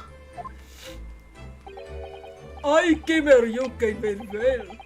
I'm out of way and confiscate. Oh, they really like little handcuffs. And as hard as iron too! The face does disappoint you. You saw him on his back. So, what's brought you to here today? Well, there's something else we'd like to ask you about, actually. Is that so? We believe there might have been a document that might disappear from Genshin Asogi's cell. I think it's been called the Asogi Papers. Didn't he say it just to not tell anybody? Dots, you son of a bitch. How the hell did you find out about that? Wait, what? Did I now say Gregson's date had nothing to do with things like that might have happened in Barclay? Leave the past in the past, laddie. Let's not have footballed with irrelevant details. His expression changed completely.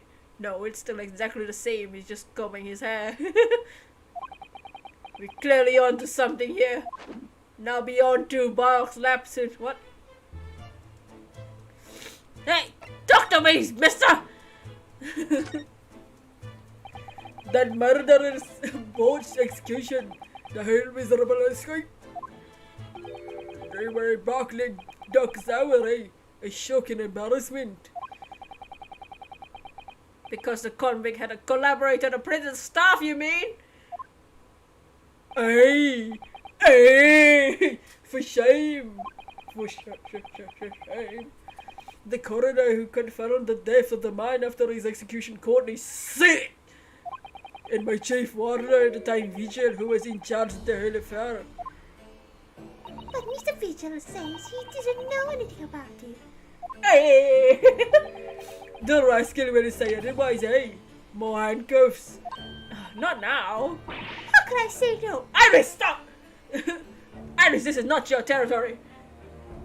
Say no to handcuffs.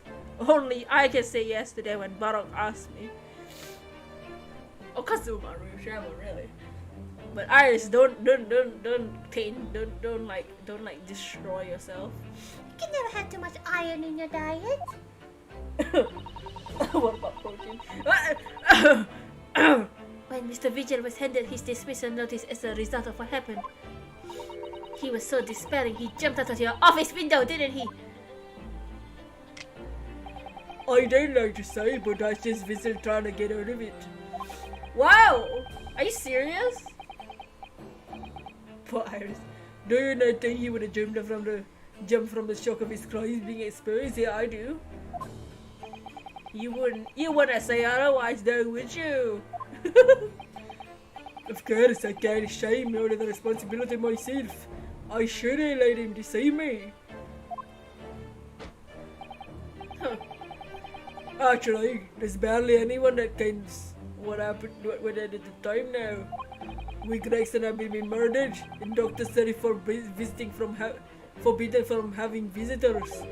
No visitors? Someone obviously doesn't want her giving anything away. Not even her daughter? Well, we're not going home empty-handed. I went in a dream of sending you back in now. We keep what? Wait, what did he just say? I went in a dream sending you back in without Kimmer. Take a handcuff or two. Oh, well, it would be rude to say no. I'm sure Harley would want a pair of these handcuffs. I don't want to be a mimic. Dude. I suppose if there's anyone who can know about what happened back then, it'd be the last from the forensic division, Maria Gori. The current coroner? Huh. Maria Gori? Hey, Steve's daughter. Ah! She didn't know more, just the one. But the ways Byron's? Byron's? The waste binds followed in among Mam's footsteps. You trying to say her without a scalpel in her hand? Ah.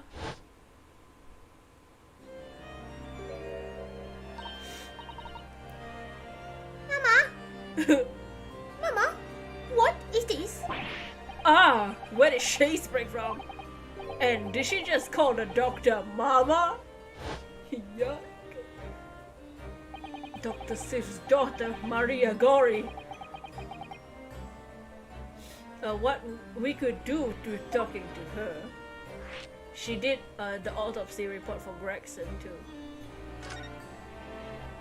So, she's Dr. Sif's daughter, but her surname is Gory?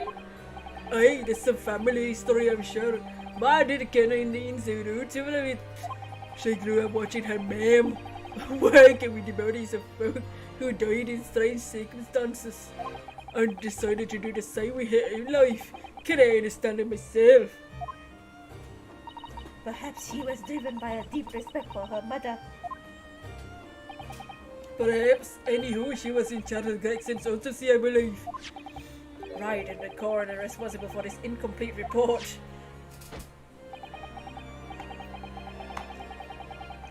Someone told me that the wee lassie always loved her mom's stories about decapitating her bodies. That's weird. There's even a rumor she used to listen to the funeral march as a lullaby. She listened to the funeral march as a lullaby? Bro. Well then perhaps her mother might have told her about the autopsy from a case 10 years ago. Hey! This is fighting chance at least. How old is she? After all, it was a life-changing case for all of us. We really need to speak to Miss Gory herself about this, I think. Well, thank you very much. I'm not happy about any part of this. It took years for Londoners to finally forget the whole professor business. Can you not give up on this, laddie? Stop asking pointless questions. Sorry, but shut up. Don't like pain. Dragging out painful memories for everyone. Can you not just stay away now? Leave me alone, then come back here, eh? I still have a question. How'd you cut about that, laddie? There's no many folk in here in the prison who heard of those papers. Well, can't tell him, Mr. Vigil told me. I'm afraid our sources may remain confidential, sir. Hey, We've been led to believe the papers are actually a last will and testament, isn't that right? The professor's, or rather Genshin Asogi's. dates. Aye, that's right. You're well informed, Jimmy. My name is Naruto! Oh, is that the end of the silent treatment? But then, after the convict's execution, it mysteriously vanished from his cell, didn't it?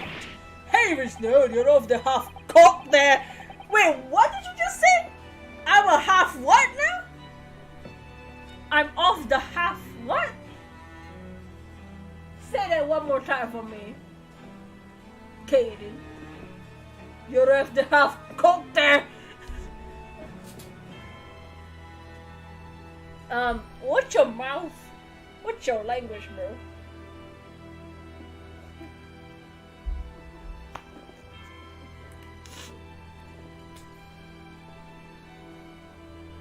Hello there. What? How dare you speak that way to me, mister? I think you didn't quite get your facts straight. So I never get anything straight. What? Can you show me your hug? Oh, wow!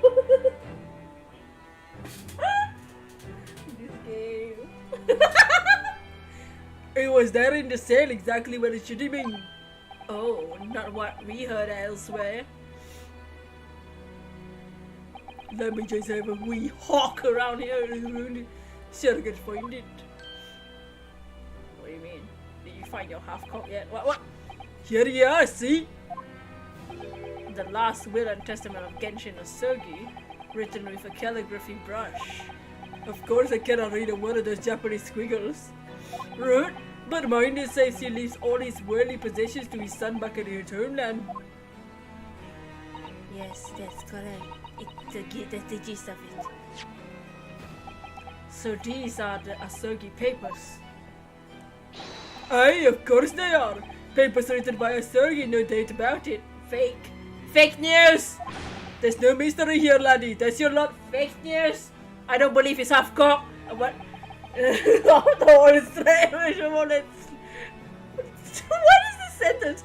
After orders trimers of orders placed on further execution. We sent the man's position back to his clan in Japan. There's the end of it. I call fake news.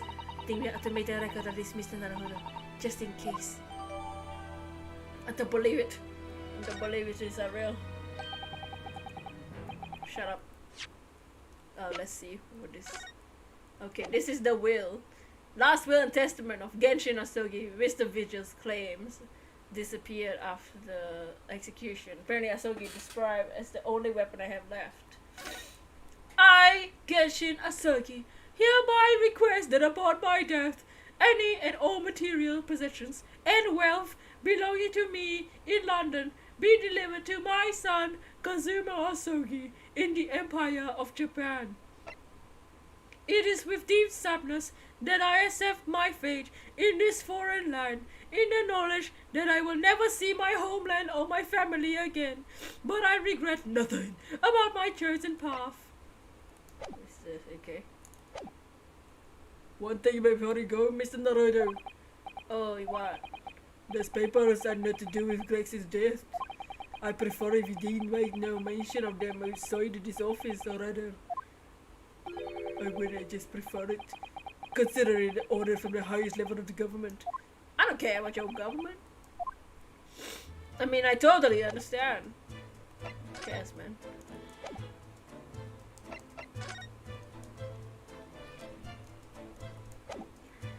Yeah, you bet I'm gonna bring that into the trial room.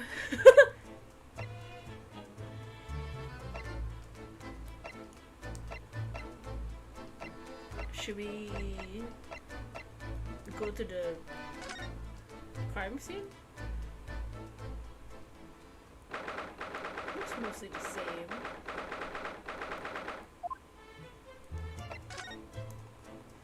I don't see any difference here. Yeah, it looks mostly the same. Officers are even the same.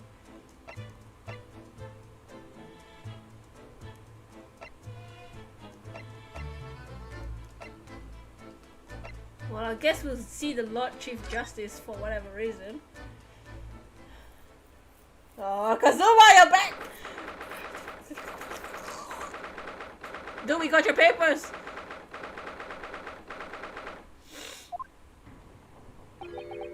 No arguments, Professor Asagi. You will continue the trial exactly as I instructed. Is that clear? Perfectly! 100%, I'm 100% sure I'm gonna follow exactly your instructions. It's Kazuma-sama. Defying Lord Strongheart by the sound of it. Didn't know when to back down. Hey! On your way now, Asogi. My lord! Jesus. Hey! Hey! Thoughts? Kazuma? No complaint! He left without saying a word. Hello? Yes, what are you doing? Oh, well, I was just hoping to ask you a few questions if you wouldn't mind. I wanted Von Zieg's trial concluded today. But Prosecutor Asogi's unwelcome inquiries are gonna make it take longer than necessary. Unwelcome inquiries? As a result, I'm losing even more precious time. Currently 2 hours, 55 minutes and 41, 42, 43, 40... shh. Then we must reverse everything before 3 hours have passed, Mr. Naruhodo. In a miraculous not even 5 minutes. Anyway, I can't let the man's obvious bad mood put me off. I need information.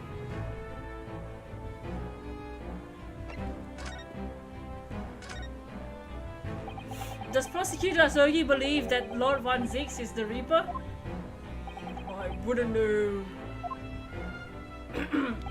It was 10 years ago that a fateful close trial that Lord Van Zix made a name for himself among the judiciary.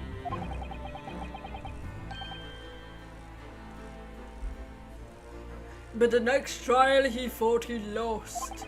It meant the ringleader of a criminal organization was acquitted thanks to the jurors being under duress. But that's awful! It was a scat man, yo.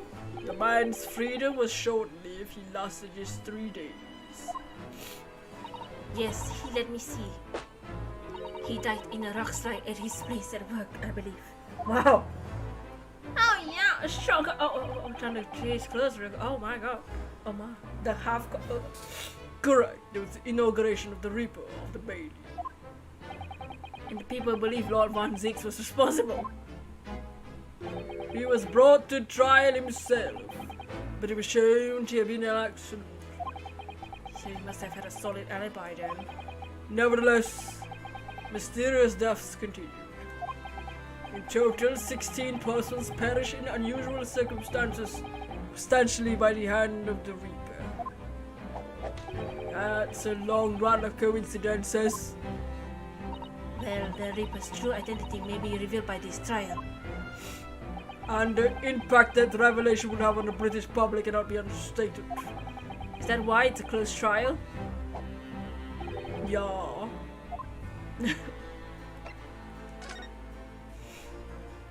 This country hasn't seen a closed trial for 10 years.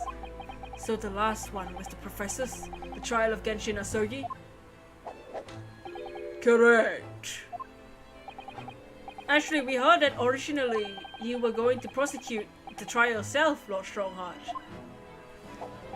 Lord Van Zix entreated me to relinquish the prosecution to him, that he might avenge his brother's death.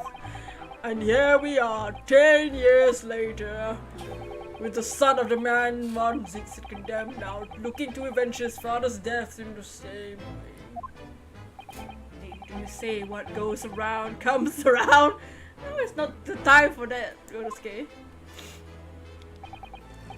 I want to see that the new young prosecutor is harboring some ulterior motive as well. Kazuma is? I like my organization to run smoothly in the exact manner I prescribe. Where's with the giant clock in here? Where? What clock? I don't see no clock. I won't tolerate a single cog being out of step with the others.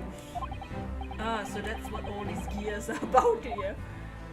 It all comes around. The young man refuses to mesh with the other parts of my great machine. I will be forced to take steps. What? What do you mean? Notes. Not something which you need to concern yourself. In any case, all your questions will be answered tomorrow. Ah!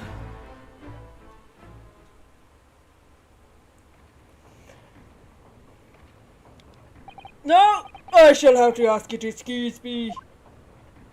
As a moment, I've been delayed from attending my next meeting by precisely 3 hours. Oh my, that's a long time. And I hold you entirely responsible. Even though you miraculously managed to fit everything in not even 5 minutes.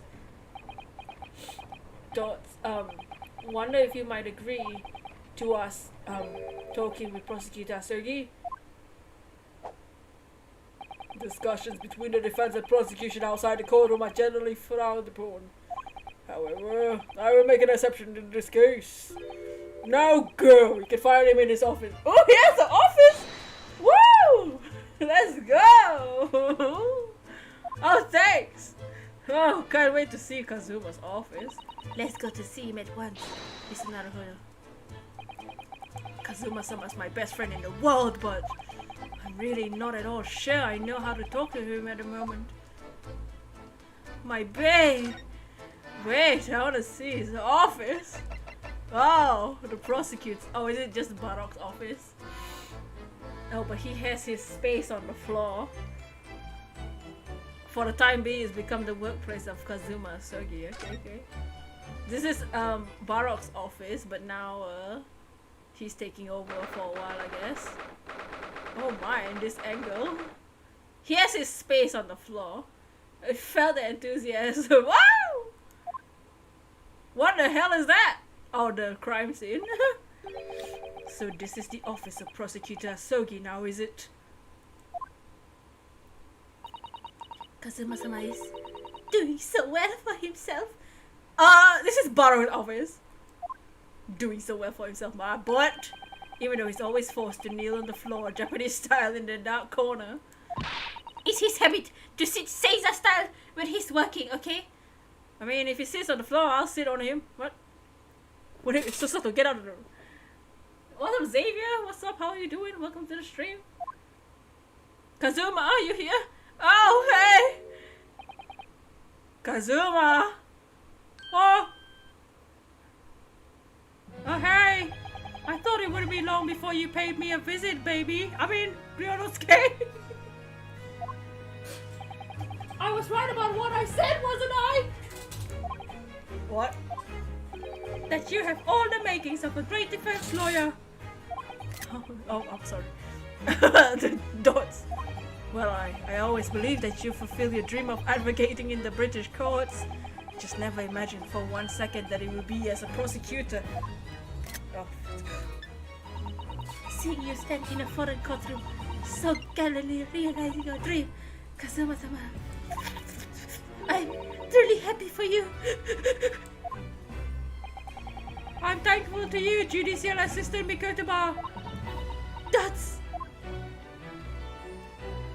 Ryonosuke, I always thought it would be fun for you tonight to shake up the British legal system. Woo! A little together. Oh, yeah! Sorry. Whoa! Kazuma. Now this is the Kazuma I know. This isn't quite how I envisaged it, but I suppose just another twist of fate. Haha. Oh, sorry. Woo! I learned a lot of things during my time in London, thinking you would do. About how Susato-san's father was visiting student here once, along with Judge Jigoku. Oh yeah! And your daughter! What happened to your father? Why'd you gotta bring him up? Oh, then you have no difficulty understanding why I had no choice. Why I had to find a way to get to Britain as a visiting student myself.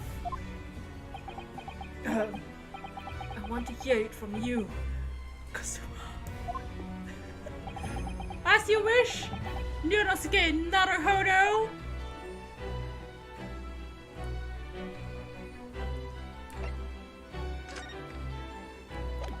Hold on, I wanna examine this place though.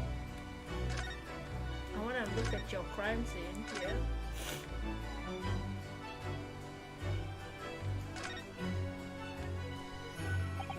What the? It's a scale model of the crime scene. I built it myself. You like it? Oh yes, I realized that. Does the prosecution office make a model of the scene for every single case? Apparently so. Barok just really likes playing with dolls. You know, they call him the little darling for a reason.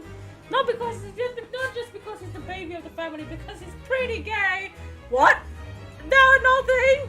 Apparently so. Sometimes it helps to visualize things better and notice things he hadn't spotted before. Actually, the miniature notice board is my work. Do you like it? Be honest, you enjoyed making that. It was really fun. It was a really fun project. The amount of nasty flow we can pull from the dialogue is astonishing. Let's see, Barok's brother. Do you know who the man in the portrait is? Likes to play with toys. Oh. Why would I? What? But you're Lord Van Zink's apprentice. Yes, apprentice, not friend. Wow! Whoa! Okay! Rude! And during the time I was suffering from amnesia, I didn't even notice the picture. Oh, really? I mean, it's not the most smallest picture. I wouldn't have the first idea what the man decorates his office with. Oh.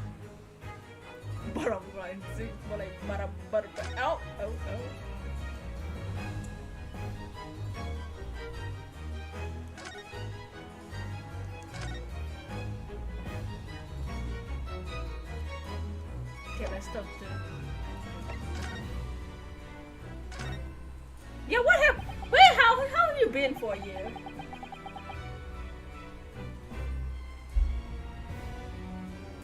It's getting on. We're getting on. Well, it's getting on for a year now since what happened on the SS Borea. We were heading across the oceans from Japan to Great Britain when a bizarre series of coincidences led to those tragic events.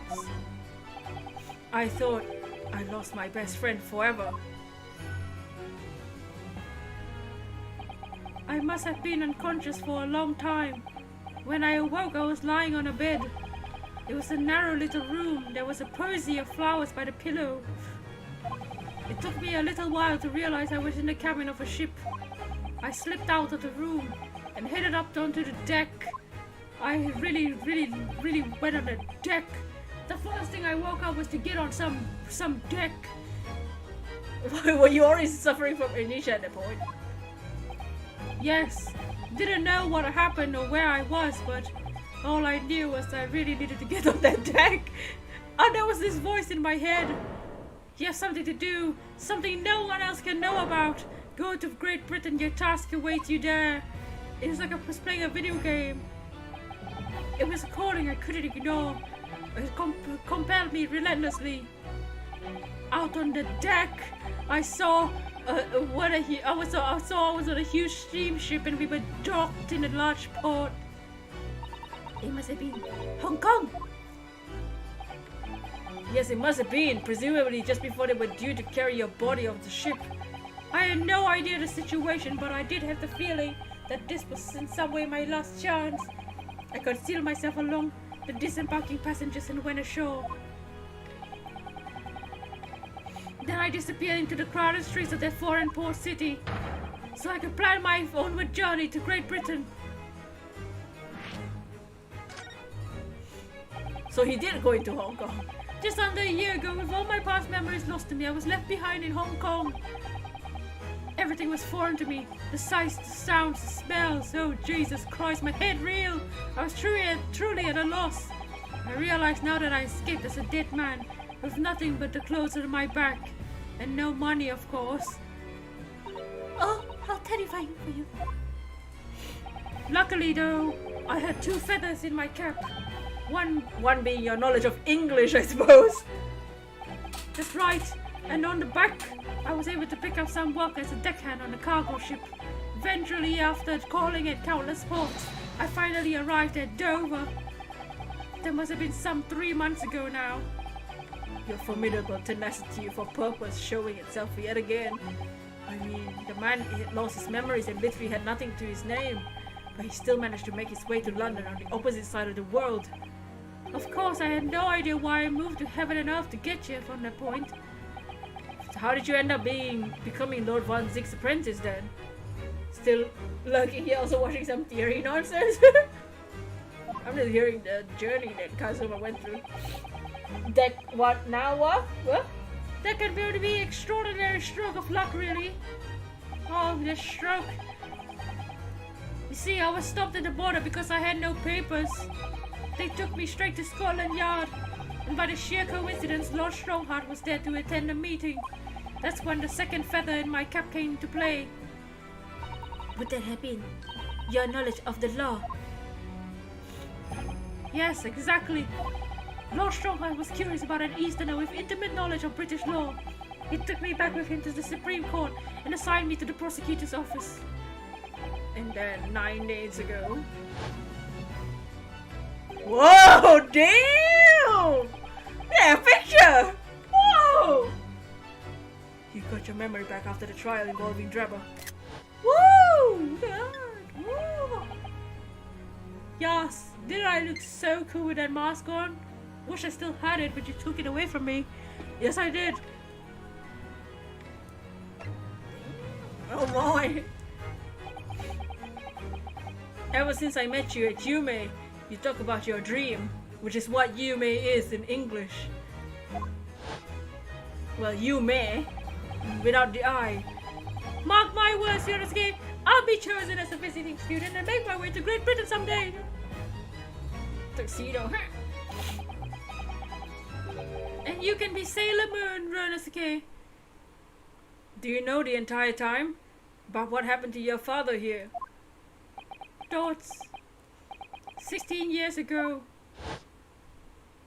Oh, oh baby! Oh, look at him, he's so cute. When my father left on that exciting trip to Great Britain, I was just a boy. When I was a young boy, my father went to Great Britain and became a killer. I mean, what? We took a photograph together the day before his departure. It's my last memory of him. Look, his father is standing the same way as him, and the father's hair ribbon is also flying like Kazuma's headband.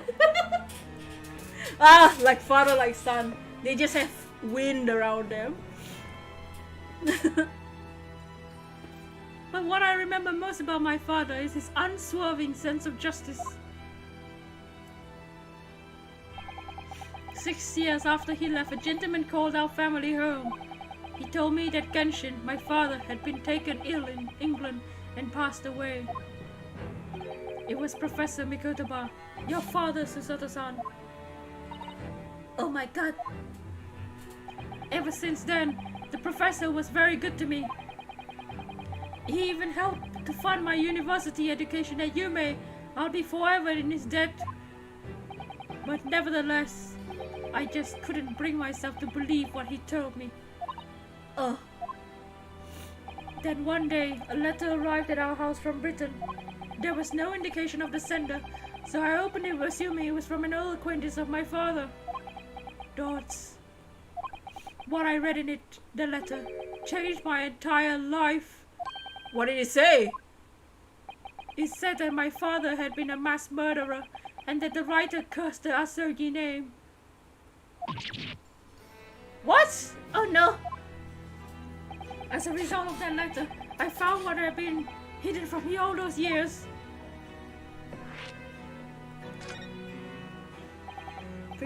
Presumably, the letter was sent from a relative of one of the victims.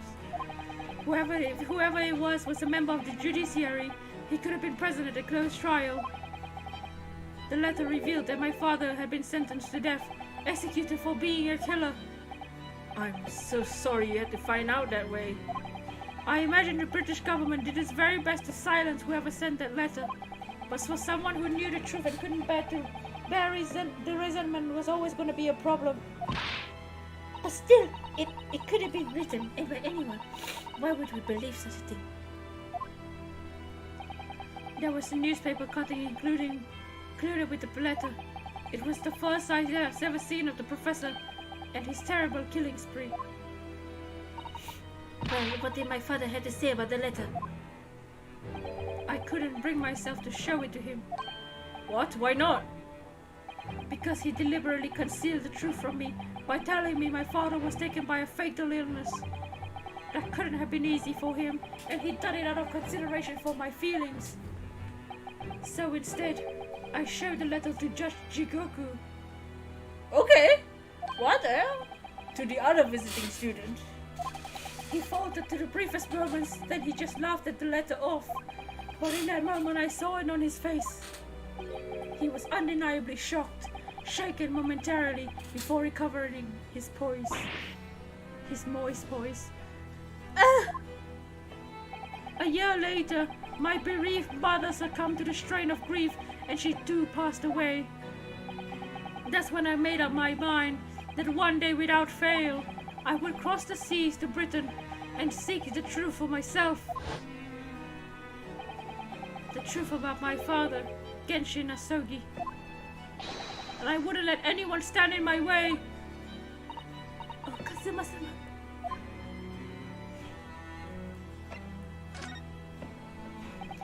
What we learned today in court turned things completely on their head.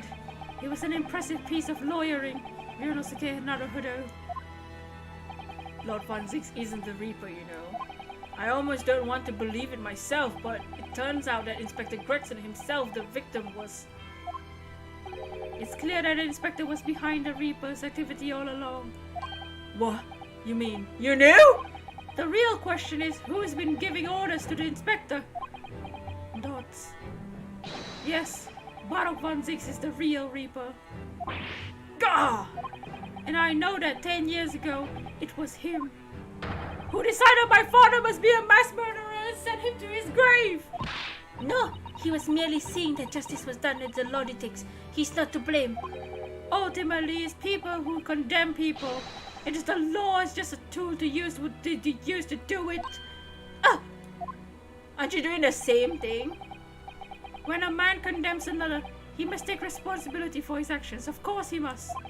But I know for certain that my father would never have taken another man's life. That's what you're doing the same thing, Kazuma! Kazuma.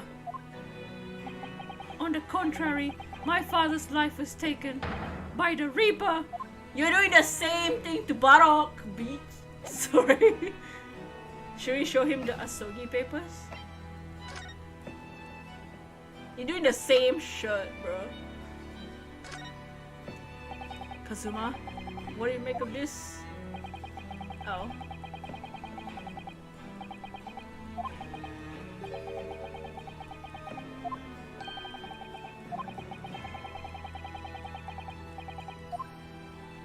Guess he doesn't want to see the Kazuma, the Asogi papers. Should I show him the picture of Barok? No. There has to be something more to discuss here.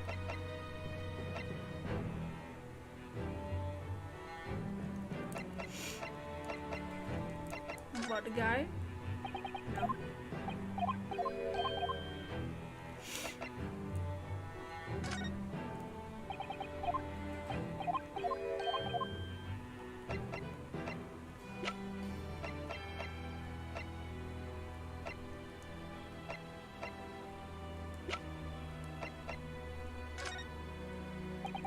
I guess none of it, huh? There has to be something more to discuss. Do I have to go somewhere? Can I not go to the coroner's office? Are you sure we asked everything we need to? No, obviously not.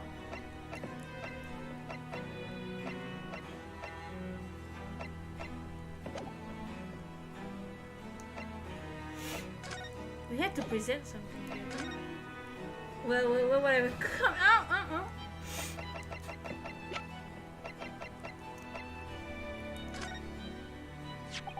This came up in the trial, didn't it?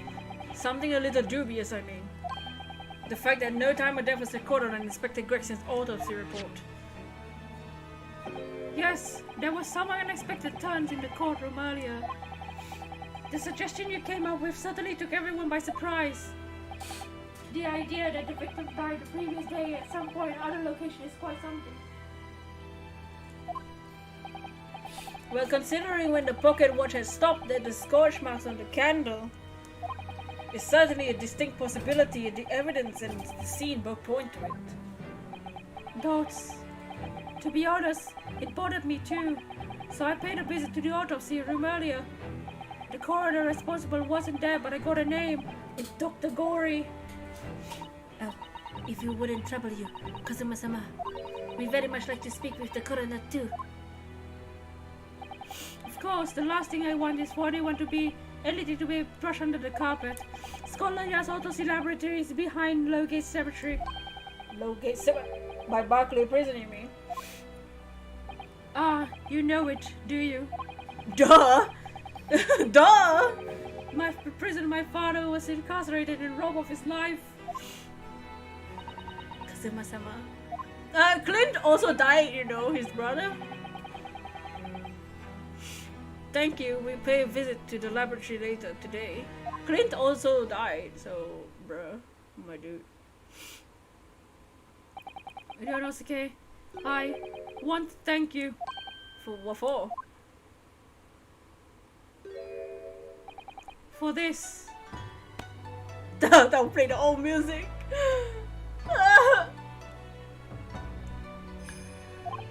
You safeguarded the soul of the Asogi clan. Yeah, because I thought you were dead, bro. Well, it's a famous sword that's been in your family for generations. My only slight regret is that I never got a chance to draw it before I returned it to you. Karuma is said to have been forged by a master swordsman during the Sengoku Warring States period.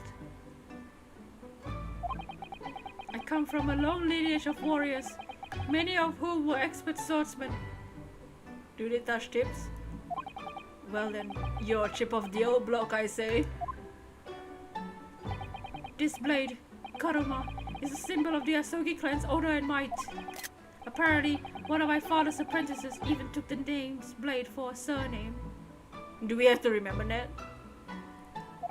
Really? Karuma? Does sound formidable, that's for sure. Oh, I wanted a picture. 16 years ago, when my father was a visiting student here in London, he had this sword forever at his side, which is why it means so much to me that I have it by my side again now too. And that is all thanks to you.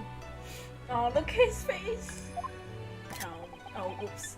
Sorry, I keep wanting to take a screenshot, but they keep giving out the text box. It was an honor. Oh. Now, I've prepared preparations to make for tomorrow. Perhaps I said a little too much. Kazuma, you've changed. No, Ryonosuke, I haven't changed at all. It's you who's changed. Okay! Yeah, wanna fight? Dots, I can completely understand your resentment for Lord Von Zix given what happened. But the fact is, those events and this case are, well, Unrelated? Is that what you want to say? How can you be so sure? what do you mean? Never mind. The man is the Reaper, and it's for that reason that the inspector was killed. I'm going to prove as much in court tomorrow. By whatever means necessary. My dude, I can't let you do that, Kazuma. Dots. I know you'll do what you have to do as a lawyer, but I'm sure I don't need to tell you that I won't be taking any prisoners in the courtroom. I would expect nothing less. You wanna fight? So until tomorrow then, in the Old Bailey. Okay, you wanna fight? You're gonna stand in this room and look at that picture and blame him? Okay, okay. You wanna stand in that room and look at the person who he thought your father killed and say that your father is innocent? Okay, okay. Stand in that room and look at that dead man over there. Go for it, bro. Go for it. What happened to this place? Is this a Vocaloid music video? What's going on? Things have changed here. Wait, she took her mask off, is it? This place really is creepy, isn't it? Look at it. Look at that handsome man and tell me he didn't die 10 years ago by the hands of your daddy. What was he supposed to think, brother? You're doing the same thing that he did. Well, being a dead room is probably full of the spirits of the dissected. But actually, there's a rather pleasing scent of roses in the air. The smell of roses and dead bodies. Well, being a dead room, the coroner probably needs a brow thermometer to mask the odor of death. Iris, do you think we could change the subject? Shake, shake, shake, shake. What the fuck? Oh, sorry, what was that? Shake, shake, shake. Oh, hey. Didn't notice you. Dr. Gory? Oh, jeez. What? That noise before. I was sharpening my tools. I'd be dead meat if I didn't She sounds like that because she's the daughter of Courtney. if I didn't keep a perfectly clean edge on them. Right. When following the collagen fibers in the dermis and an expertly sharpened scalpel cuts like cheese. Would you mind a demonstration? No thanks. Ooh. Oh, yes, please. I love to see. Iris, no. Then, I think you do nicely. Huh? No. I wouldn't do nicely at all. I mean, maybe some other time.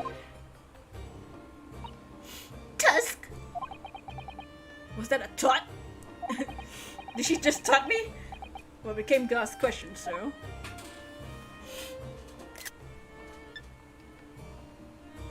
Iris, of course. Can we examine the room? This looks different to before. Of course, Mr. Naruto, Miss Cory is a young maiden. She's all sorts of charming little dolls in the like around her place of work. Look. Yes, you're right. She's not so strange after all. Is that a clown? Is that a clown in the background? This little hole? Did you just put a clown there? I'm about to slap you in the face. I will take off the mask and slap you, my dude. Aurora, thank you for the raid. How old she be? How old she be? Oh my god, that's her face. Jesus Christ. I wasn't expecting to see her face. She's 19? She legal? What? Also, the hell? Her face though. I didn't expect that to be her face. Okay. Can she like take it off? There how I practice. Sorry. Mama always says that operations and dissections require speed and accuracy, so I take out my needle and thread and stitch 3 new dolls every day. Ah, right. I used to make livers or kidneys or intestines, but Mama told me to make something more friendly instead. She looks like stereotype girl. Dude, literally, look at her room now. That's quite different to what I imagined. Well, look at this. What a magnificent display case. Oh, this is the same as before.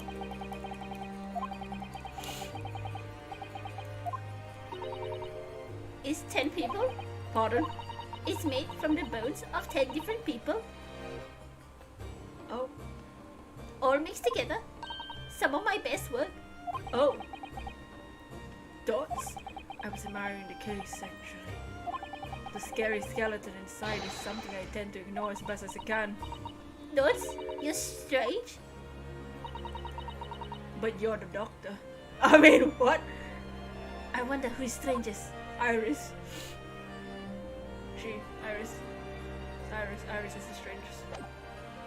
Can she put the knives down? Probably not.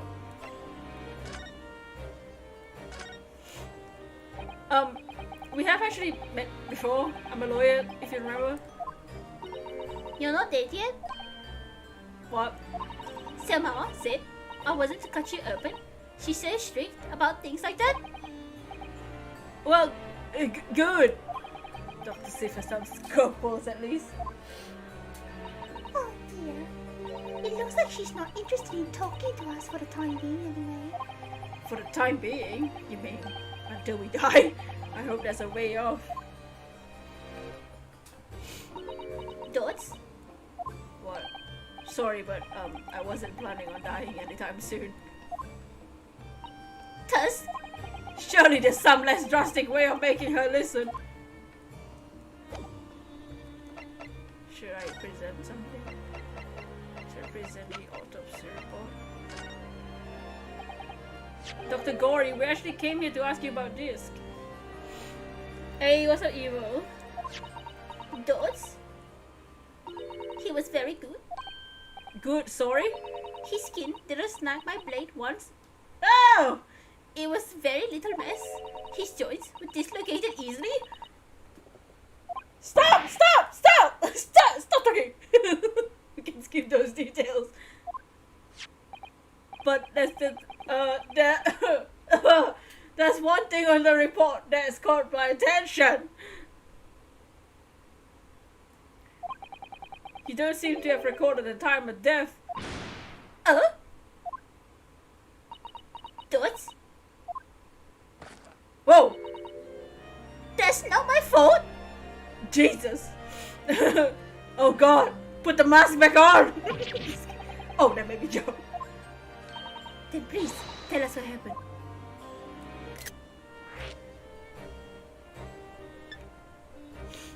Oh, put the mask in, put it back on! Jesus! Jesus Christ! Stop staring at my soul! So why doesn't this autopsy report include the victim's death?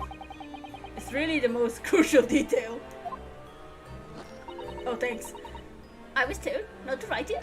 What? By who? Made a strong heart. That little hoe? That little hoe? The Lord Chief Justice, he came here. Lord Strongheart came. Every day, my brother. Every day, my brother. Okay, how you looting? Every day. Blood isn't the only DNA in this room.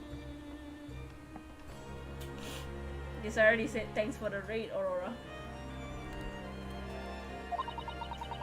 He said that from the witness statements about the gunshot and other evidence, it was obvious. And what was it? Wait, why did he came? Oh, The man clearly died at 5 p.m. on November 1st. The gunshot was heard. But that's not the time of death you wrote on the report. You didn't write anything. Was there some reason you didn't include it? I just said it. Mayor Strongheart didn't ask me to. Long Strongheart, give it to me. Ow. That's Dr. Gory. If you're hiding something under Lord Strongheart's instructions, then sooner or later you're going to the same way as your mother. Oh my God! Not all the rude. Wow. Give it here then. What? Huh? Why's she scribbling so furiously? There. You've written. What's she written? Tell us! Indeterminate? But What?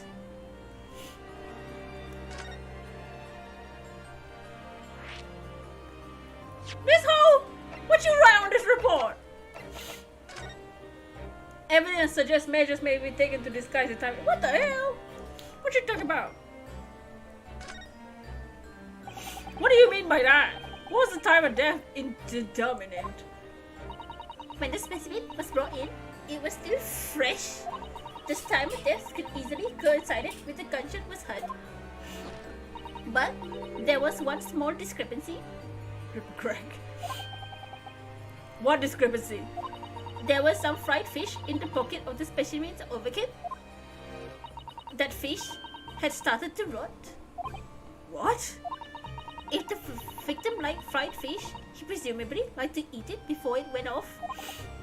Yes, well, what are you trying to say? It's possible that someone tried to manipulate the apparent time of death. Manipulate? Is that even possible to do?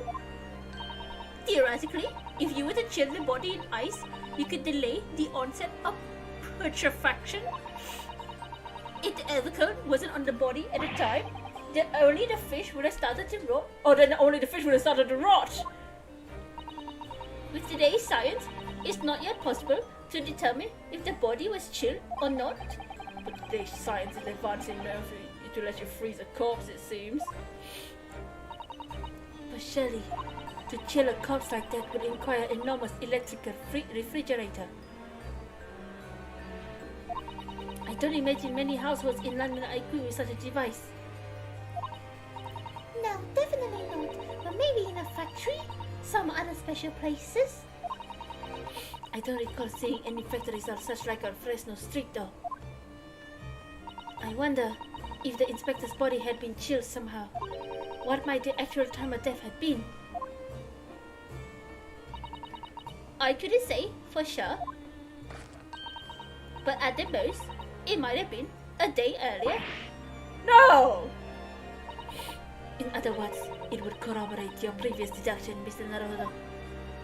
That Inspector Gregson was killed the day before his body was discovered at a different location. But where? Did you inform Lord Strongheart of this possibility? He simply said there was no electrical refrigerators of that size in the vicinity.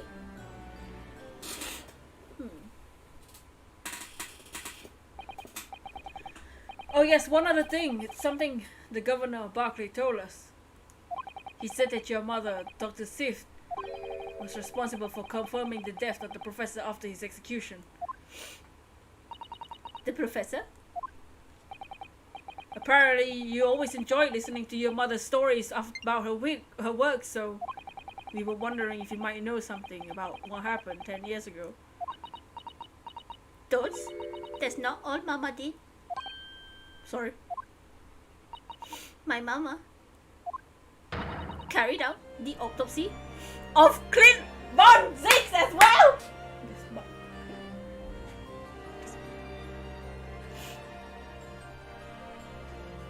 So, it was a full autopsy, and because of that, so at that time, autopsies were not really like a thing that people liked, but the inspector insisted on a full autopsy, and because of that autopsy, which now we know Courtney did, there was a crucial piece of evidence that was very important to get Genshin executed. So like, what the hell is going on?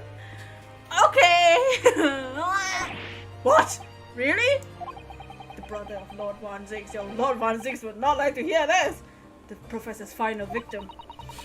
The idea of carrying out an autopsy on a member of aristocracy was completely unthinkable back then. That's not menacing. Yo! But the detective in charge of the investigation, Gregson, insisted that it was miraculously authorized. The detective being Inspector Gregson, of course. quite an accomplishment for one man. That autopsy provided a vital clue needed to arrest the killer. And Mama was there for the historic event. What does all this mean? But then Courtney potentially helped him escape anyways? So what the hell? What's Courtney thinking too? You know, that amazing autopsy happened right here in this very room. The professor and Clint Von Zix, they both spent their final moments before their burial on the dissection table there. So this lab, Mama's lab, was an instrumental in some of the country's most important events. She really is proud of her mother. I wonder if you tell us more about exactly what happened back then, this Dr. Gory. Thus, Jeez. Learning more about Clint. the professor's execution was Mama's first big case. She had to be in attendance at Barclay Prison's execution chamber and sign the certificate to confirm the convict's death. Mama is the best coroner in the world, you know. I was so proud of her. That's good. That execution didn't actually take place. No, and worse still, Mama actually helped with the jailbreak. I didn't want to know. Dear, you found out recently, you mean? I believed in her, in Mama, but now I wonder if I'm starting down the same path as her. It's alright. You mean because you omitted the time of death on this autopsy report? Just because of Lord Strongheart forbade you from including it. Just like Mama, I'm sure she was coerced by somebody too. Guess that's my feeling as well.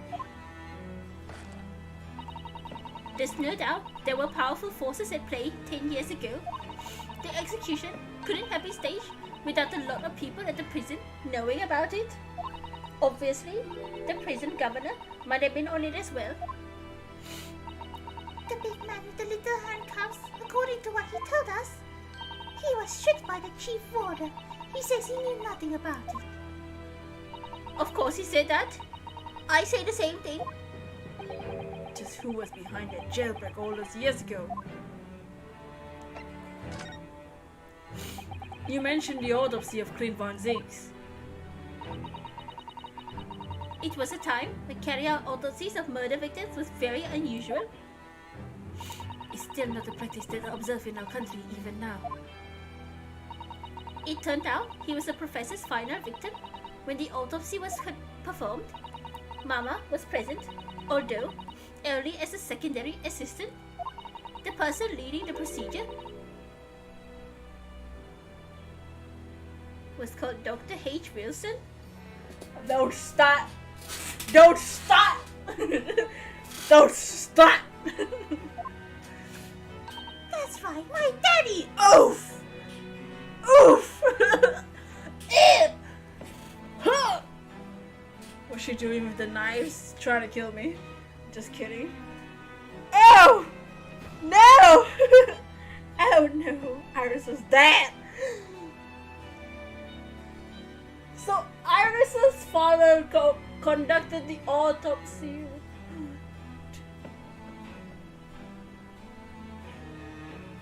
Okay. Okay. Okay. And there was one other person present, the primary assistant. He was a visiting student.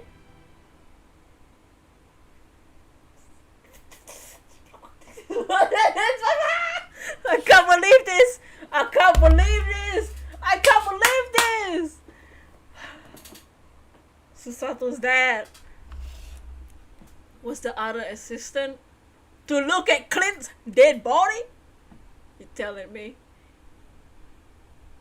He was a visiting student from the Far East. Wait, a visiting student? It must have been my father, Eugene Mikotoba. I had no idea Professor Mikotoba had been involved in something so important. But the outcome of the historic autopsy was the discovery. Oh, she's so cute. Suddenly she's cute when she smiles. The discovery of a vital piece of evidence that led to the capture of the professor. So that's how they came to identify Genshin Asogi as the famous mass murderer. Do you happen to know anything about that piece of evidence? Can you tell us any more?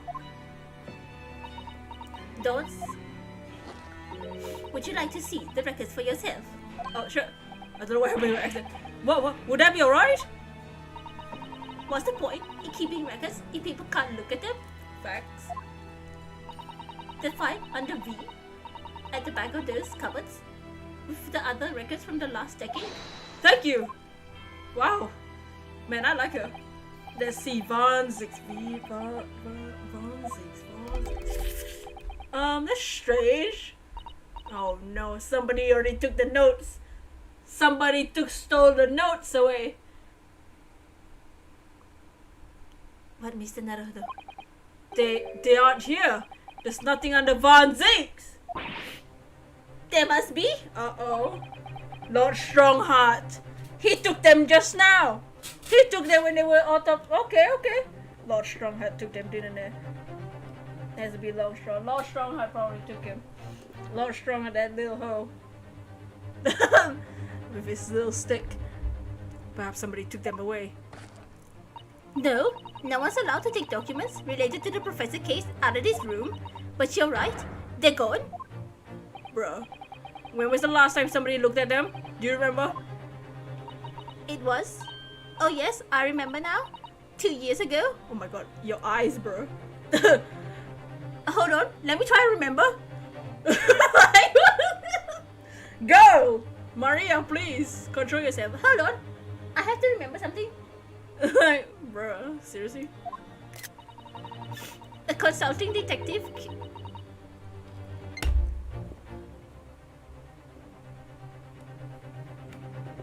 What? What are you saying to me? Gory? Herlock took them? I know he's hiding something, but why? He's not telling us anything! 2 years ago? Jesus Christ. What? Why? 1-6 brother isn't even hot? Nah, he is, bro. Look at him. Look at how handsome this guy is. Look at that. Oh, yeah. He's handsome, huh? Get him. A consulting detective came one day saying he'd like to see the records. No, you don't mean. Sherlock Holmes. What's his name? This little hoe! This little hoe! Why did he take it? Deep down, I knew that was coming. Oh. Do you think he stole the records? Duh! Do you think he stole the records? Surely not. Iris, that can't be right. Can it? Dots. Iris? The first photo we saw him wasn't hot. That was a painting. Oh snap, that vintage picture makes you feel oh yeah, it's on, ow, yeah. Oh the you want the hotel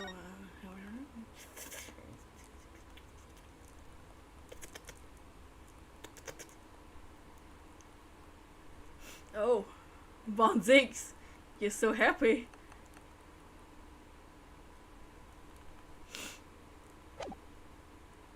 Hello. Bruno? I hope you don't mind, but What is it, Iris? I just remember something very important I have to do. Oh no! Don't you dare! I'm going to have to leave you now. Uh-oh! Come back here! Come back here! I don't want to call you a bitch, but come back here! You don't leave my sights! You're 10 years old!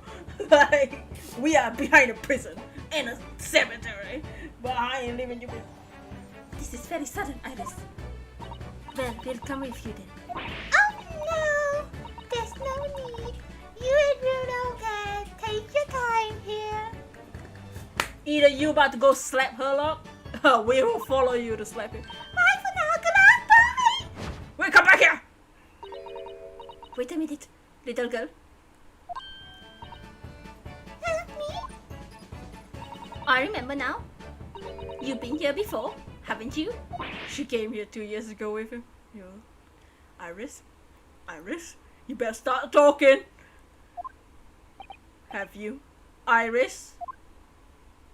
Yes, 2 years ago, when the detective came. You were here with him, weren't you? You were a living specimen then, too.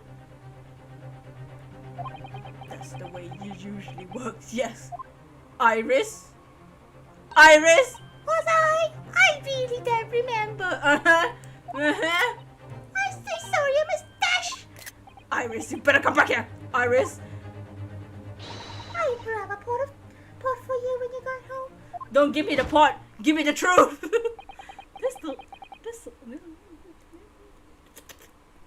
What's the matter with her? She's behaving really strangely all of a sudden. Dots, Well, in that case, we won't keep you any longer either. Dots.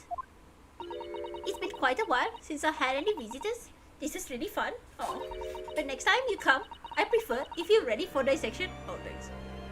I'll help you next time. I can't make any promises, sorry.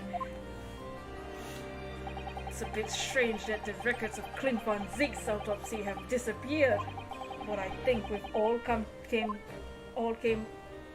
yeah. Whatever he said, I didn't read.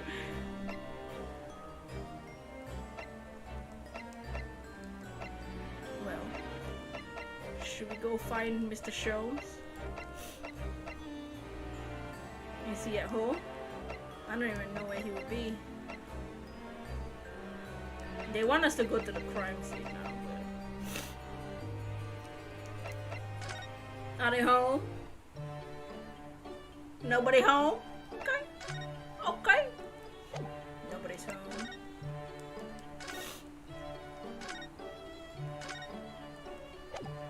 Alright.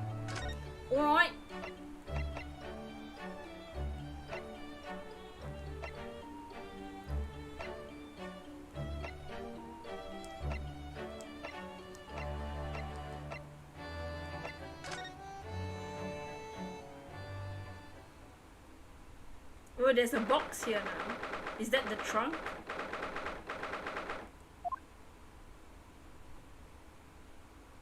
Oh, I was expecting Herlock to be here. Put on the mask. The police are still busily investigating here then.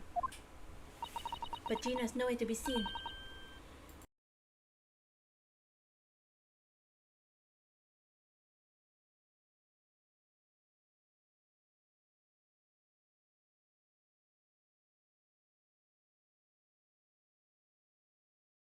But someone tell me how this isn't the final case?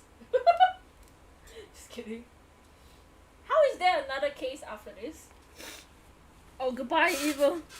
Gina's nowhere to be seen. Where is she? I don't know. Yes, it has been blissfully quiet, hasn't it? Perhaps she's out investigating on her own.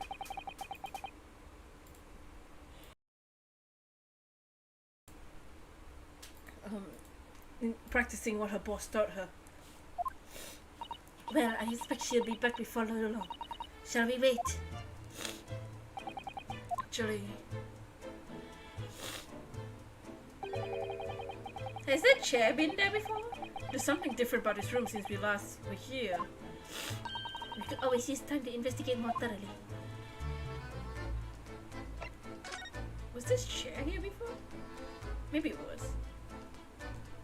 But this trunk definitely wasn't.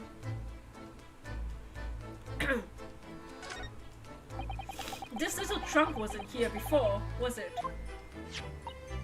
It has a scratch mark. It appears to be made of metal. Metal box with a scratch mark like that? Nice. Must be very heavy. I wonder to whom it belongs. Can we open it? There are some initials on the outside. Look. TG. Goodbye, Gregson. Let's ask one of the policemen if they know how it came here to be here. Oi! What you think you're doing? Oh, hey! That's my trunk, Ace! Hands off! Gina! Oh, Gina! Where were you hiding? I don't know, you leave something unattended for a few seconds every Tom, Dick, Dick and Harry's. What'd you say? got greedy eyes on it. What did you say? You watch your language, girl. First, the half-cocked Tom Dick. What's this? Wait, Tom? Your dick. Oh, what? I mean, what? What? Tommy? Just a wild guess, Gina. What? Spit it out, Otto. Is it fair to say that you've owned that trunk since this morning trial? What? What are you trying to say? Come on, this trunk goes with me everywhere. As always, where you been the last year? Trying not to incur your wrath, mainly.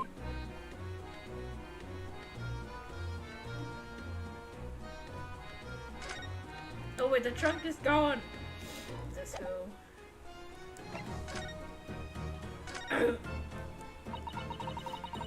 You should have heard him talking at the yacht now. They should be ashamed of themselves. They're saying that it was the boss who killed all of them bludgers. You mean the whole Reaper thing? Yeah. Apparently, the boss who investigating stuff that no one else in the yacht knew nothing about. Stuff to do with all the criminals who got off scot-free. He's the one prosecuted by Lord Von Zix who used bribery and corruption to evade conviction. Well, then obviously it was the blooming Reaper giving the orders, wasn't it? But why would people be suspecting Inspector Gregson is involved in the killings? There was a notebook hidden in his office. Oh no, this doesn't sound good. It had details about all the crimes that have been paid. What? There been what?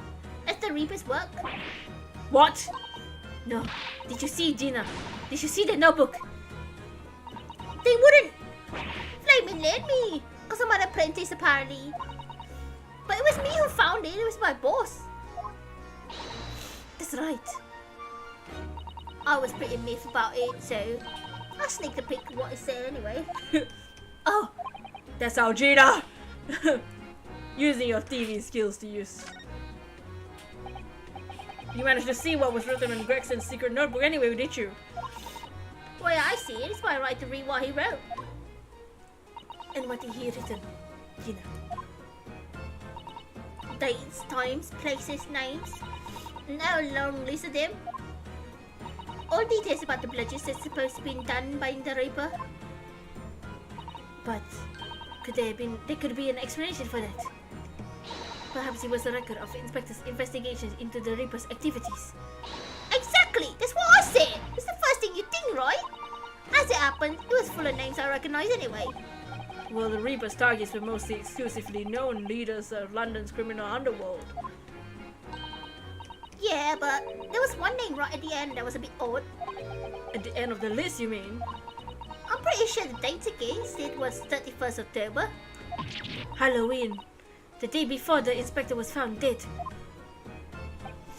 So, what was the odd name? It wasn't like a name I've seen before. It was something like... Nah, it's no good. I can't remember it. Oh my god! I think it was an English name.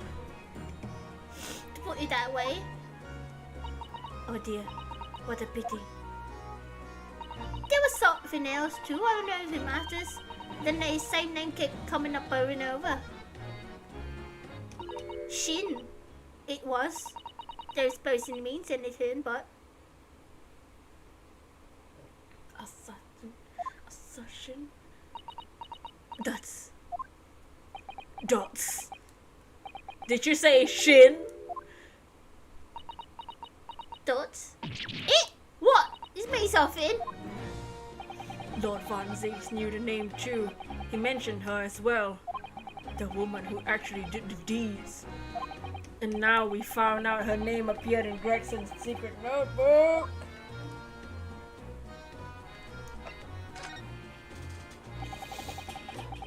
We haven't seen you for a while, have we, Gina? Well, of course not. I've been busy, and I investigating the night.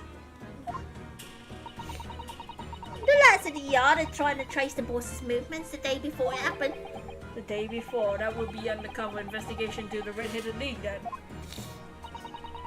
Only the boss didn't go, did he? He found some cove what pretended to be him, then yeah, I don't. Yes, it was Mr. Vigil who actually went to the park on Lime Street that day posing as Big Gregson. Well, anyway, you ain't the only one turning stuff up. I've got my ways of getting results. Hey. When me and my partner got here today, good together, there's nothing we can't track down. Should we track down something? Little Toby, He's such a faithful friend. Is there something we should track down? Let's track down... Should we track down the wig?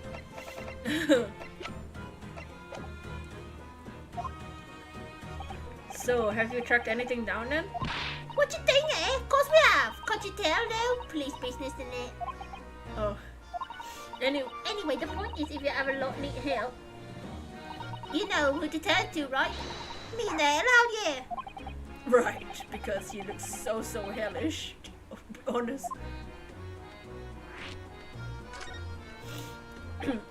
Gina, about your hellhound there. Did it doggo? Chief Inspector Toby, you mean? He's the pride of the forces. In Japanese police dogs means quite something different. Not together nice to involve in crime.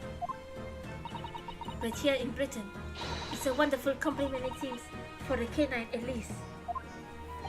It should be, after all, the great exhibition case the other day. It was Toby here who managed to locate Jabba's workshop. Maybe it's time for another demonstration of what this stupid dog can do, eh? Do we have something the Chief Inspector could catch? The scent of? I was thinking the wig, because the wig has like freaking hair or whatever.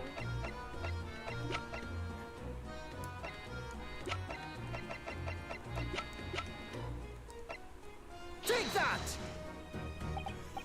Well, Chief Inspector Toby, if you wouldn't mind having a sniff of this.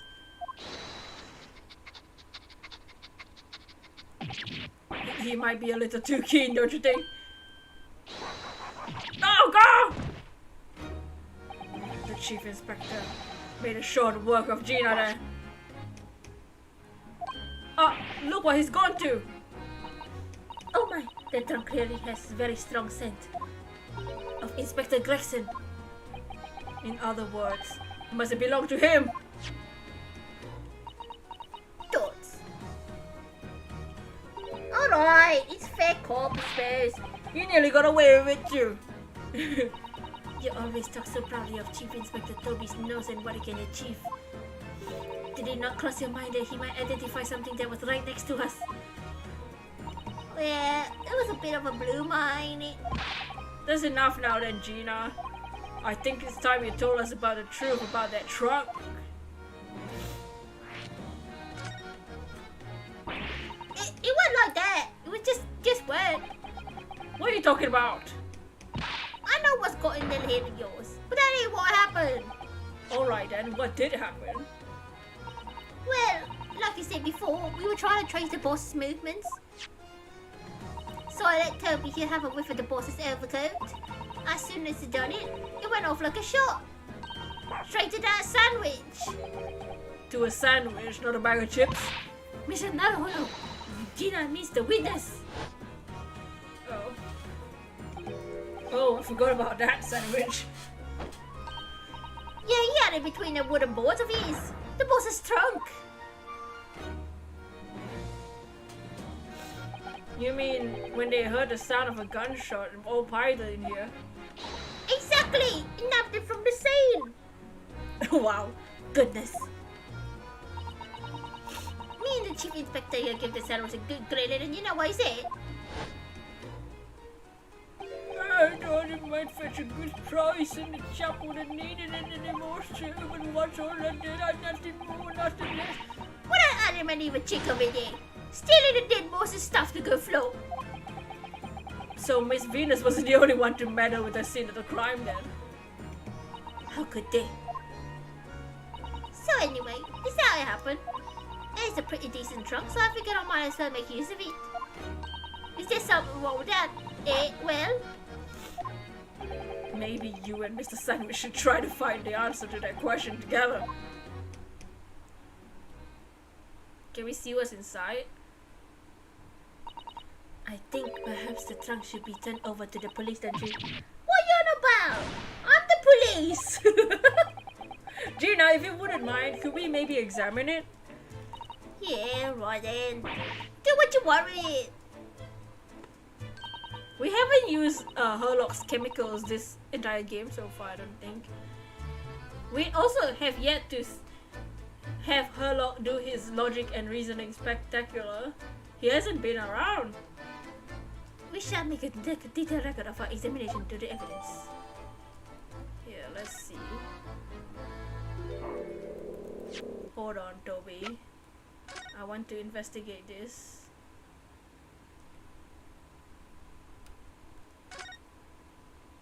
Have you seen this huge gash across the side of the trunk here? It's gone right through the leather and into the metal behind. Gosh, for a metal chest like this to have been badly damaged. Whatever made this gash must have struck the side of considerable force. I wonder how it happened. Oh my god, there's blood on it. Look at this dark stain here. Do you think? Yes, I'm afraid so. This thing is blood. I knew you were gonna say that. So presumably that means this was present at the scene when Inspector Gregson was killed. It's most logical conclusion, yes. to think Gina's been carrying this around with her. If you didn't know any better, I suppose it does look like a grease stain from the fish and chips. Okay, let's try to open it. Huh, it looks like a like a cross key. What's this? Can we open it? Let's have a look inside. Oh, we can just open it. Oh, it's a button. Jesus. What's this on top? Can we see anything? No. There's a letter. Look, there's something inside. Let's see. It appears to be a passport, authorizing him to travel overseas. Was Inspector about to go on a trip abroad then? Perhaps the date of departure might tell us something. That was... Oh, what is it? The travel for 31st October, just one day before the incident. What? Really?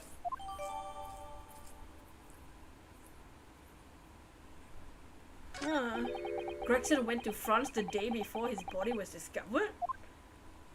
What the hell? And What is this thing? Do you see that? There's something struck in the side of the trunk here. It's glinting. It looks like a fragment of metal of some sort.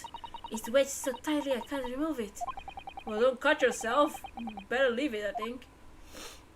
Interesting. Thought the case was a charger bug. It does look like a charger bug. Still lurking, chillin'. A passport document that was Inspector Gregson's possession. It was issued to travel to France the day before his body. Tobias Gregson, passport number ACD 0522. Within a week, date of departure within 1 week from October 31st. Destination port of Dunkirk, France. Purpose of travel, police business. Notes permission for the applicant and one additional person to travel with Gina. Okay. Grrrr! What's the matter with Toby? Why is he acting so aggressively towards me all of a sudden? Mr. Naruhodo, be careful! It must be the trunk! Ah! Ah! Oh god! Oh my god! Somebody help me! Ah! Oh god!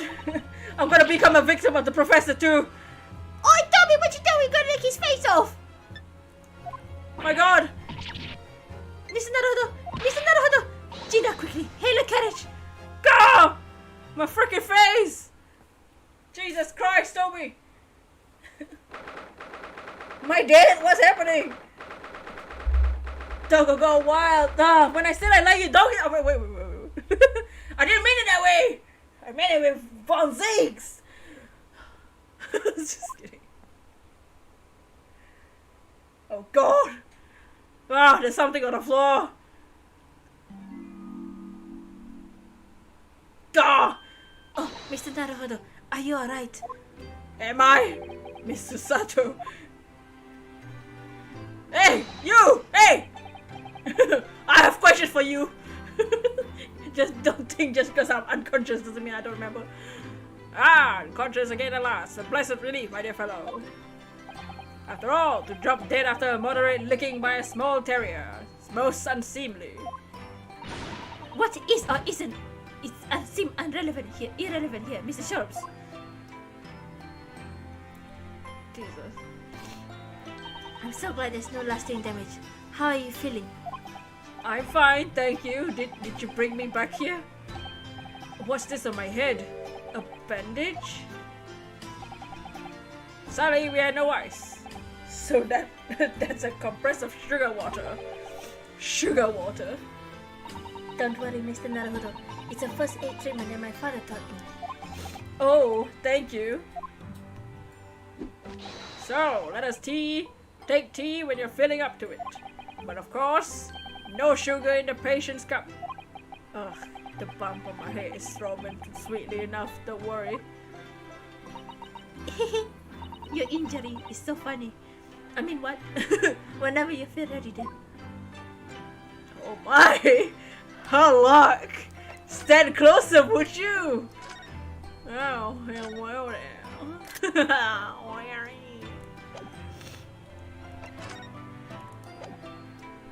Wait, they're not gonna explain what the hell happened to me?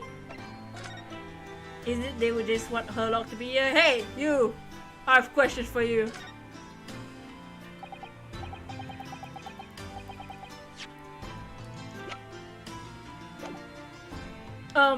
Thank you for your concern, Mr. Sholmes. My dear fellow, think nothing of it. I must say I was quite startled when I heard that you've been attacked by a dog. For a moment, I feared the infamous murderer of many had come back from the dead. You mean the professor? Haha! So funny, isn't it, mass murderers? Fortunately, I see your prized throat is unscathed. Throat, huh? That stiff turn-up call of yours, obviously, afforded some welcome protection. So did the professors all... Is their throats? Was I that close to death? All I really remember is the dog licking my face over and over again. Well, if you wish to avoid such troubles in the future, a little mustard sprinkled on the cheeks should do the trick. I should think that would balance the sweetness of your bandage rather splendidly. That's disgusting. Wait, that's it? You're not gonna say anything?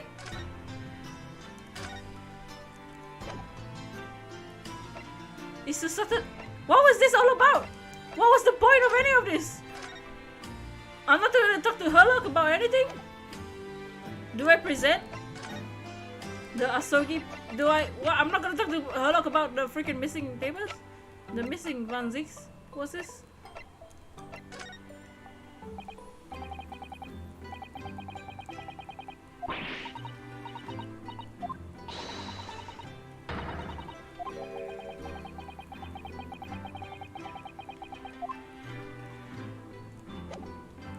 I'm not gonna talk to Herlock about anything? Really? Nothing? No way. Is Iris here? They're not gonna talk to me? This is Sato's not talking to me, bro. All she says is a tutorial. Do I leave? What's happening? There's something different in the room? What was that all about? How strange. I can't even go back. Like, I can't even go back to the room. Why?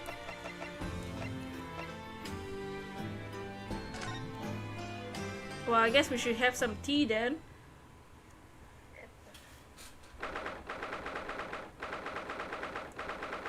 Is Iris here? Mit dem Schwarzbiergebot bodend wie ein Feuerberg, den Schlund es mir verbrannt, ach Opfen deine Wut. Herr mit dem Knacker ich befahl, hat wie ein Diamant den Zahn entzwei, es brach, o über deine Wut. Er dem Scheid holdlich gelobt und auf den ersten Streich alle Seiten des Zerriss weh oder an die Wut. Herr mit dem Schwarzbiergebot, bodend wie ein Feuerberg, den Schlund es mir verbrannt, ach Opfen deine Wut. Herr mit dem Knacker ich befahl, hat wie ein Diamant den Zahn entzwei, es brach, o über deine Wut. Er dem Scheid holdlich gelobt und auf den ersten Streich alle Seiten des Zerriss weh oder an die Wut. Herr mit dem Schwarzbiergebot, bodend wie ein Feuerberg, den Schlund es mir verbrannt, ach Opfen deine Wut. Herr mit dem Knacker ich befahl, hat wie ein Diamant den Zahn entzwei. Also, what the fuck is this? What the hell is happening? Is that Susato's dad? Why is he drunk? Why is the cup broken? Why is he wearing Kazuma's mask? Why does he have a blanket over him? Why is Iris sad? What's happening? Why is there a German song playing in the background? Does anyone recognize this song? This is a real song? I'm trying to search lyrics, but I can't understand what he's saying.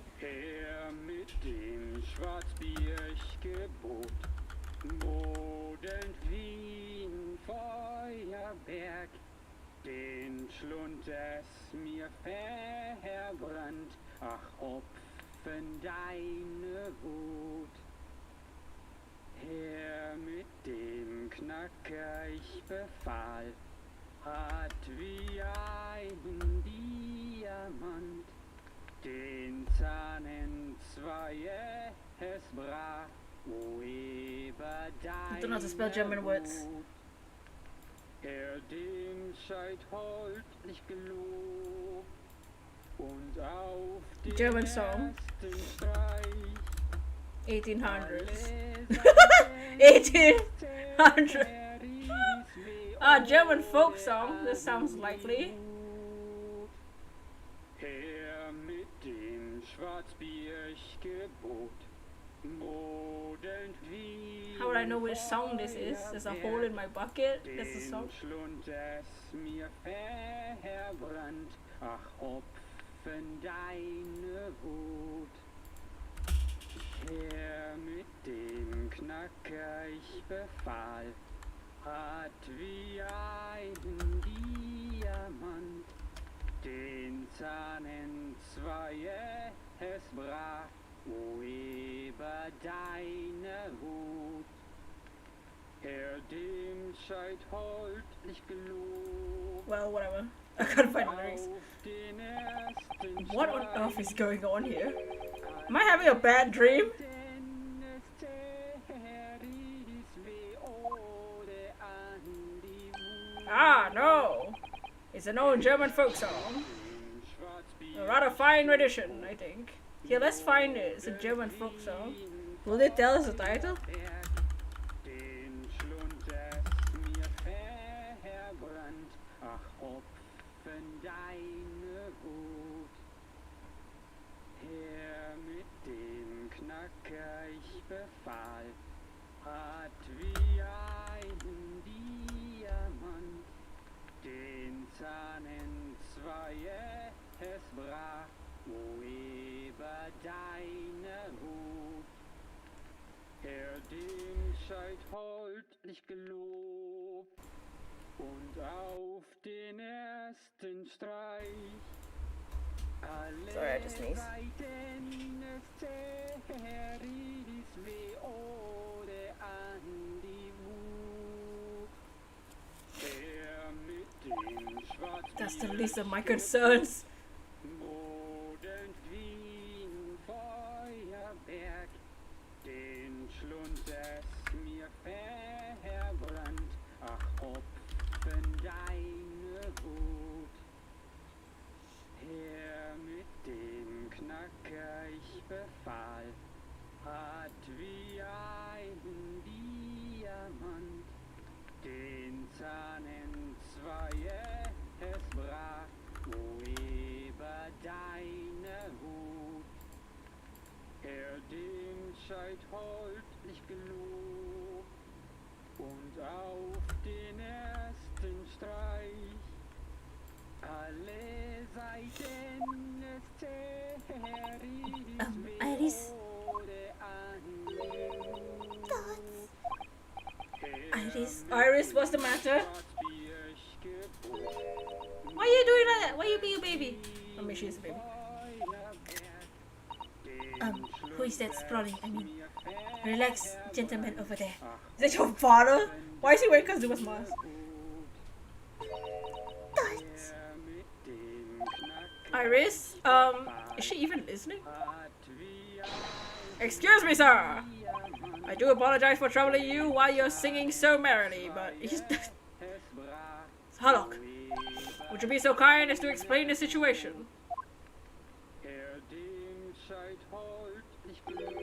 Well, that worked. Crooning gentleman and a mute young girl.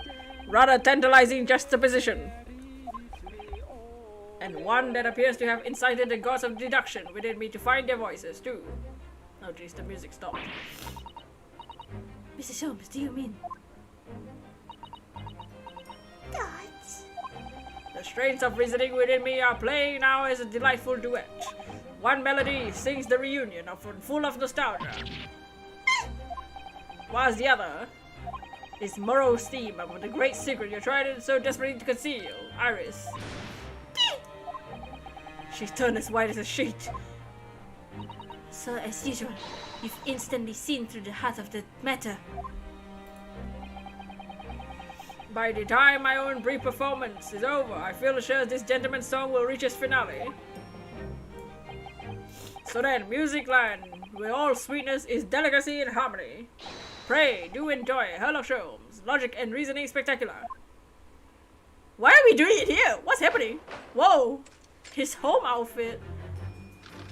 Whoa, we first time doing it at our house with his outfit being like that? Okay. Hey. Firstly, consider the gentleman's nationality. He's clearly a German with no grasp of the English language. Is that not Susoto's dad? He's not singing! As evidenced by the Germanic song he sings and his apparent inability to understand when he's asked to desist. So why is the man here at all in such apparently high spirits? Is this high spirits? Is he dead? Like, what's happening? The answer, of course, Iris, is clearly known to you. Indeed, we need to follow the gaze of those bright young eyes to unravel that particular part of this mystery. The reason for this man's mildly irritating wobbling is revealed by the herbal tea. You obviously offered our German guest a cup of your latest herbal tea. The tea's delectable flavor made the man's spirits soar and resulted in this joyful ditty tumbling incessantly from his lips. I eagerly awaiting sampling the flavor myself, that I may join the fellow in a state of elation. Iris is so cute.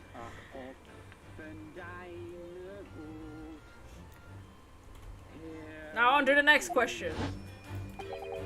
Who exactly is the gentleman availing himself so freely of the city?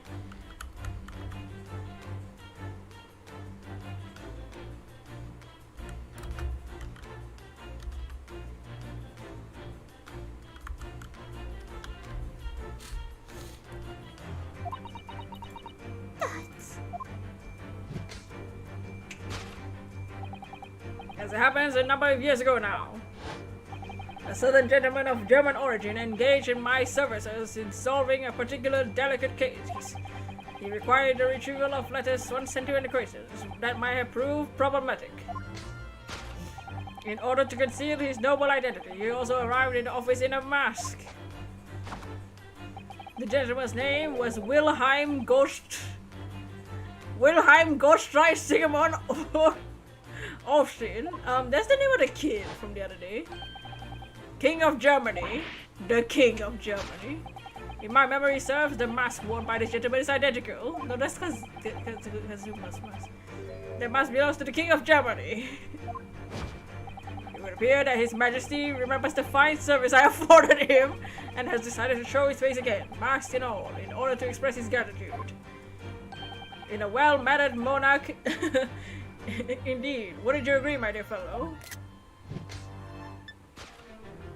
So the identity of this masked visitor is in fact my former client, the King of Germany.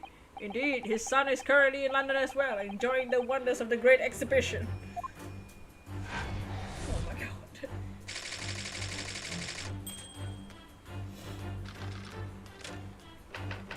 Girls, silence. Which leaves us with one remaining imponderable. Yes, you, young Iris. Dots. Oh, she's so cute. Apparently inexplicable silence is unable to hide the truth. Yes, the reason for your muteness is concealed in the knapsack. It's clearly hiding something here. A 5-pound note, I believe. I must say, as your compatriot, I'm deeply saddened. It would appear that you've allowed yourself to be bribed into silence by His Royal Highness, earning yourself some spending money in exchange for keeping quiet about the king's secret. And now the final piece of the puzzle. What is this secret you arrived to hide your silence, Iris? Ah yes, we only need to follow the brief involuntary twitch of your eyes to find the answer. You were attempting to abscond within that coffee cup. What? My favorite coffee cup, in fact. Or should I say, the handle of my favorite coffee cup. It appears that this high-spirited highness broke in the midst of his hijinks. Which leads us to the sad truth. My favorite coffee cup has been broken by the King of Germany. And Iris, you tried to conceal it from me! I shall have a bill sent via governmental channels to the German royal family for its replacement.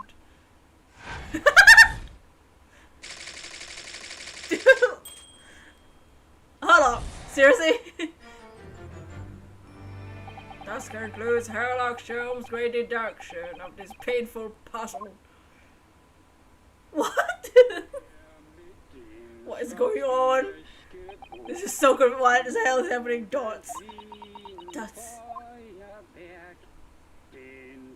With your silence as well, the fellow's jovial wobbling rather rings in the ears, does it not? Huh? Mr. Sholmes, I must say something rather troubling.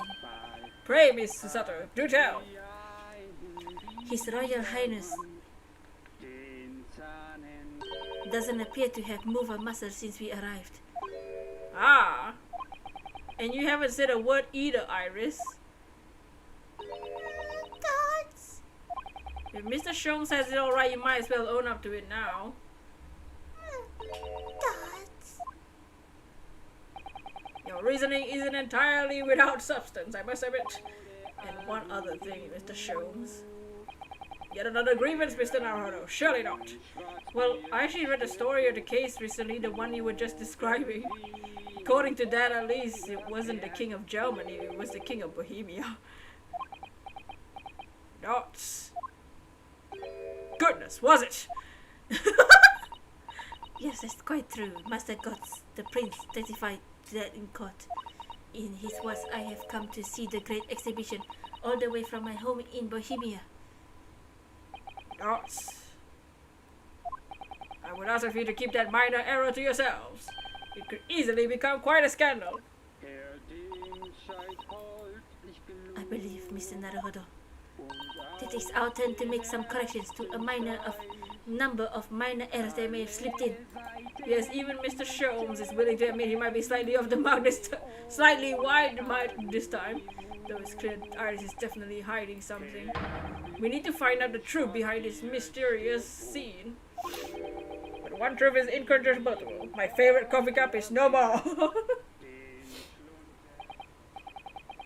Shall we embark again on a joint presentation of Sherlock Holmes' Logic and Reasoning Spectacular? Why is this the first Reasoning Spectacular we're going to do? In this case. What's going on? Is that not Susato's father? Firstly, we consider the clearly German with no grasp of the English language. As evidenced by the Germanic song he sings and his apparent inability to understand. Why is the man here at all in such apparent high spirits?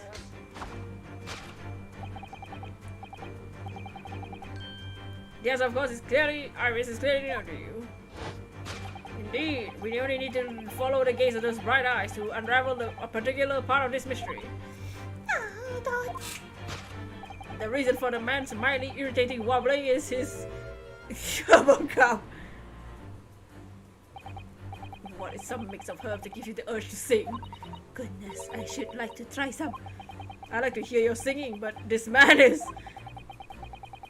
to get with the tune, I suppose. As I said, he's been stuck still that entire time if you look closely.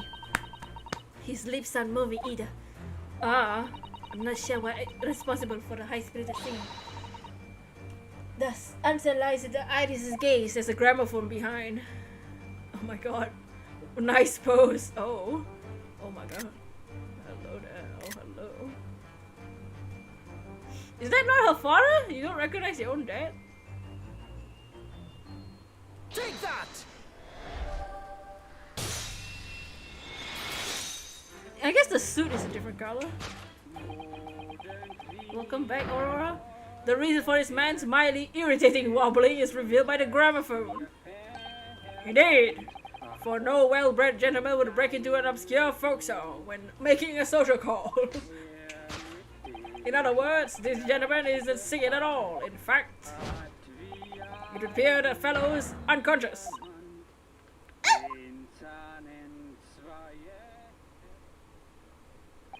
Ah, the music seems to have stopped now. I asked you, Mr. Naruto. Yes? Why would I have purchased a recording of that gibberish? How should I know? How's Ace Attorney going? I'm so confused. We got attacked by a dog and then woke up at home, and then now I feel like I'm dreaming. Like, I feel like this is a weird dream. I don't know what's happening. Well, never mind. On with the deduction. Who exactly is this gentleman availing himself so thoroughly of this city? That's... As it happens, a number of years ago now, a certain gentleman of German origin engaged in my services involving a particular delicate case. He brings Sonic Colors Ultimate. Nice!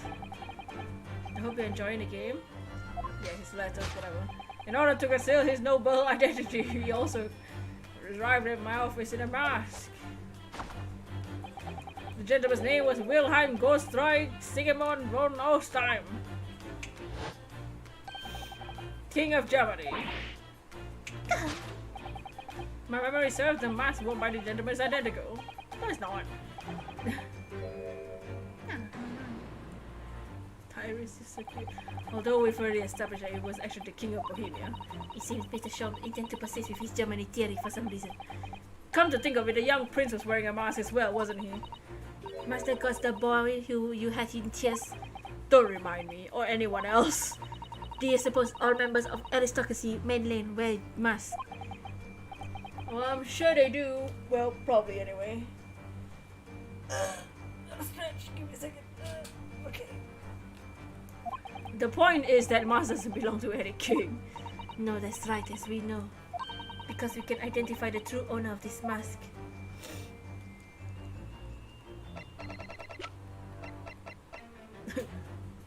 Take that!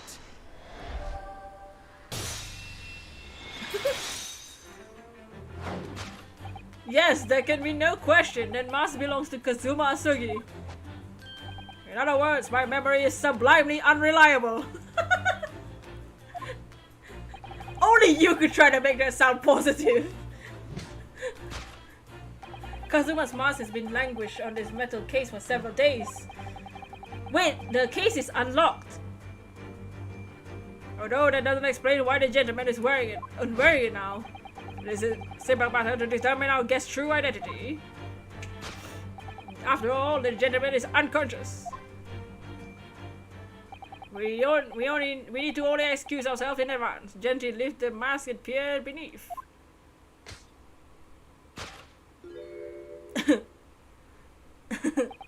Dots. I don't believe it. Ah! Father!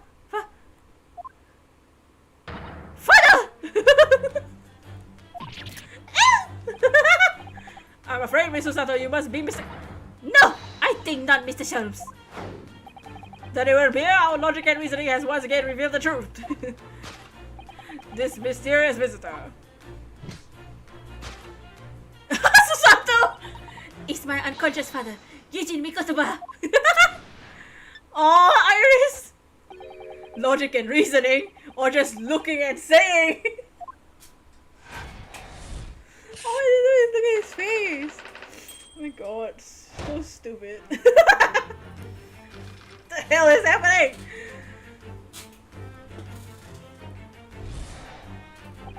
Oh, what the hell? The guy in a... Why is there a blanket on him? Did he spill it over himself? What's going on? Which leaves us to one remaining imponderable. Yes, you, young Iris. That's... Your apparently inexplicable silence is unable to hide the truth. The reason for your muteness is concealed in this knapsack. So that's a £5 note for paying from Iris's knapsack, is it? Oh dear, can't be sure most money would encounter in a coin form. I know, I'm not even sure we've seen many banknotes here in Britain at all, have we? Anyway, father would never have paid money to Iris for Iris' silence. He certainly seems like the silent type himself, though, judging by his present state. My god! There must be some other reason for the silence. A Perhaps Iris is trying so hard not to give away with her eyes something entirely different. Oh, look at her! Oh, look at her, she's so cute!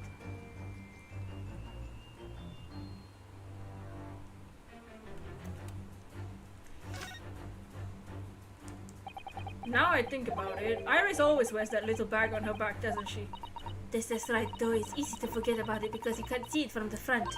There are 2 little felt dolls attached to it as well. Oh, I had no idea. I don't remember ever seeing them before. Dolls. Is it possible there's always a £5 note sticking out from her bag that I just haven't noticed before either? Dots. I couldn't say with absolute certainty, but I think it's unlikely. Look at her, she's so cute! Why you here? Don't be sad. What's she looking at? The metal case being open. The reason for your muteness. Persian slipper. She's not supposed to look in there, huh? Take that! It's because she's not allowed to look in the metal case. It's open now. The reason for your muteness concealed inside the metal chest. An excellent observation. Upon further closer inspection, there's something different about the chest's appearance. It's kept locked at all times, yet now the catch is open. Evidently, this has something to do with your refusal to speak, Iris. But it's simple enough matter to decide you to speak, I'm sure. Merely need to open this chest. Whoa. Here we go.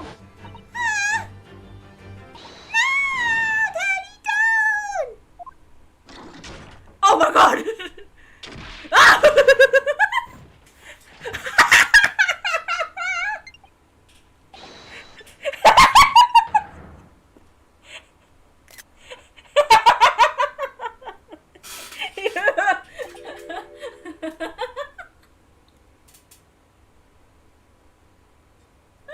Oh my god!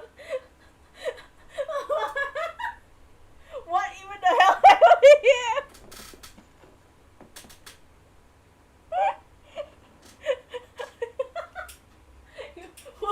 What's going on? Oh my god. Oh my god. He's dead. Wow.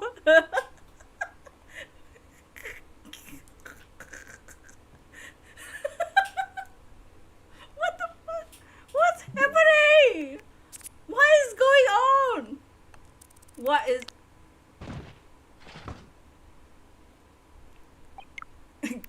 Excuse me?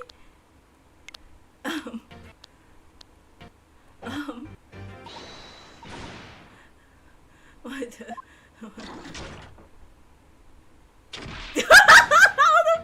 How is that even possible? What the hell is going on? Oh!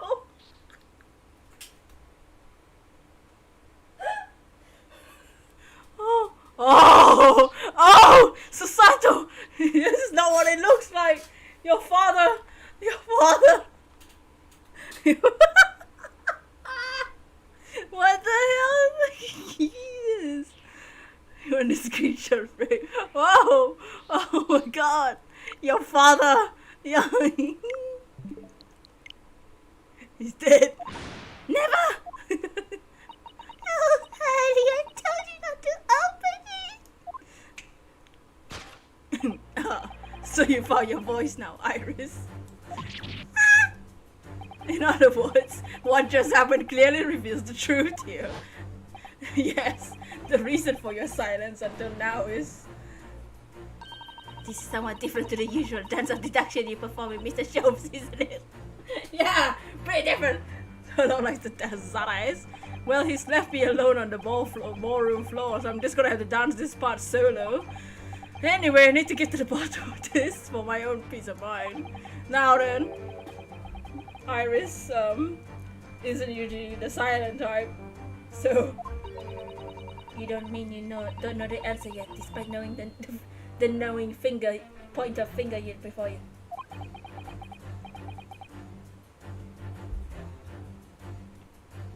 Mr. Sato, sometimes the man needs to point his finger first and think later. Stop. Stop. Stop. You're saying the dumbest shit. Like, what the hell is... What is this? What just happened? We got knocked unconscious by a dog and now this is... What, are we high? What's going on? Oh well, if you say so. I think we better examine Iris more closely and try to rescue the situation then. Reason for your silence until now is... Sure. The key.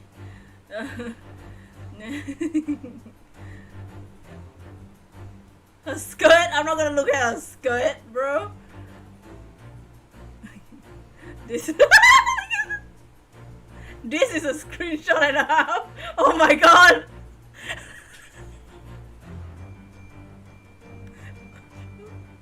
I'm just speechless. What the? Oh my god.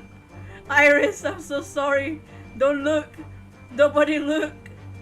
Wait, I want a screenshot of this with them in the background. Oh my god. No. I can't believe this. The outfit is just making it so much better. Why are their mouth open too, bruh? So stupid. What the hell is happening? Take that!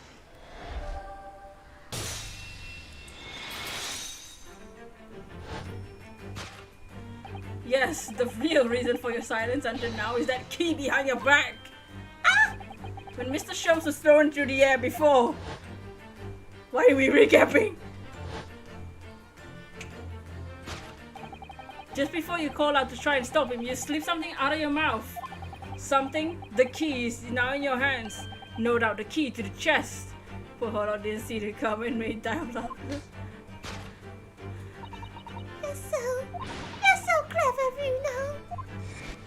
So now it becomes clear, thanks to Mr. Show's graphic demonstration. We can well imagine what happened here. But Professor Mikotoba also opened that metal chest only to be punched in the air. And lands sprawl onto the settee. But wait, that doesn't explain the facts about the stylish scarf and the cup of tea. Before. Why would he be wearing Kazuma-sama's mask? Well, for those curious details, I can think of only one explanation. Clearly, an unbelievable miracle took place in this room. Isn't that right, Iris? Consider how the room was arranged before this whole set. Oh, the scarf is the tablecloth. The room was arranged before this whole painful experience took place. When Professor Mikotoba opened the chest, he was completely unaware of what awaited inside it. The mask was flung into the air just as was he, only to land neatly on his face when it fell back down. And the teacup's journey through the air ended with caught unconscious on the unconscious professor's finger. You mean to say that stylish scarf? It's actually just a tablecloth. This is the great detective's office after all, a place of miraculous deductions.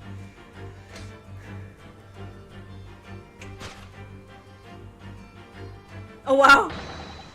Would you explain and expect anything less?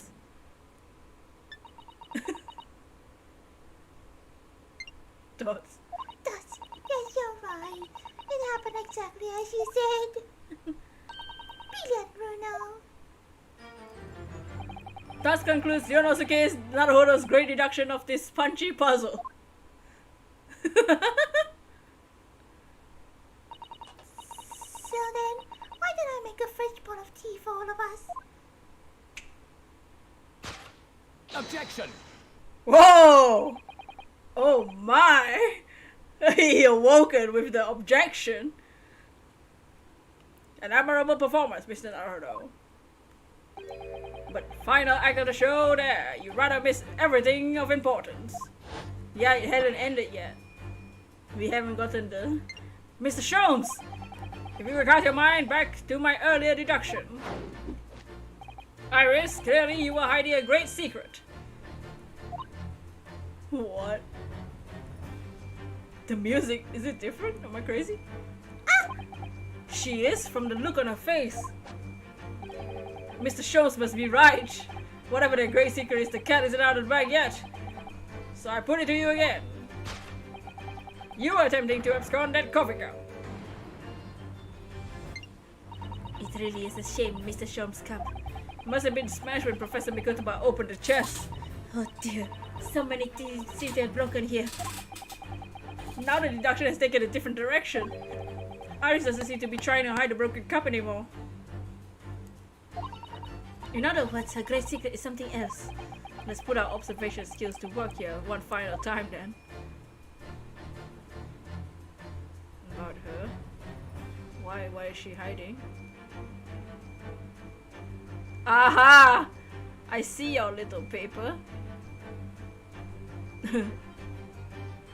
Take that!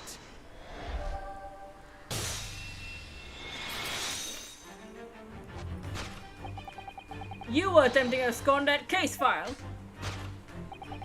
Iris, as you know well, nothing escapes the attention of a great detective. Ah, no. Yeah, the case file was in the chest, no? Ah! It's the Von Zeeks. We visited Scotland Yard's autopsy laboratory earlier today. Wait! So Herlock didn't steal it? Herlock didn't steal the files, Iris did? Iris!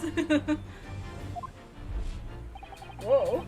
Dr. Gorey informed us that the autopsy report of Clint Von Zix had gone missing.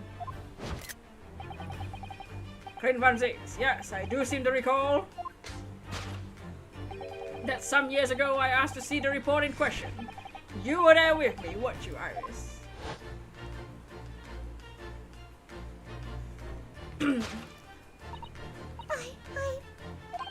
You mean it was you, Iris? Those papers you have there. I'm sorry. She was 8. Aww. Forgive me. Aw, don't cry! Aw, it's okay! But you were a baby. You were 8. Aw.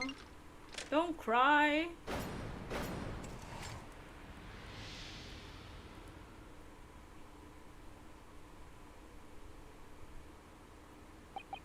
In truth, I would like to have thought I could predict the booby-trapped chest, but it caught me completely off guard.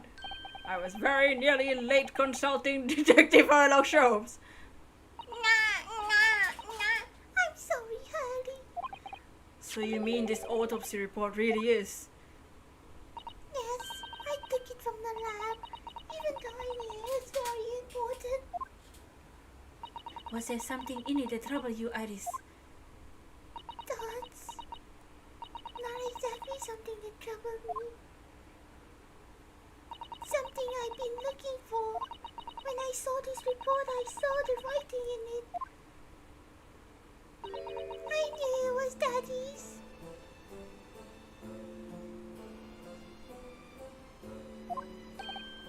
The writing. Your father's writing. What do you really mean? Thoughts. Iris? Must be something that's hard for her to talk about. Forgive me for interrupting, my dear fellows. That's not the time. Shut up. Mr. Sholmes, what is it? Oh, right. I feel as though the poor unconscious gentleman on the city has been somewhat forgotten. Ah! Father! Why is he still dead? Like, perhaps we should find our guest somewhere more peaceful to rest. Mr. Naruhodo. Yes?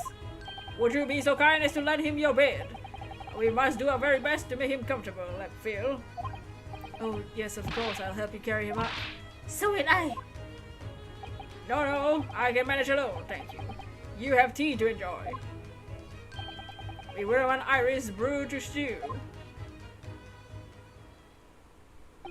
Because there's no better way to make the professor comfortable than dragging him up like a trunk.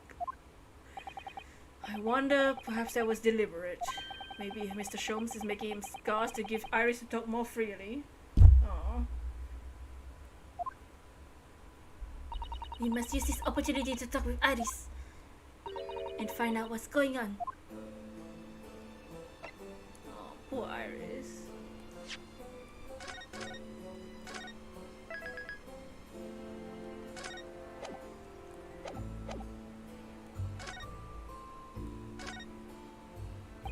Would you like to tell us about it, Iris, about your father? I'm sure I told you before, didn't I? Daddy used to be Harley's partner. Yes, that note's all about, and that note's about all the cases they solved together. I kept in that metal chest. That's right. Harley told me, you see. He said that Daddy's somewhere far away now, so we can't meet. That's one way of describing it. Then when I secretly unlocked the chest and read through the papers inside, I started to build up a picture in my head of what Daddy must be like. That's only natural. You're just like any other girl of your age. I read that Daddy was a professor at medical science, so I studied and took my degree too. Well, that's only natural, I suppose. In that respect, you're not quite like any other girl of your age, though. But there was one thing that I could never find out. Daddy's name. Ah, His name wasn't anywhere on the notes that he made on his work with Harley. Then one day, that's what happened, is it? When you saw this autopsy report, you finally managed to work it out. Is that right? yes, So it was the handwriting in the report that caught her eye. How come Herlock never told her about the name? when I saw the writing on the report, I could hardly believe it. I know that handwriting, I thought to myself. Because it was the same as the writing you seen on your father's case notes. Exactly. I was desperate to compare the two properly. I needed to see them side by side. I asked the doctor in the laboratory, but I was told I couldn't take the report away. Even worse, I was told that the first and the last would be allowed to even look at it. So you decided to steal it. But when I compared the autopsy report with the case notes I had here, there was no doubt. The handwriting was exactly the same. It was Daddy's. And the signature on the coroner at the bottom of the autopsy report. Read Dr. John H. Wilson. So that's how I finally found out. I learned Daddy's name at last. I see. Ever since then, I called myself Iris Wilson. That's also when I had the brilliant idea of writing stories all about Daddy's exciting times with Harley. Then I decided that I'd write the adventures of Herlock Sholmes. Iris, I had no idea the stories had such quite a deep personal significance to you. I can see why the autopsy report was so important to her now. And why she was prepared to break the law to get her hands on it.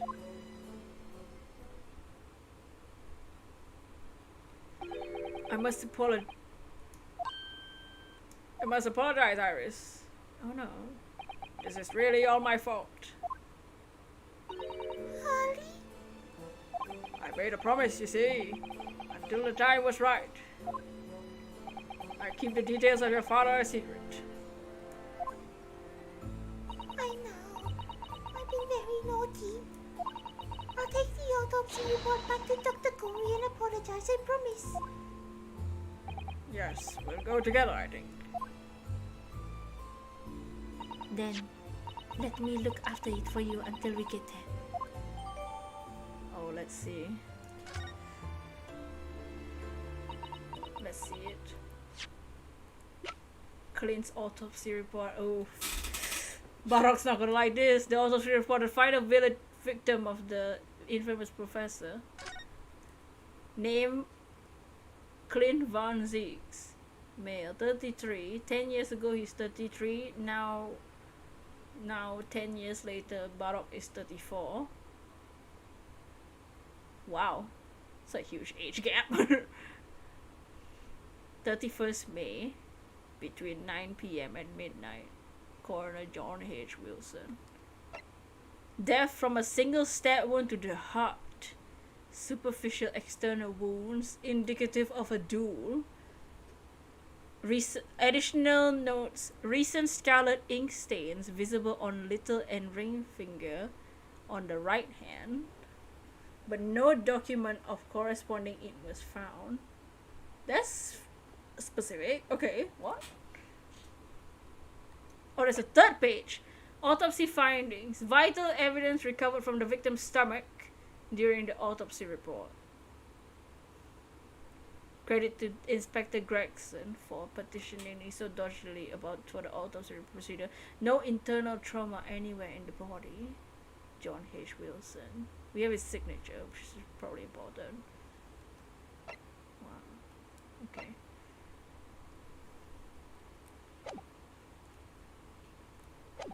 Dots. I must go and water my herbs, I think. Oh, I'll see you all later. you love Iris' hairstyle. She's so cute. Poor Iris. She must be feeling awful. I know Mr. Sholmes is here for her, but still. Ah! What? How? What's the meaning of this, Mr. Sholmes? Mr. Sholmes? Oh dear me. So, you've noticed, I see. What did you notice? What did you notice? I read it! What did you notice? What did you notice that I didn't? What did you notice that I didn't? I swear I read the whole thing. I read word for word. What are you talking about, Susato? But that would mean... What on earth's the matter, Mr. Sato? You've turned as white as a sheet. Is it the cause of death? Is this autopsy report? Mr. Naruhodo, the one from 10 years ago. Is it because the cause of death was not a dog but a stab wound instead?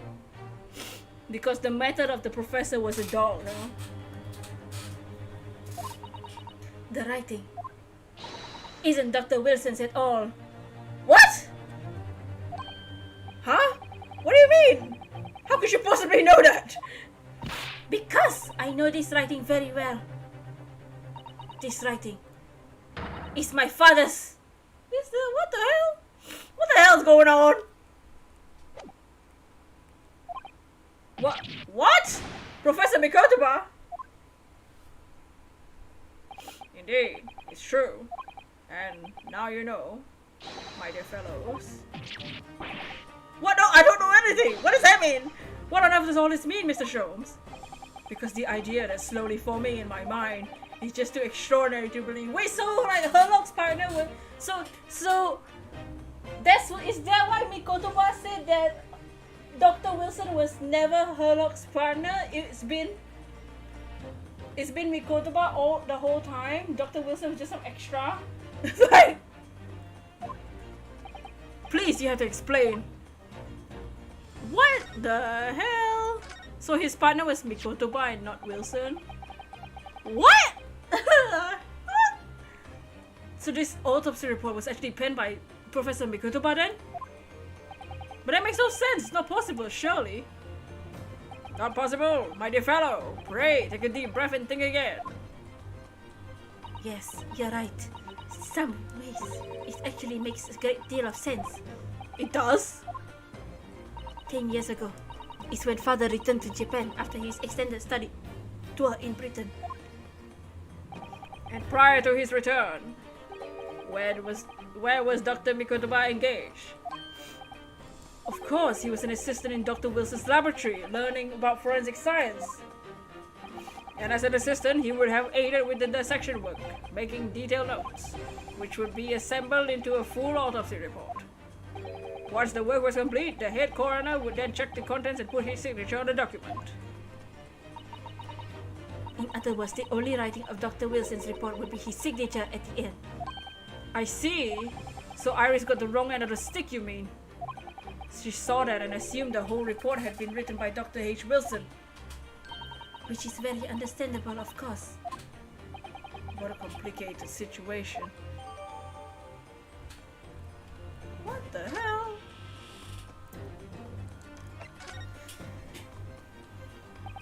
Thinking about it, most of what we know about you, Mr. Sholmes, comes from the published stories of your exploits.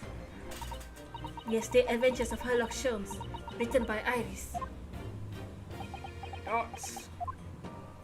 And we really have no way of knowing what fact and what's fiction. Most troubling for you, my dear fellow, I'm sure. So what's this supposed partner of yours? Does he really exist or no? Ah, you've come straight to the point, I see. And please come straight to the answer. I believe Iris explained it in one of her installments. He was a trusted comrade and only person I could truly call a friend. And did this partner of yours truly make a record of all your cases? Are his notes really stored inside that metal chest? Absolutely, dear madam, absolutely. So, where's your partner now? Dots. We rarely meet. You see, he lives on the other side of the world. Dots! But if this autopsy report and the records of all your cases are penned by the same hand, and if the autopsy report was written though not signed by your famous partner, then there will only be one logical conclusion. Great, impressed me. Oh my god, do I have? Your partner would have had to be Eugene Mikotoba. In other words, Mr. Sato's father. Dots. On my word. Naruhodo. Yes? You're coming along wonderfully. You have hit upon the method at last. You finally grasped the art of deduction. You mean to say... Allow me to introduce you. Hey! To my great friend and partner, Mikotoba! This whole... Sherlock is a riot. You little hoe! You didn't tell us how to... Professor Mikotoba, you're awake! Oh, well then. They were partners, alright. They were definitely partners. I see what they were doing. I see the cases they were solving together. They're definitely partners in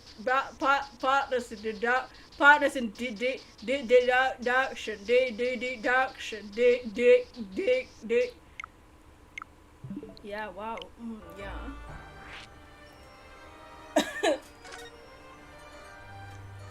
Does this mean you're the real Dr. Wilson? No! My dear, I'm still my own self.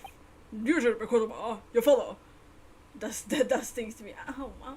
Did things to him too. Oh, of course. I mean, This is obviously too much for Sato-san to take in. I must say though, how my old friend has attained worldwide celebrity is the great mystery solver and the greatest mystery of all. I still remember the first time we met. Baby, pray remind me, when was it again, Mikotoba? 16 years ago, Sholmes. Ah yes, quite, 16 years ago. Herlock was... My god. Herlock was like, what, 18? Wait! I just arrived from Japan with Cicero and Genji. I was in search of lodgings close to the hospital, some comfortable rooms at a reasonable price.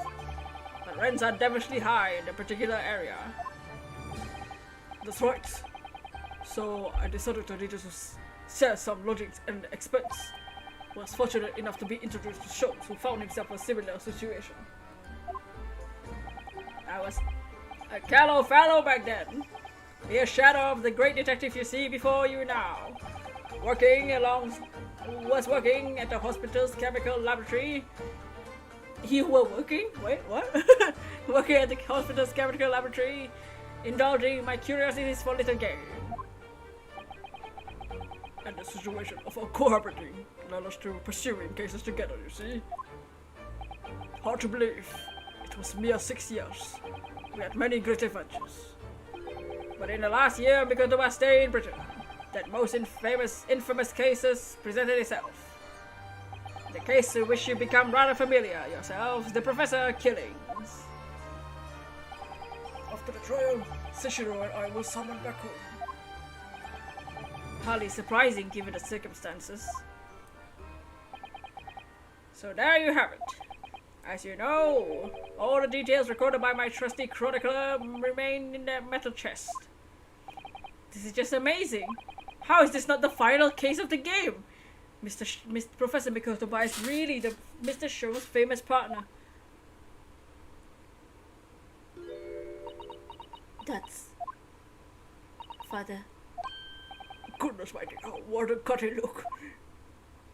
as your daughter, I'm very proud to learn that you are the great detective's great partner.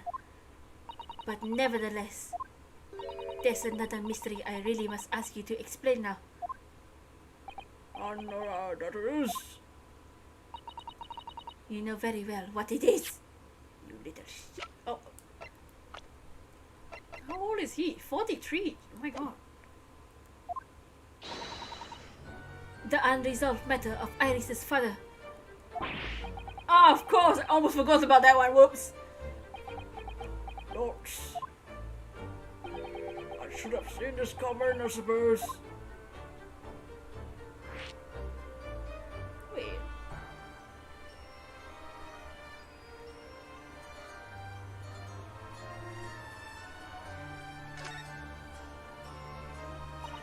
Iris told us that all the notes about the great detective's adventures are in the metal chest were written by her father.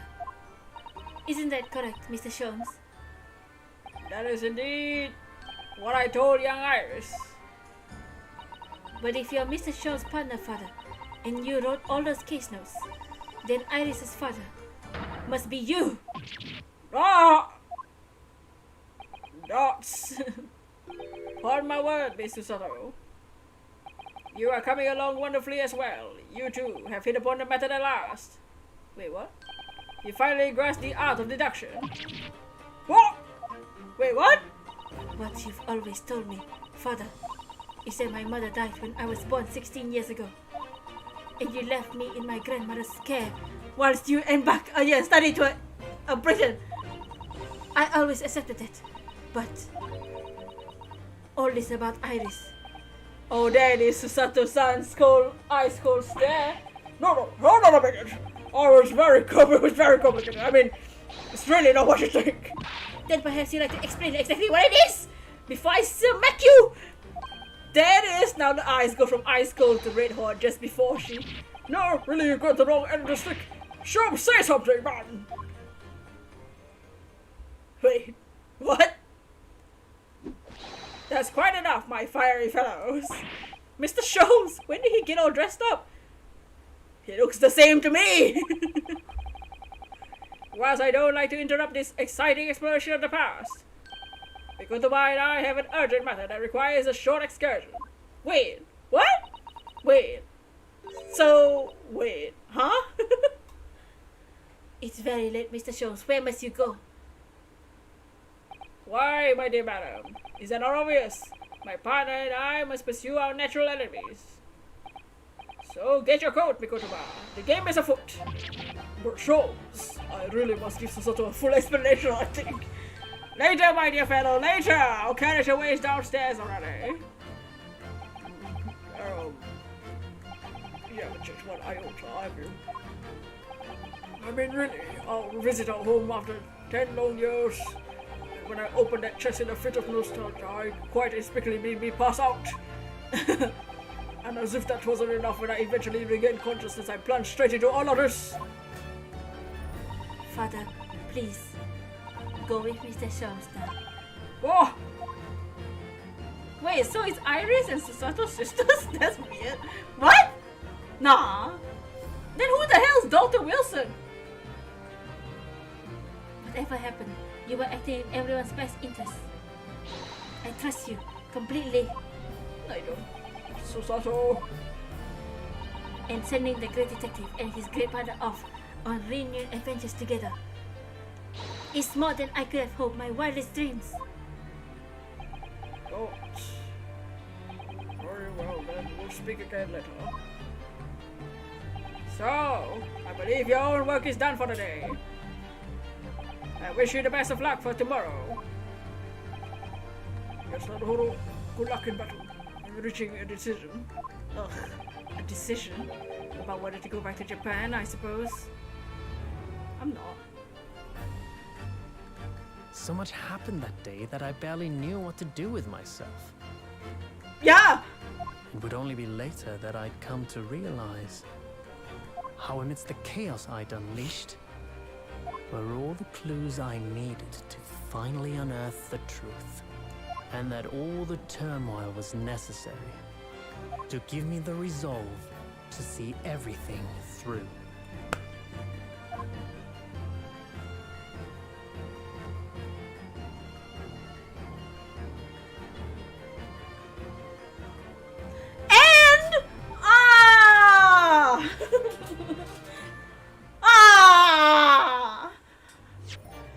That was the end of the case! No wonder it was so long. No wonder they be acting like this was a final case. It is the final case. I thought they'd be acting in case number 4 like it's the final case. Nah, it's the final case. It's just a... Episode 5 is just the part 2.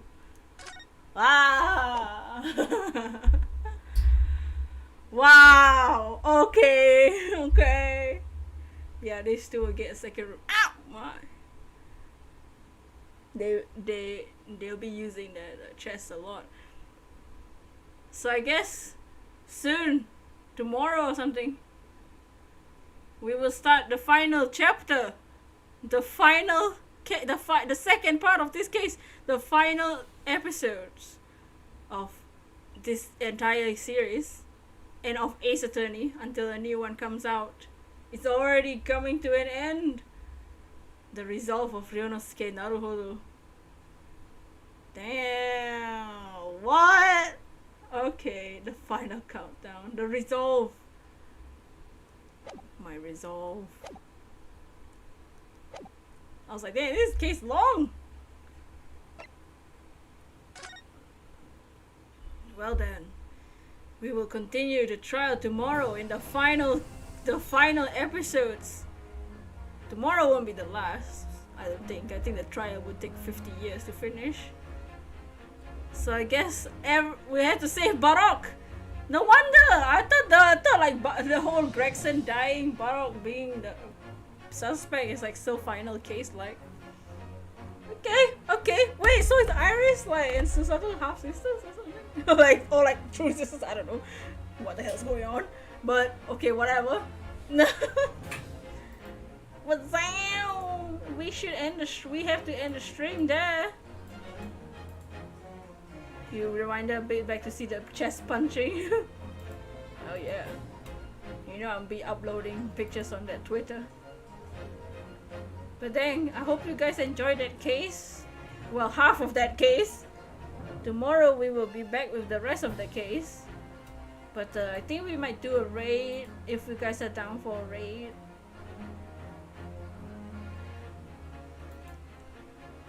Oh jeez, the hiccups are real.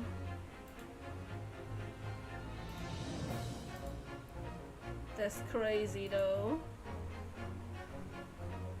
We have to save Barok and Kazuma and everything else. I don't know what the hell's going on. Who will even be the witnesses tomorrow? I bet Courtney's gonna come out. I bet Courtney. freaking hate hiccups. Yeah, dude, literally my life. I wonder who. I don't even know who they would bring on the stand. Kazuma needs to chillax too. Kazuma is a problem. He comes back dead, and I'm like, you sure still dead? Just kidding. I'm glad he's back alive. Maybe we'll be friends by the end of the next episode 5, the final chapter. My goodness. But we do a hashtag about series. See, what about you?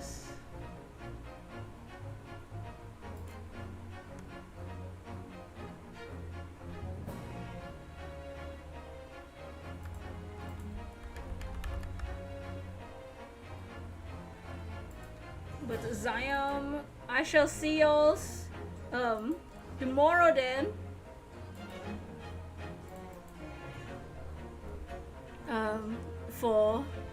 So the next 2 days we'll do the last chapters. I guess that's when it will end, huh? Just in time for the weekend. We'll start the Twitch in the weekend probably. But thank you guys for joining this case. Today was very cursed. Today's investigation was extremely cursed.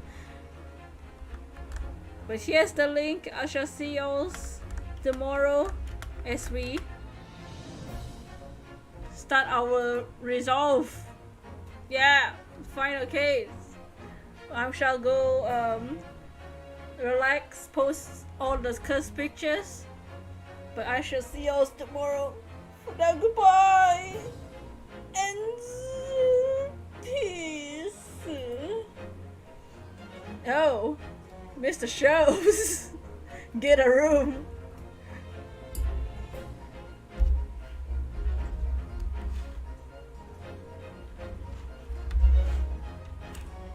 Yes, I